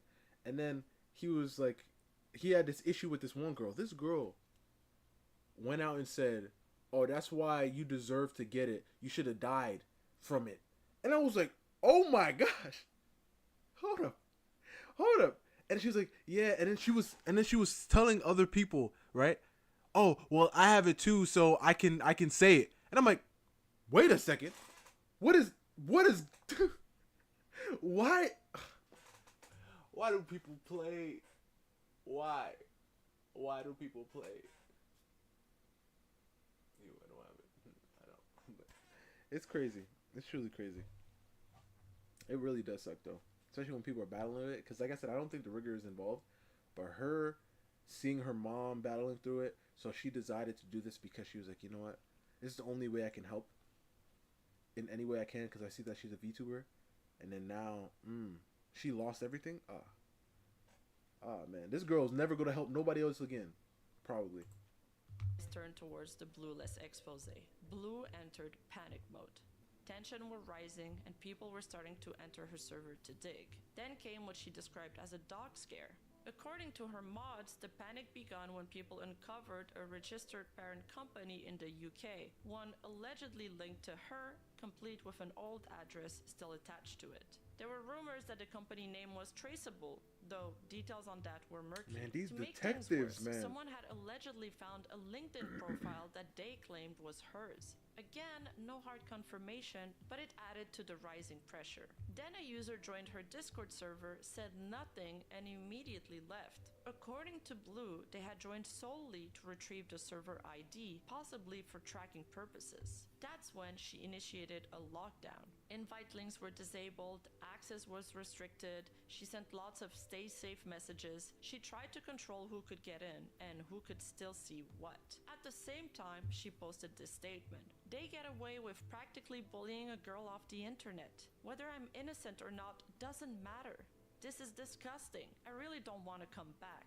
Blue framed the situation as a targeted harassment campaign, casting herself as a victim, not of her own lies, but of a toxic internet mob. Shortly after, she would disappear briefly, but not because the story had ended. It was about to spiral even further. Oh my gosh. She posted a short where she seemed visibly distressed, begging the internet to leave her alone. But what came next was the most terrifying moment for her community. After the graduation post, Blue suddenly vanished. The short, coupled with her disappearance, made her entourage panic.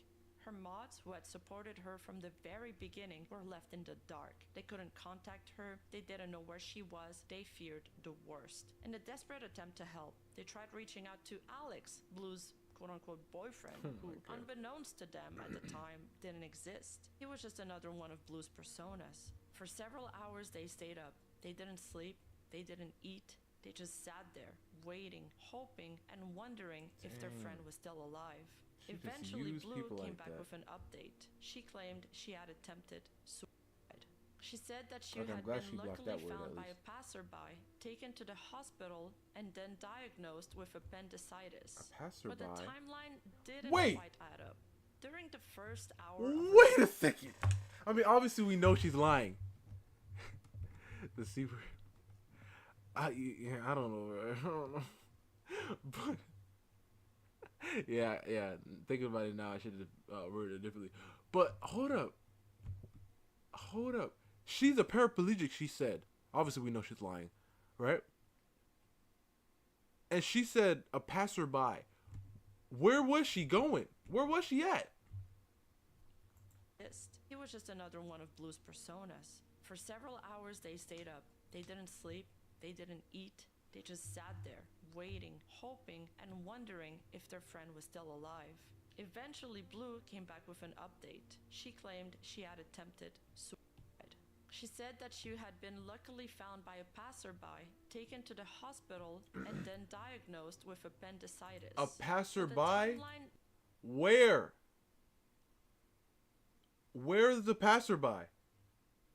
So I guess she is like, she just by herself. She got nobody, because like not only with like can't you just get like your real boyfriend if you have one, or your husband to? I mean, she's probably trying to keep this on the down low. She don't want people to know she's scamming people. But wow, a passerby. I'm over here doing my detective research too. Like who could that be?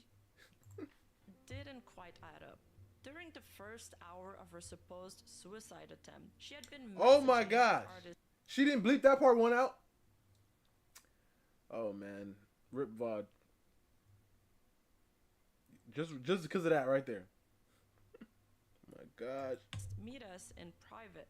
But in their conversation, there was no mention of suicidal thoughts. What the heck is going?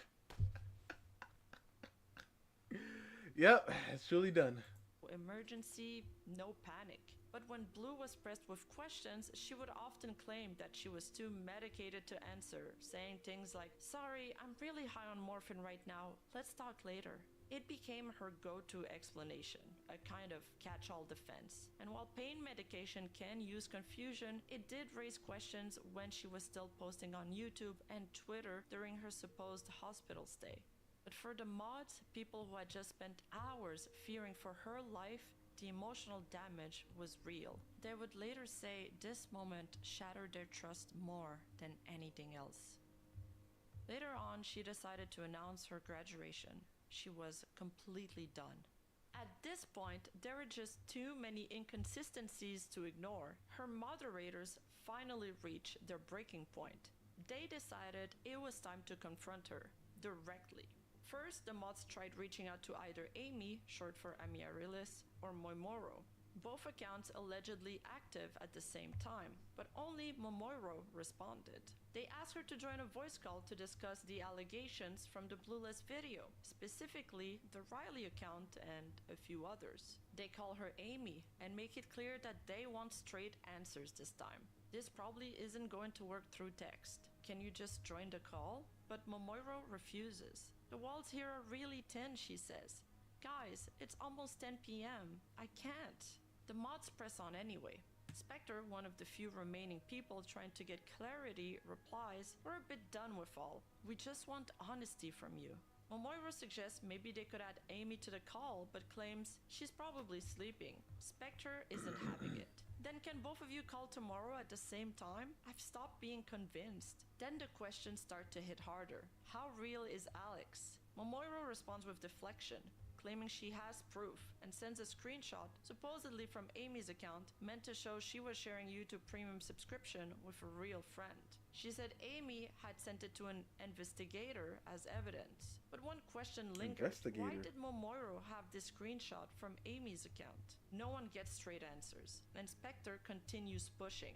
What about you playing piano? Why did you play the same song the exact same way twice, like it was a misclick? Why did Amy say muscle memory just for you to repeat the line, not her? And what about today's video? Was it pre-recorded? Oh my scripted? God. Why were you two in a call for 30 minutes for a 3-minute upload? Why did Amy bring up the hospital beep so many times, like she wanted to sell the idea she really was there? Momoiro replies, "You're all overthinking too much. I understand, but please take a moment to calm down." But Spectre's done playing nice. Amy, Momo, whoever you are, I want to, but can we get a truth? I've been fed lie after lie after lie. I'm so done with it. We all are. The sheer lack of evidence, it's just stupid. Momoiro finally snaps. Amy isn't going to come back on her account. She didn't even want me to tell anyone, but I have to now, don't I? Someone close to her has been fully doxxed due to the situation, so she's shutting down everything. She's never coming back. So none of it matters anymore. Whether it was true or not doesn't fucking matter. But it did matter. It mattered to the people who had spent weeks supporting her, defending her, worrying for her. All they wanted was one thing: the truth. Spectre replied calmly, "You know, I really did think I don't care if she lies. I just want her to be happy and healthy. We all did. But Dang, time these and time people are again, too nice. we've just been disappointed and tired." Momoiro didn't flinch. "Can't you realize how serious this is? It doesn't matter. None of this matters." Spectre, Amy, you tried. You really did. Could have gone places. Momoiro snaps back. Could have "I'm gone not places. her, but you won't fucking believe me, so whatever." Spectre stayed grounded, still searching for something honest. "I just wanted to hear, hey, I'm sorry for lying about this. But isn't it weird? You haven't both talked at the same time in a live call with multiple people. That alone could have proven something, could have shut us up. Could have not misclicked, could have not fed us more lies. Also, what about the suicide attempt? Why didn't Oh Amy my show gosh. hospital papers? Why is your birth certificate date incorrect? I don't care. I want to hear it. Because that's you, right?" And instead of answering, Momoiro turned it back on them. "Yeah, I knew that was gonna happen. Alright, just believe what you want." They ask her again, "Just give us some proof." But Momoiro shuts down. "Nothing I will say will change your fucking mind. I'm so fed up with this. I never wanted to be dragged into this. I hate the internet. I hate her. I want nothing to do with it anymore. I'm logging out and never coming back." Spectre's final words: "Seek therapy after this, with all respect." Momoiro says she will, and that's where the call ends. It was the straw that broke the camel's back. For the mod team, this wasn't just a failed confrontation. It was a confirmation that they had been deceived from the start. That was the moment they finally decided it was time to reveal everything. The mod expose didn't reveal anything new. Not really. It just confirmed what many already feared, and what Blue had worked so hard to deny. Yes, she was every member of High Axis. That was now beyond doubt. 100% confirmed by them out of the horse's mouth, and I can show you proof of this. They have confirmed that they themselves were all of the members of High Axis. And when her story began falling apart in the background, she started spiraling, freaking out in mod chats, trying to maintain control over a collapsing narrative. Then came the suicide healthcare. The same story she had Why already is she told her blocking it now fans. after she And said now it her 5 own mod times? team was laying it out in painful detail. They had tried to contact Alex, the man she claimed was her boyfriend, only to realize he didn't exist. She had been talking to herself. She claimed a passerby found her and that doctors diagnosed her with appendicitis, a detail that strangely matched a story Momoiro had told a year earlier. An interesting scenario in all of this is that last year, Momo had appendicitis too. She had also once claimed to be on an oxygen tank, and this was a huge point most people defending her would rely on, though even the mods admitted they had no way to verify whether that part was true. What they could confirm was that she created numerous alternate accounts, commenting under her own videos, defending herself on Reddit, and even making threads on 4chan to control the narrative.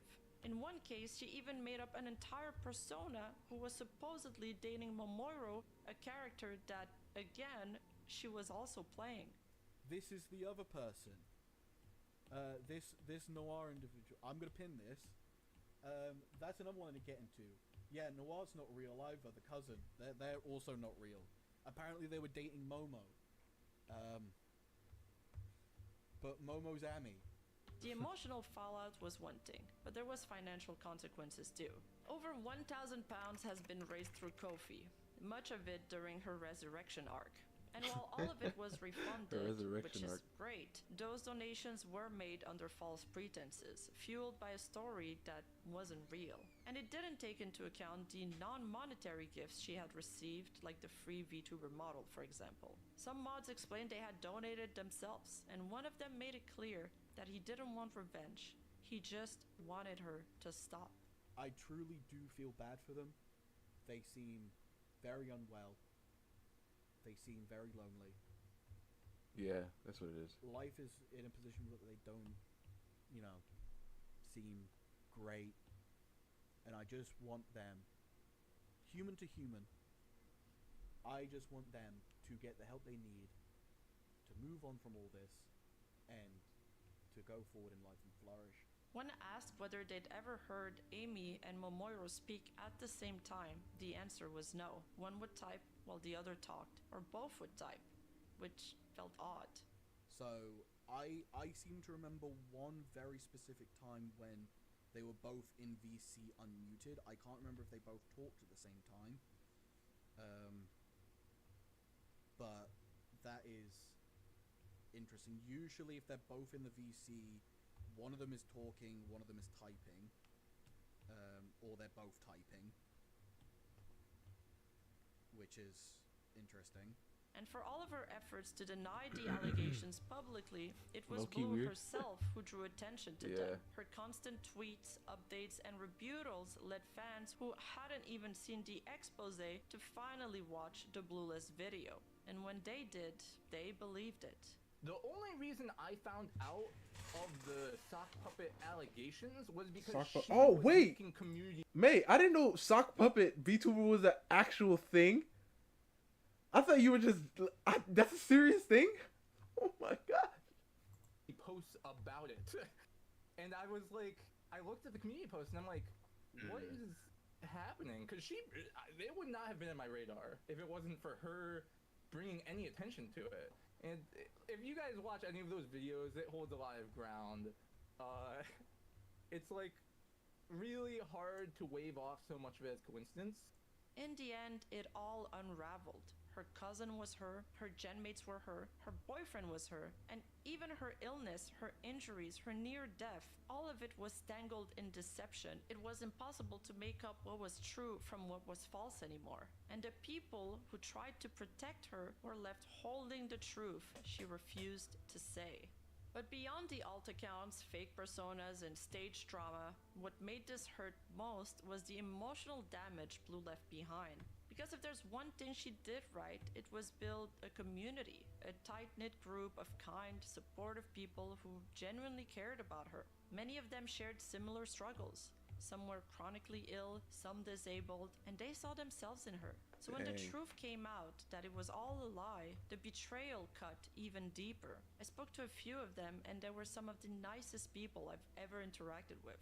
And what they felt wasn't just anger, it was grief. These are some of the message typed in the Blue refugee server right after the announcement. Refugee? I'm fucking crying. Actually, disabled people can't have shit. She was my idol because I finally found a VTuber who struggled with disability like me. Oh and it my was all gosh. fake. She faked her disabilities? I was so happy to have someone to look up to. I cried over her quote-unquote death when we thought she passed. I feel so stupid. Oh my They didn't gosh. just lose a creator. They lost someone they thought understood them. And that kind of betrayal, especially for people already caring so much, is the kind that lingers long after the story ends. On top of that, her lies had real-world consequences for people who were just trying to help. Miras, the artist who had created Blue's model for free out of empathy for her story, was later subjected to harassment and backlash once the deception came to light, and still took several weeks to recover from the physical. Oh my gosh. I thought she was about to say took. I thought she was about to say she done. Oh my gosh. Because you never know. You never know. Wow. Wow. You remember this? Exhaustion of having to rush to finish Blue's model. She had believed Blue. It said it just came out last week. Was genuinely I mean, struggling. you are Instead, in the she industry. found herself caught in the fallout of a lie she didn't ask to be part of. Eventually, Blue admitted to some of her lies, just not all of them. She claimed that the other girls from her agency were never real, just imaginary friends she made up to cope with loneliness. Oh! I mean, I was partly right. I was half right. I'll take a half point. I'll take a half point. The other girls from my agency were sort of imaginary friends for me, other than my cousin. She did it with me for fun, but those are the only alts. The other ones, the other agencies, are alts. I hadn't heard of any. Oh my gosh. She'd always dreamed of being an idol group, but none of her IRL friends were interested. Oh! Yo, Brian, this would be the greatest anime. Oh my gosh. Imagine. Like we need some like a for real studio. Like give me some Oshinoko like type, right? Like I need the style and animation of Oshinoko, right? It's a story about this girl who got no friends. She's always wanted to make it big. Right? She always wanted to make it big. So she created imaginary friend, like her imaginary friends into idols or like things. I'm gonna remove it because the other girl had friends.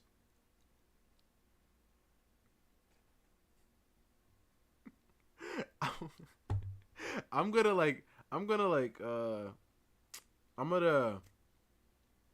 remove it because she said she has IRL friends, but they just didn't want to be involved with it. I'm gonna remove her IRL friends and say she has 0 friends, right? So the anime girl, she has no friends, and then she's going through the world and she's building this persona, and I feel like,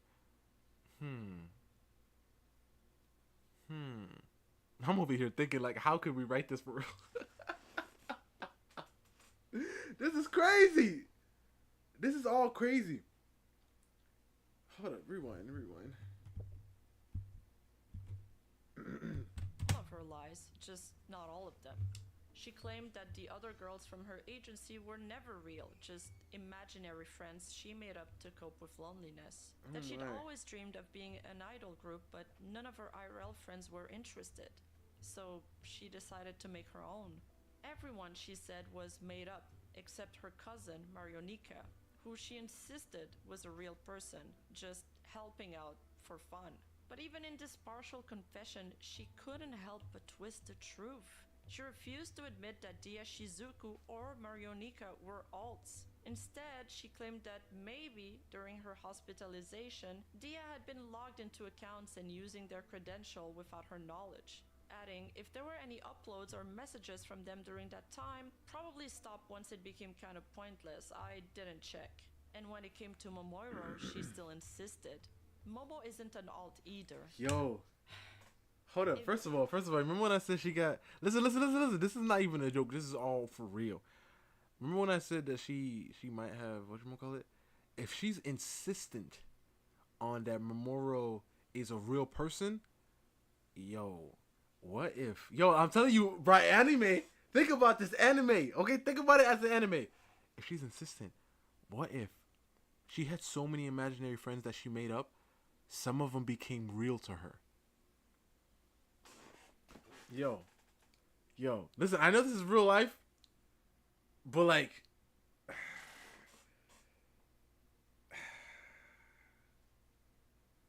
that's insane to think about, bro. Like, they're real to her. The other ones are imaginary, but these ones aren't. Oh my gosh. Oh my gosh. It's making me feel bad for her. I know, I feel bad. Yo, I too. But that's why I said, because like, for me, I had imaginary friends too. Yeah, but probably we're not talking about you right now. I'm playing. But like, yo, the reason why I brought up the whole anime aspect of it is because I'm thinking, like, I can see everything unfolding in my mind, right? And I'm just like, and I just see like I see like a anime girl walking from school, right? Because we see her when she's young, right? She's walking around talking to herself, and then she's getting pushed around. You know, kids are, right? And she's just walking, and then, you know, it's raining or it's just cloudy out, and she's just walking home, talking to herself, and she gets home, nobody's there, right? She got no friends, she got no family, no nothing, and she's just there, she's sitting there talking to everybody, right? But the thing is, in the anime, because it's a visual media, we can see her friends, we can see the imaginary friends, but we don't know they're imaginary, right? So throughout the whole story, we're just like, what the heck are you guys talking about? Look at her friends are right there. And then, plot twist, she's sitting there, and then she gets exposed, like her manager is talking to her saying, wait, this is, they're all fake. Why don't they talk at the same time? And then we're like, they are talking. Kind of like Fairy Tail Zero? Oh, yeah. But I mean, oh yeah. But I'm just like, Bri. I'm just like, yo. Like, yo. Like, gosh. Bri, have you seen the movie? Hold up. I mean, it's a show. That'll be fire. I know, that's what I'm saying. Yo, listen, I'm about to hit her up and be like, you mind if I make an anime based off of this story? It's gonna be called True Story, just with some fabrications in there. Gee. Alright. There's a movie, Bri. I mean, no, a show. It's called Presumed Innocent. Have you seen that show, Bri? Presumed Innocent.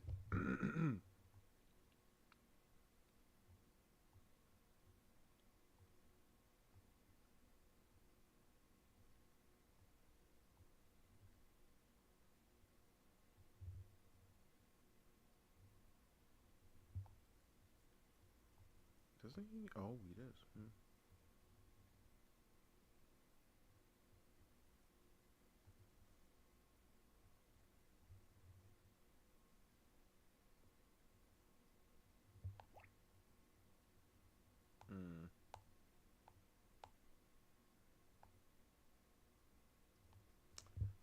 You seen it? Bri. Like, with how that... Because when I watched that show, right? And, well, no spoilers. But with how that ended, Bri, I was like, okay! Right? So this is why, like, when I'm thinking about the ending of this anime that I just made up, I feel like it's going to hit people in the jaw. Like, boom! Like, they're going to be like, oh! Oh! You know what I'm saying? Is she cute? I'd give her a chance. Oh my goodness. You see, this girl, like, listen, she really does need help. She really does need help. Especially if the other girl is isn't real, because we still don't know, because she's not confirming it. But if she is, then she is, yeah, she needs some help, bro. She needs some assistance.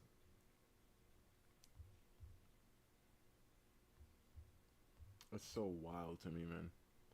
It's crazy. It's so crazy to me. But that would be all I'm saying. Long story short, that would be a fire show. That would be a fire show. Eventually, though, Blue admitted to it all. Oh, She posted a okay. final message, a Google Doc titled Graduation, My Story, where she came clean about the lies, the personas, and the damage she caused. In it, she said she never intended to hurt anyone, that she started VTubing as a form of escape, and somewhere along the line, she forgot what was real. She described how her childhood was shaped by disability, loneliness, and trauma. That she was in and out of hospitals, bullied, and never got the therapy she needed. Hey.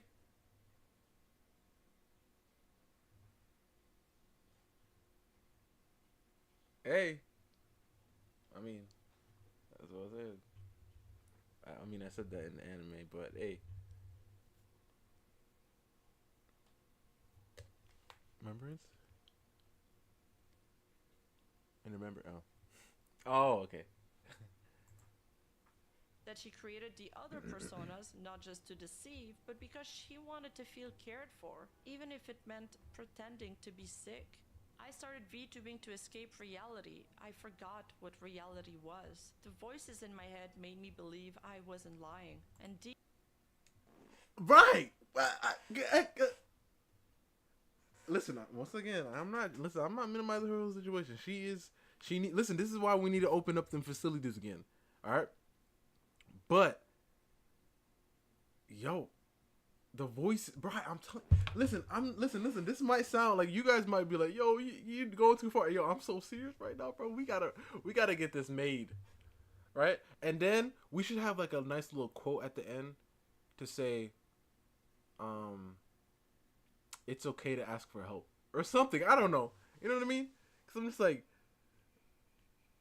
man, like I don't know. Because now I'm thinking about it, I'm like, should she be in high school? Because I feel like this is a high school thing to do. But she could also be an adult, you know? She could be like an adult lady. I don't know. And I feel like a cool cliffhanger could be like, she is the person who exposed herself.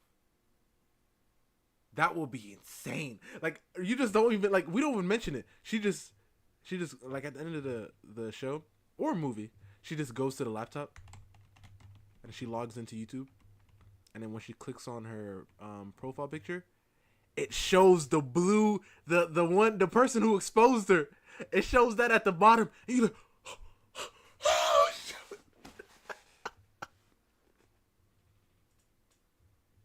No, there's no happy ending or sad ending. It's a she's still out here ending. Like, you don't know who she's gonna be next ending. That's how it's gonna end. Crazy. Deep down, man, bro, I'm not even joking. I might listen. I might design a character based off of all of this. But like I said, I feel like her being an adult might be, I don't know, because her being a kid, I don't know, I feel like her being an adult might be a little, interesting. Very interesting. And like, what if she's gotten to herself to a point so much that she actually is in a wheelchair? I'm telling you, I'm thinking, I'm spitballing here. I'm just talking. Wanted it to be true. She called her actions 100% wrong, said she didn't want forgiveness, only closure. What I did was wrong, and all the positivity is confusing me. My brain just short circuits. I'm sorry. Not that it matters anymore. After posting it, Blue deleted her YouTube channels and socials. She refunded the money she had received, at least trying to make things right on that front. And she said she would be stepping away from the internet to get help and seek therapy. And for a moment, it looked like that was it, that she would do just that. But then, just a few days later, she came back under a new alias, a new channel, like nothing had ever happened. Oh my gosh. I'm telling you, bro. To this announcement by I told you. former mod Ultra, Blue had been advised to come clean about have her start off as a kid and then an adult. So like she's been doing this since, oh, perfect. So she's been doing this since she was a kid, practically. So she made like, yo, okay. So she's been living like 20 lives since she was a kid. Like she started like these VTuber idol groups and everything, right? Because it has to be surrounded by VTubing or something else, right? So she's building little by little, right? And then we practically see her grow up, right? And we're like, wow. But like I said, we don't know she's insane.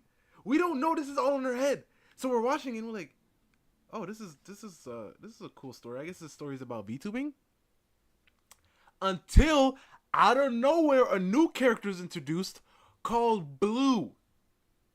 Right? And Blue is out here investigating her. And then we're just like, what the heck? Why is there an investigator out here? She's just trying to be a VTuber. There's nothing she's doing wrong. And then he started digging.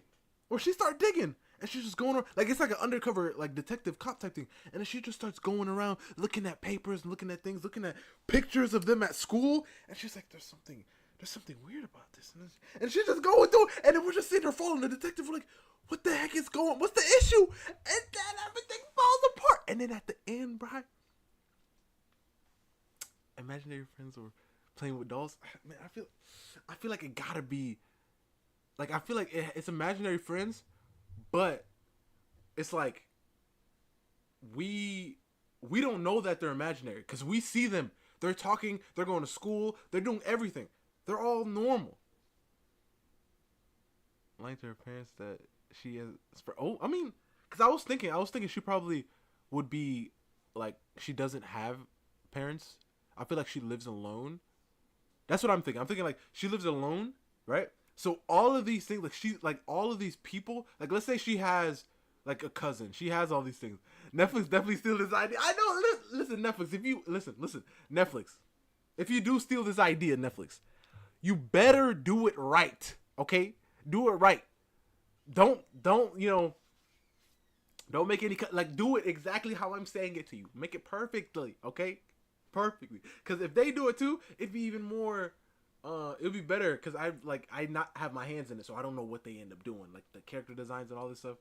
But listen, Netflix, if you do end up doing this, I don't even need any credit. Just at the end, just put a little random credit. Just a little random credit. All right, just put Zoe right there, and then I'll be fine. Okay, we'll be fine. But man, that would be insane.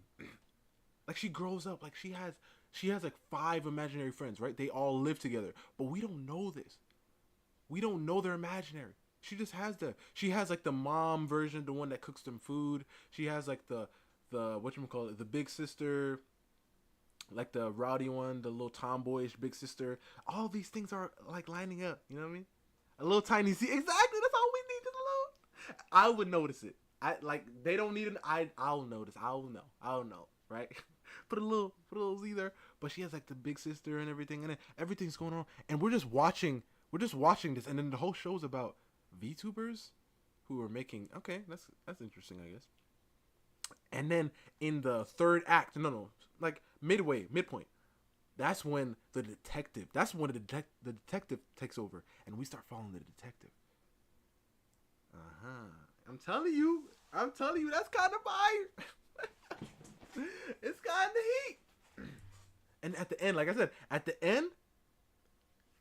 she's just going home, right? She goes on her computer, she logs in, and then right there, one of the Gmails or one of the emails is Blue, which is the YouTube channel that exposed her.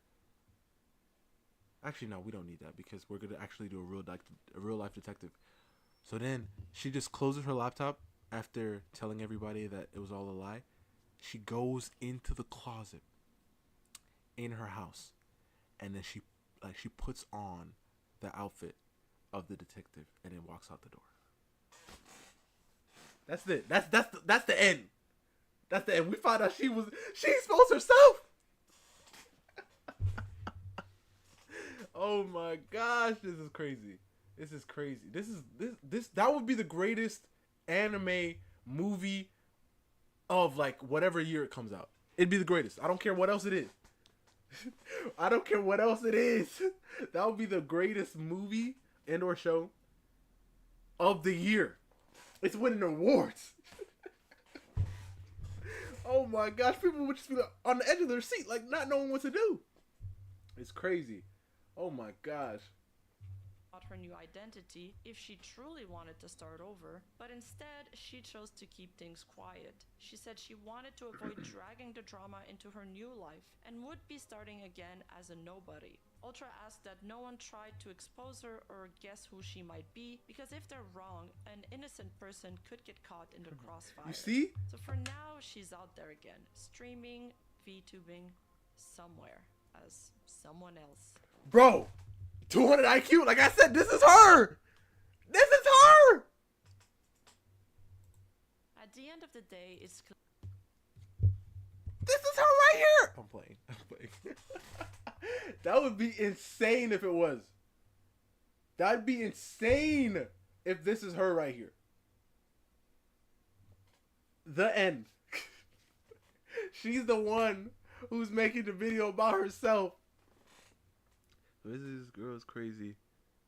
Just like how I want them. Nah. Just how Ethan wants them. I feel like this is a little too crazy for Ethan. Like, every time you're like, oh, where are you at? She's like, oh, I'm with my cousins. We're going, da-da-da. Right? And then every single time she's with family, everything like that. And then one day, you go meet her family, and then you get in there, and there's nobody in there. That's a different level. That's a different level. moving somewhere as someone else.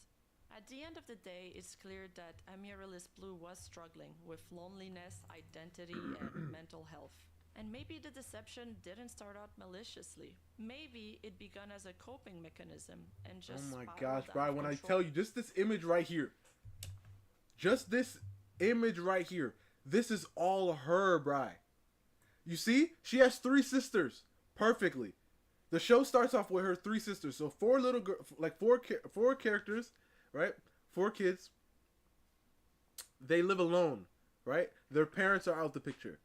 So they're here, and then we see them grow up to like when they're teenagers, right? They've always wanted to do something like start an idol group or whatever, but then they started realizing VTubing is becoming popular. So they decided, since one of the sisters was really shy, they said, why don't we do VTubing? And she said, okay, then we can be VTube idols. And then boom, boom, boom, boom, boom, boom, boom.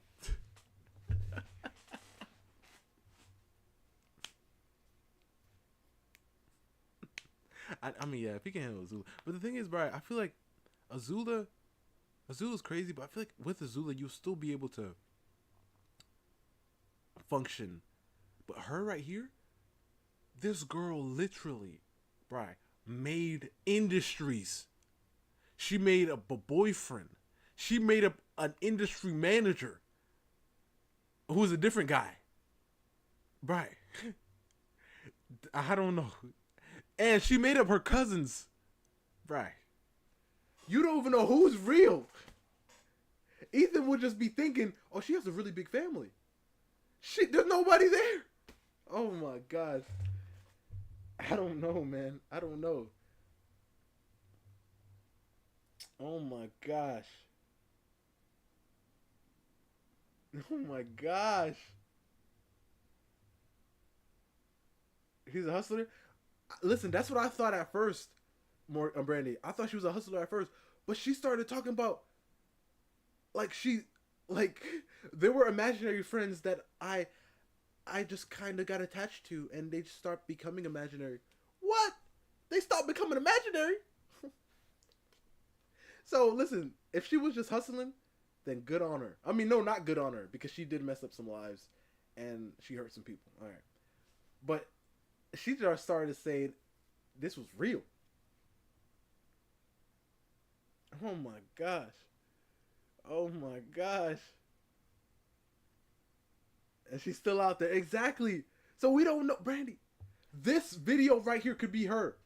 You know how many voice actors you've watched recently?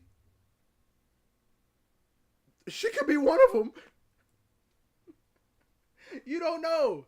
Oh, man. But while we can understand why something happened, that doesn't undo the consequences. Because the truth is, her actions hurt people. Yep. They exploited the trust of a vulnerable community, and they emotionally misled people who simply wanted to believe in someone who shared their struggles. Yes, in the end, she did come clean, but with stories like that, you always wonder, what would have happened if they weren't exposed? Would they still be doing it?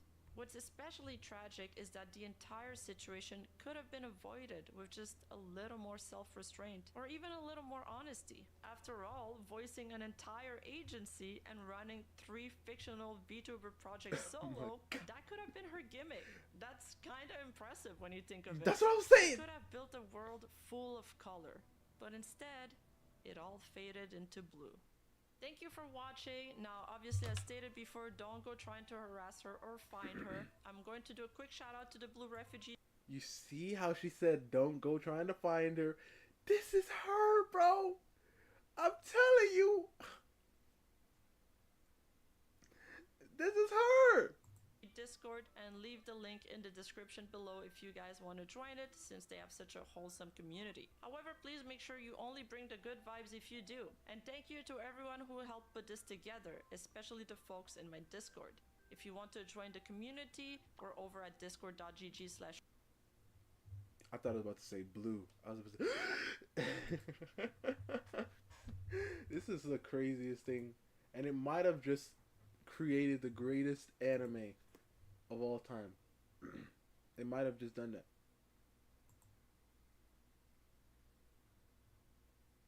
Like, who is this person? Like, I just found this person just now.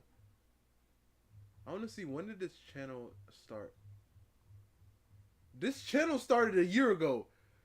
Hey, I don't know how long. Alright, let me stop. Let me be serious. What else does this YouTuber have? Why are people keep doing this? Oh my gosh, I gotta watch this too, man. Why do people keep doing this? For years, Sketchy was a name spoken with reverence in the Team Fortress 2 community. A player so dominant, so innovative, that many considered him the greatest pyro main of all time. Unlike most pyro players who relied on flamethrowers and chaotic gameplay, Sketchy elevated the class to a level of precision that had never been seen before. He had a calculated, aggressive playstyle that made him nearly unstoppable in high-level matches. His mastery of air blasting, movement tricks, and positioning allowed him to dominate opponents. Wait, what time is it? In a way that made even the most skilled players. Okay, we got some time. Alright, I don't know if we can finish it. We can finish it. Struggled to keep up. On YouTube, his gameplay videos were a goldmine for aspiring TF2 players. They weren't just entertaining, they were educational. He developed techniques that many players copied, to the point where entire pyro playstyles today can be traced back to his influence. But Sketchy wasn't just respected, he was admired. He wasn't the biggest TF2 YouTuber, but he was one of the most skilled and well-regarded players in the entire community. But then, on June 5th, 2015, everything changed. Sketchy uploaded a video titled PSA, and unlike his previous uploads, this video had no gameplay footage, no edits, just a black screen and his voice. His tone was somber, sincere. He explained that he was suffering from a long-term illness and that despite holding on to hope, his condition was only getting worse. Hi, I'm the guy that runs this channel. Most of you probably know me as Sketchy. I'm going to try to be as straightforward and honest as I can. I've been very sick and very busy for the past few months, spending every day either bedridden or going in and out of the hospital with no time to play TF2, make videos, or anything like that. I don't want to reveal too much information about my illness, but the doctors are saying that I probably don't have a lot of time left. At best, I've got about a year before my condition gets so bad that I'll need constant life support, and my chances of recovery are looking low to say the least. In light of my newfound understanding of the importance of time, I'm quitting video games and leaving. And because of this, he said he was quitting gaming forever. This wasn't just a normal announcement. It was a definitive farewell, and the community was heartbroken. It's moments like these that remind me why I put so much effort into researching and telling these stories, because they matter. Covering stories from China, Japan, Argentina, and beyond takes a lot of work, from translators to editors and even voice actors. If you'd like to help keep these videos coming, consider supporting me on Patreon. Plus, you'll get some cool perks like having your name immortalized in the credits, exclusive monthly videos, and early access to new uploads. Now, back to the story. News of Sketch's illness spread quickly across the TF2 community. Fans flooded his comment section with messages of support. Fellow YouTubers uploaded tribute videos, and on TF2 forums, people began sharing their favorite moments from his gameplay. His influence on the game was undeniable. Many players admitted that he had inspired them to play Pyro differently, and even pick up the class in the first place. The idea that one of the greatest players in the game was facing a terminal illness felt surreal. But then something even bigger happened. For years, Valve, the company behind TF2, had maintained an unspoken rule. They rarely acknowledged individual players in-game unless they had truly left a lasting impact. But for Sketchy, they made an exception. A few months after his announcement, Valve officially renamed one of the features on his favorite weapon, the Extinguisher, to Sketchy Bequest. This was more than just an honor, it was a permanent memorial. For the TF2 community, this was the final confirmation that Sketchy was truly gone. His name was now etched into the game itself, and with that, his story seemed to come to a close. Or so everyone thought. For the next 3 years, Sketch's name remained one of remembrance, as it often happens when someone passes. Their name gains notoriety after their death, so his channel became a relic of the past, a place where fans could still revisit his old videos and remember what had made him such an iconic player. Some people only found out about him because of this incident and the story about his illness. You don't often become a legend whilst you're alive, but yeah, because of this, I'm assuming his videos got way more views. Occasionally, someone would start a thread on Reddit or a TF2 forum. Damn, I miss Sketchik, the best Pyro player ever, gone too soon. Or man, I wish he was still around. But no one questioned what had happened. Everyone believed the story. That is, until something strange happened. In early 2019, players started noticing something weird. First, Sketchik's Steam account became active again. At first, people assumed it was just a friend managing his profile, but then his inventory started changing. Items were being traded and sold. And this wasn't just a static account. Someone was using it. Then one day, a TF2 player logged into a match and saw something impossible. A player named Sketchik was in the lobby. At first, they assumed it was just a fan using his name, but then they saw the gameplay. The movement, the air blast, the playstyle, it was just like watching Sketchik play again. What the heck? Rumors exploded online. Was it a tribute account, a hacker, or was Sketchik actually alive? For 3 years, Sketchik's story had remained unchallenged. His name was spoken with admiration, his gameplay was studied by countless TF2 players, and his farewell video was remembered as one of the most emotional moments in the game's community. His legacy was firmly established, not just as a top-tier player, but as someone whose disappearance left a lasting impact on the game's history. Then, in January 2019, after years of silence, his YouTube channel unexpectedly uploaded a new video. There was no build-up, no cryptic message, just a simple direct title called Apology, written in Japanese. The video itself was brief and direct, and in that video, Sketchik admitted that his 2015 farewell video had been entirely fabricated. Oh he had my never gosh. suffered from a terminal illness, and the story of being bedridden and unable to play had been a lie, and his own words, a sick joke. There's something I need to get off my chest. Oh That's my been killing me. gosh. And I want everyone to be on the same page. Why do people do this? About 3 years ago, I announced that I had contracted a non-specific terminal illness. I want everyone to know that was a lie. It was a sick joke. It was a ruse. I was never ill, not even a little bit. You might say that I was mentally ill because I thought it would be fun to convince a lot of people that care about me that I would fucking die. But I've been feeling really bad about it lately. Lately? No longer bear. It's been 5 years! 5 years! Which is why I've decided to come out with the truth and apologize for lying. So, I'm sorry. And I hope I didn't cause anybody too much grief, especially if you have someone with a chronic illness in your life. I am of the opinion that you should be able to joke about anything you want as long as it's funny, but in this case it really wasn't funny. I mean, listen, on that, and yeah, sure, I'm alright with that too. But I don't think, like, death or joking about you dying is funny. Or joking about somebody else dying funny. I don't think those are funny. So again, I'm sorry. I don't really have an excuse. I mean, what can I say? I just love the feeling of taking someone for a ride. What?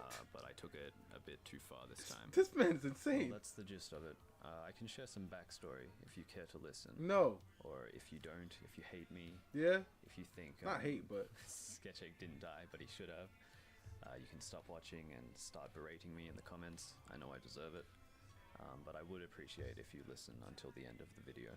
According to Sketchy, he had moved to Japan and was struggling with his relationship with gaming. He felt that video games had ruined his life and he wanted to walk away from them permanently, but simply quitting wasn't enough. He wanted his departure to be memorable. And that was when I decided to shut down the channel. But I also wanted to go out with a bang, I guess you could say. At first, he considered making a final series of high-quality TF2 videos as a parting gift. He collected everything he needed for the project, but he still wasn't satisfied. That's when he decided to take things further. And then I came up with the idea of faking my death, because I knew that would draw a lot of attention. I realized this was a really fucked up thing to do, you know, even if it was just some anonymous internet video game bullshit. To be honest, I still don't know exactly why I did it. I was feeling a bit conflicted, actually. The channel was something that I built up by myself. It had value to others, it had value to me. But at the same time, I was feeling bitter, as if video games had stolen something from me, and by extension, the Sketchy channel, which revolves around video games. So you could say I was feeling resentful, mostly at myself in retrospect. But instead, I took it out on my loyal audience and left them in the dark for 3 years. And that's another thing, I wanted to make it really hard for myself to come back so I wouldn't get addicted again. Because who could come back after saying all that shit? Can I just add that this is a lot harder than I thought it would be? I've had to re-record several takes now because my voice keeps shaking too much. Anyway, after disappearing, I hardly played any video games for about a year. And I was able to do a lot of things that I wanted to do in that time. I grew up a little bit since then. I've been doing pretty well, actually. I still make online content in other places, but I've been missing TF2, and I miss making videos for this channel. A couple weeks ago, I was playing TF2, was thinking about some stuff, and I decided I wanted to come back to the channel and reveal the truth to everyone. I mean, yeah, I could have claimed that I made a full recovery, and I'd get away with it too. The reason I didn't do that is because I'm sick of lying. I don't want to lie anymore. Before making his confession public, Sketchy reached out to old friends he used to talk to as Sketchy. According to him, they were mostly understanding and forgiving. But when addressing the wider TF2 community, his tone shifted. In a brutally honest remark, he made it clear where he stood. I couldn't really give a shit about the TF2 community at large, but if you have enjoyed my videos, I am genuinely sorry to let you down. And I hope I can make it up to you by releasing some newer and better content. He ended his video with an apology, acknowledging that he didn't expect forgiveness, but despite the serious tone of the confession, he closed things out with what felt like a cheeky remark, or even a provocation. Thanks for listening, and I look forward to seeing a bunch of E-celebs virtue signal over this. The confession was met with an immediate and intense reaction. Many players felt betrayed. Some had genuinely mourned Sketchek's absence, believing they had lost one of the greatest pyro players in TF2 history. Others had gone as far as donating to charity in his honor or sharing their own personal struggles with illness in his comment section, thinking they were supporting someone who understood their pain.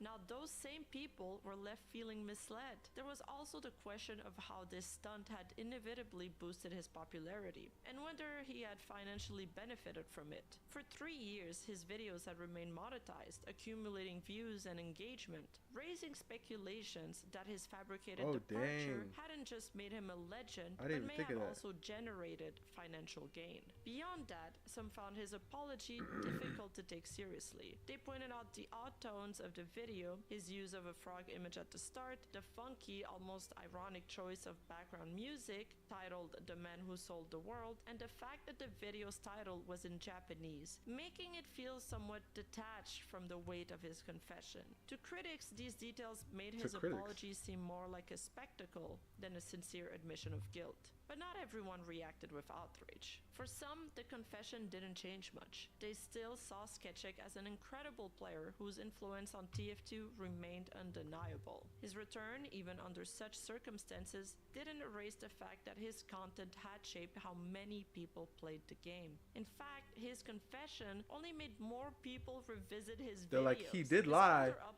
but he was a heck of a gamer.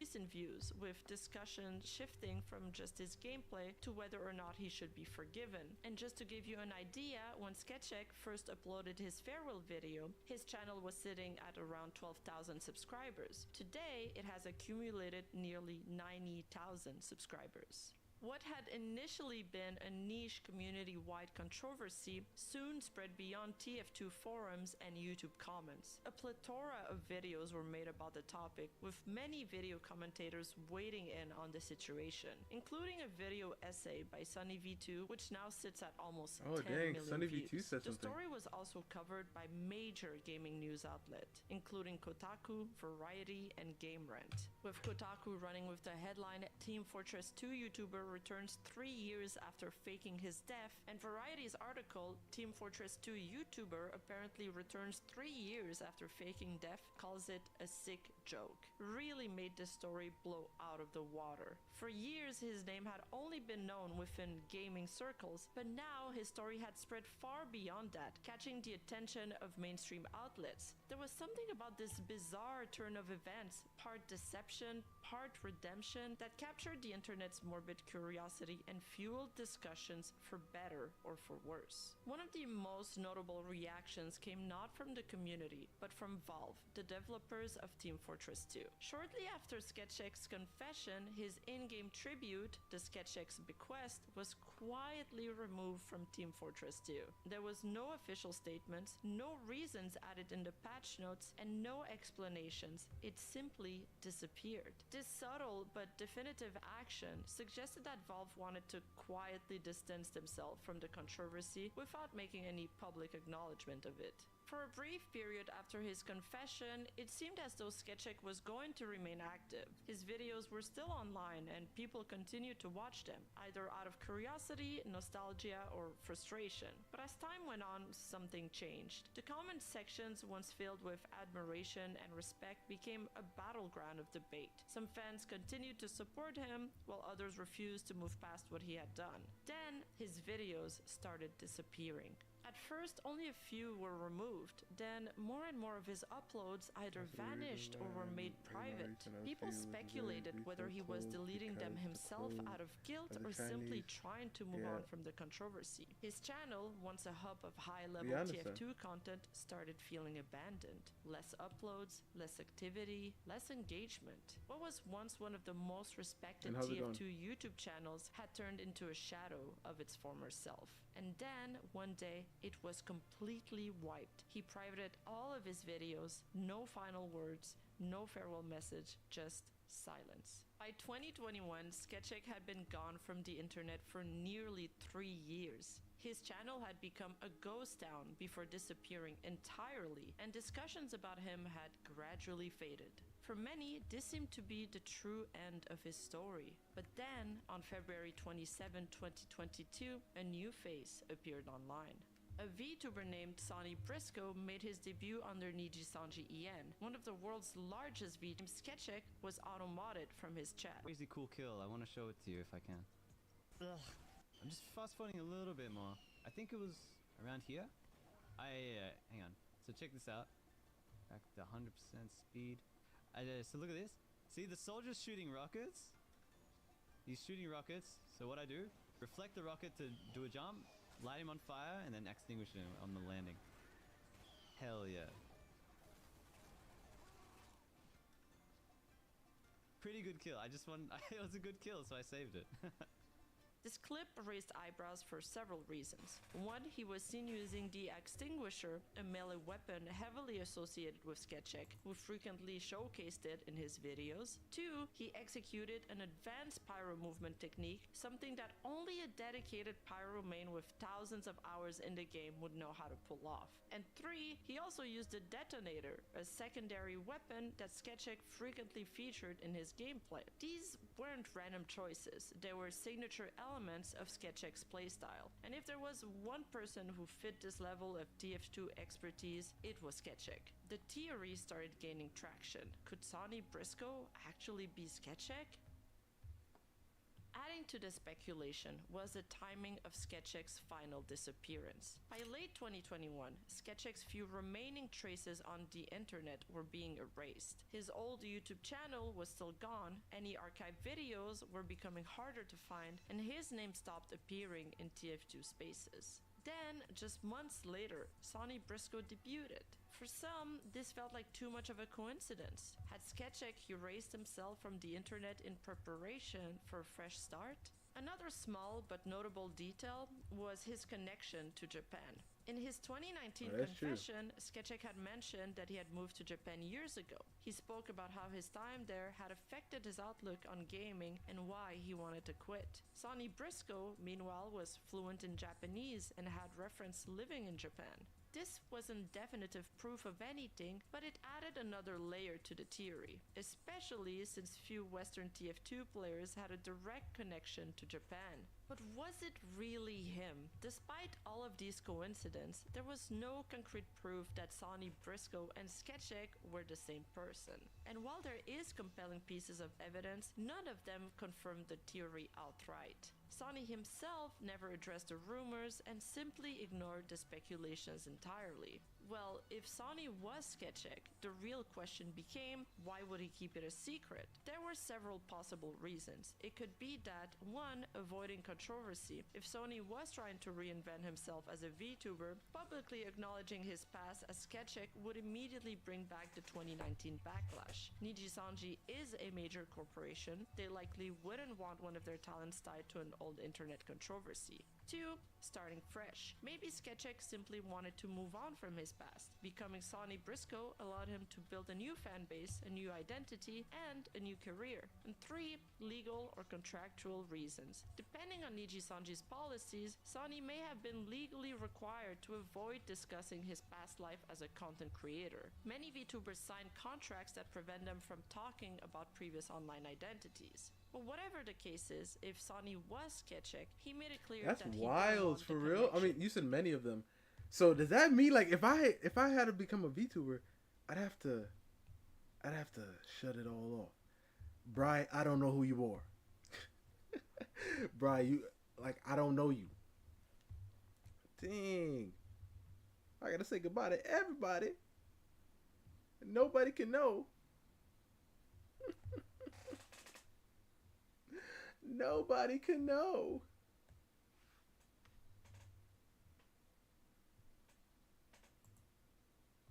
Be made.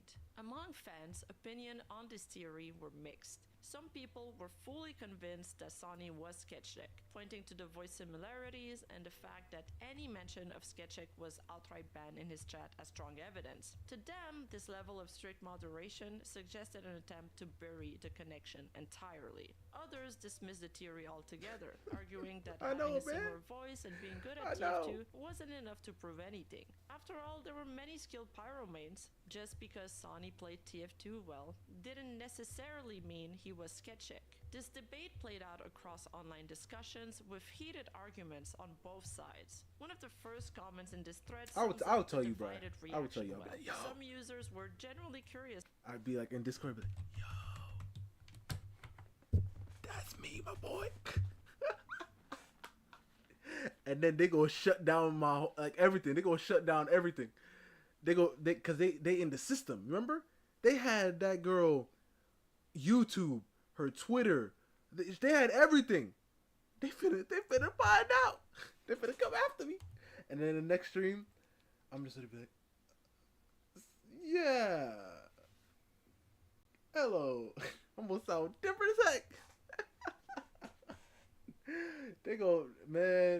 They go clone me and switch me out. Watch. That's what they could end up doing. About a theory, while others just shut it down immediately.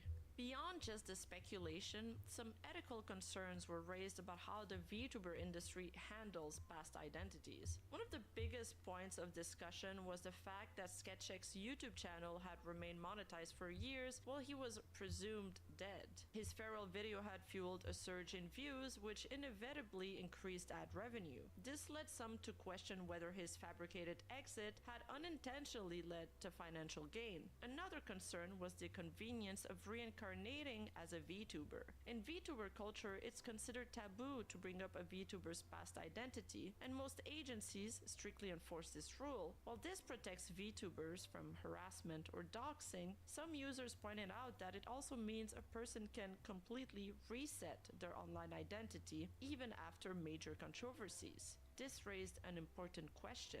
Should past mistakes be completely erased just because someone became a VTuber? For some, the idea that someone could quote-unquote escape their past by hiding behind an avatar felt all too convenient. Interestingly, by the time Sonny Briscoe allegedly debuted, it seemed that most of Sketch's old TF2 fanbase had already moved on. While his deception had sparked intense backlash in 2019, enough time had passed that many TF2 players no longer really cared. I believe this poll on the TF2 subreddit reflected this shift in opinion. While some still held on to resentment, most users leaned toward either forgiving him or at least acknowledging that he was a skilled player. In fact, what many of his old fans were most upset about wasn't even his fake death. It was the fact that he had deleted all of his TF2 content. It felt like they were being betrayed. For them, his gameplay and legacy mattered more than the controversy. And so, as the VTuber debate continued, many TF2 fans simply shrugged and moved on. But honestly, while Sonny Briscoe is part of a controversial company, he has relatively managed to stay out of controversy himself since joining. The only real backlash he ever received was when Noctis debuted, and some Twitter users were upset about his police officer themed model. Some people took issues with his tagline, "Don't make me use lethal force," and felt that debuting a cop VTuber was tone deaf. Oh man, imagine he'd start. Imagine his opening line was like, "I'll take your breath away." However, the backlash wasn't really directed at Sonny himself, but rather at the character concept. Typically, talents in large VTuber agencies don't have much say in their assigned avatars, meaning this was more of a company decision than a personal one. Since then, Sonny has gone on to perform in multiple concerts, built a dedicated fan base, and stayed entirely out of drama. It's obvious that becoming a VTuber was a smart career move for him, whether he was looking for a fresh start, a change in content, or simply wanted to try something new. This path has undeniably boosted his popularity. So in the end, this story is either one of the biggest internet hoaxes so we don't really know, or the most unexpected redemption arc. Either way, I find it pretty fascinating. In fact, he's even restored his old TF2 content on his Sketch channel, possibly as a way of acknowledging his past or finally coming to terms with it. At the end of the day, it all comes down to a simple question. Should someone's past mistake define them forever, or do people deserve a second chance? Funnily enough, I had something similar happen to me. A friend of mine once faked her death, only to reappear years later. Turns out she had just moved away. At the time, I felt pretty gutted, but when she eventually apologized and showed genuine remorse, I forgive her. And maybe that's how some of Sketch's old Hey, friends that's how I feel feel. about If it was a this. friend. And of course, there are also people who will never forgive him for faking a Cause it's like terminal illness. I'll be mad, but And then I I'll be like, I'm understand glad them, as they're lying fine. about such serious issues is pretty messed up. Others, however, That's true. Like I said, believed I don't think it's ever funny. Changed. But I'm really curious, how do people feel about this nowadays? Let me know your thoughts in the comments below. And It's if you never enjoyed this okay. But like I said, if it was like a friend or something, I'd be mad, but I forgive him. Oh. But yeah, guys, it was fun. And I'll see you tomorrow. Lucy.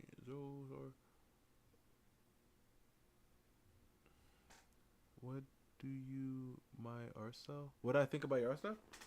I think Arcel is really painterly. What your Arcel makes me think of, like, it makes me think of like how do you explain? It's kind of like, you know, those ancient paintings that you see like on good night, Brandy, like you see on like stone. That's the vibe that it gives me. Like I can see your art like on like some ancient like murals type things.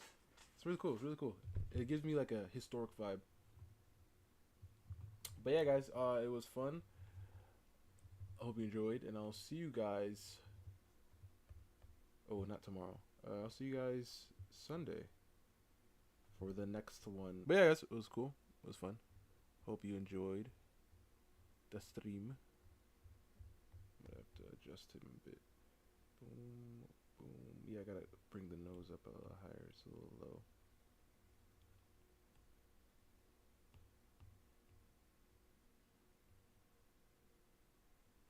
Peace, love, and hair grease. I'm Ricey Chicken.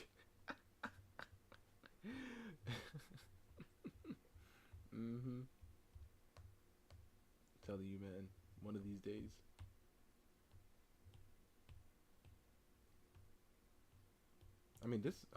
Actually, Brian, this might actually be exactly rice and chicken, because Jin is, like he's from like a Chinese inspired, you know.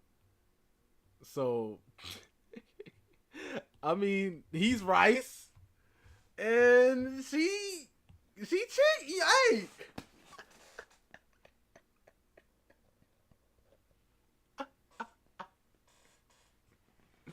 All right, let me stop. But yeah, guys, it was cool. I hope you guys enjoyed. I'll see you guys. I'll see you guys Sunday. Hope you guys have a great night and a great day tomorrow.